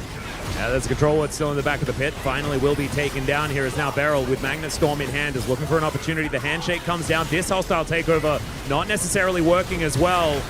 But now, can Lucid get into the pit? The answer is no. Can they win a fight is the question. As the Gnar pushes them back. Showmaker finds Hype, but he immediately cleanses as the ulti comes through. They're split off in this fight as well, as Beryl looking for an opportunity. Aiming is going to be cut down where he stands as Hype gets the bailout. Lucid wants to find him, but he's hopping him around, and it's 2 kills. It's a massive fight for Bro, a triple kill for the Kalista, and Bro found Baron, and they're looking to find an ace. This might be the timing for Bro. Oh my god, She's you just there. cut up to pieces. There's the ace, and that might just be the game. With Baron, they could just push through. They have the wave. They're going straight in. All 5 members. Closer's massive damage on the right side. Keep everyone apart. And Hype just surviving as Kalista. Showmaker couldn't really do too much damage on multiple members because he was always being kept out. This must be it. Yeah. First inhibitor going to go. The Void Might's going to be helping out here with these 4 grubs that were picked up earlier. Nexus turret number 1. These death timers are not that long, but there are no more Nexus turrets. They just need to right-click this Nexus, and they will be able to win the game. The bailout will allow for it, and Bro will promote to the top 4 and join Gen.G for a potential rematch. Oh my god. Bro winning out. Going Where to the top were 4. you when Bro was a top 4 team? Exactly. From the KeSPA Cup. Oh my goodness. This lineup, we've seen some promising signs from the previous match against Gen.G, but this is one heck of a match. Closer and Hype, these two, and Paulu. Paulu, man, these hostile takeovers, even that last one that didn't actually hit onto Lucid and aiming, it split the fight so much. Yes. That Bro were just able to make it happen. You can see now, like, all of them jumping up and celebrating. It's their moment as they're going straight into top 4. Polo, yeah, you mentioned it didn't hit, but it let those 2 members go all the way back to the end. They can't join in immediately. As Showmaker, that's the moment that you feel the pressure as the LeBlanc. Okay, I have to do something. I really have to go in and deliver the damage. This is my moment. It's Baron. But they know exactly where he is, and this teamwork was absolutely crystal. It was amazing. And I love the decisions as well made by Bro, because they could feel that they were being torn around the map. And we were just explaining it while things were happening. And then they just put the pressure on the Baron. They're like, come to us, try and team fight. And then they utilized their tier list composition to really rip them to shreds. Humbuck, shout out to him. I think that this guy has such a bright future ahead of him. Let's see what happened in this game, though. We've got some stats for you. I'm pretty sure that we can bring up onto the screen and see how this game is, how this game shaked out, because I think, never mind. We're just going to have a look at the result, and it was Bro. The first blue side win as well. The first W finish on the left. Yep, Bro against all odds. No one makes Bro lose on blue side twice in a row. Oh, that's not how that works. Yeah, we'll see if that continues. And DK not knocked out. No. We'll be playing tomorrow, and they'll have a lot more chances. Yep, they'll be, I believe, waiting for one of the teams that is yet to play. I think so. And then they will be able to meet them there. So we've got 5 more teams remaining, I believe. Is it 5 more teams? No, it's not. I can't count, but that's okay. We'll have a look at the Swiss bracket very, very soon. No, I think it's 6 teams still, right? Is it 6 or 7? No, it's 6. 6, you're right. We've had DRX eliminated, and Gen.G has promoted. Oh, and then Bro is promoted as well. So we've now got 5. Oh, we got 5. Okay. Yeah, we do have 5. So because we have the bottom 4 down. Okay. Yeah. So we can't do math after 5 hours. Yeah. Wait, is it 5 or is it? Okay. Almost 6 hours now. Yeah. Okay. There we go. We will be able to have a look at the bracket, and then it'll feel a little bit better. Way too much math. I'm not gonna lie. With natural numbers. This is what? Is this day 5? 5th day for you. Yeah. And so there is only mush up there. And 35 games at total. This point. And like the games have been bangers as well. This is the thing. Like the final 2. Oh man. Yeah. Bro really making sure that they're staying competitive with both Gen.G and DK. I cannot wait for Bro versus DK in the LCK as well, because this has been a matchup that's been DK's kryptonite. Even when they were incredibly good, they would just sometimes lose to Bro. Oh, kryptonite is a perfect word. Yeah. For Bro, just striking on their back all the time when it's most needed. Okay, so there are 7 teams remaining. So that's what I was thinking. I was like, there were 10 teams before. Atlas, you idiot. And 3 teams are now either promoted or eliminated. Huh? And so 8 teams. Oh, wait. Yeah. Oh, hang on. Yeah, 8. it was top 8. I'm How so is it 10? stupid. I don't know why I was... Because I don't know. Okay, I'm just done. It's okay. Yeah, The no, day's almost over. we've already seen this. We've already seen this top matchup, which is why I got confused. I just counted DK twice, and then Bro have been actually already promoted. So I put that Gen.G one Bro in there. out and DRX eliminated. So 5 teams. Yep. Starting tomorrow. And we'll have the remainder of Swiss is happening tomorrow as well. Humble Life Esports versus Nongshim going to be the first one. And you guys can count much better than I can, because I just tried to figure things out on stream and it didn't quite work out. But you can see M7, that's going to be Chinese Taipei versus KT. And then the winner of that is going to be facing off against D plus Kia. And the winner of that will then advance and join our 2 top 4 teams, Gen.G and man. Bro. I don't think they're going against each other, right? Immediately. I don't exactly know where the seating is for I don't the think it's top seeded 4. that way. Uh-huh. So I think they'll be on opposite sides of the bracket because they're the first 2 that are seeded in. But I don't actually. I'm not 100%. So Usually don't take my it's word on Bro that. taking M9 winner and then Gen.G going against M10 winner. That's the usual, but we never know what's going to be the exactly. I think maybe it's also they could be given the choice as well if you are the Gen.G? first to advance. That But would be nice. we will make sure that we have all of that information for you before we get towards the knockout stage as well. Remember, guys, we do have a day off on Friday as well. So after the Swiss stage, all of our teams have some time to reset and plan for the final, where they can double their money by making it further forward. It's kind of crazy. Unplug their keyboard and manage to get to the offline stage at eSpace on Saturday. And it's going to be elimination match first. So DK going to be playing quite late in the evening. Plenty of time to plan and watch their opposition go through these matches, as one of HLE and Nongshim will be eliminated in our very first match. That's sad. It's kind of nuts, But man. if Hana Life gets out right there, match 6, that would be one of the big upsets. Yeah. I expected, a lot of people expected Hana Life to go at least into top 4, but they're already at the bottom now. And then we will have match 8 happening, and that's going to be the winner of HLE and Nongshim, and then the loser of Chinese Taipei and KT. And we could have a phenomenal matchup there. Nongshim versus Chinese Taipei could be a rematch there between those 2 squads. See whether Nongshim can do it again. Or, you know, KT could be the team that we're looking out for. But neither of those are going to be eliminated in that particular match. And then they'll go on to face DK to see whether they can make it into that top 4. Tomorrow's matches are actually really, really fun because every single game has so much stakes as well. It's only Chinese Taipei versus KT that's not going to eliminate or promote someone. And every game after that will be doing one of those things. And so very, very cool stuff. Yeah, because tomorrow we eliminate 3 teams out of the remaining 5. And it might just be, there's a chance that Chinese Taipei might just go straight into that round of 4 and compete in that offline. It would be really nice for them to actually be on stage. Yeah, exactly. For the fans too. That'd be really cool. I'd just love to, we could just hang out with Maple and Casa. I'd be so starstruck. Oh man, on Sunday if they get all the way to the final. Yeah, imagine that. You win. I didn't want to think. I'm getting nervous. If you win a KeSPA Cup before your retirement, that would be dope, best right? thing ever in your career. Yeah, you just hang it up, drop the mic, and then go back home and do whatever the heck else you want. Maybe become an accountant. Who knows? We are playing the outro music though, so thank you so much for watching, and we'll see you tomorrow for more KeSPA Cup action. Good night.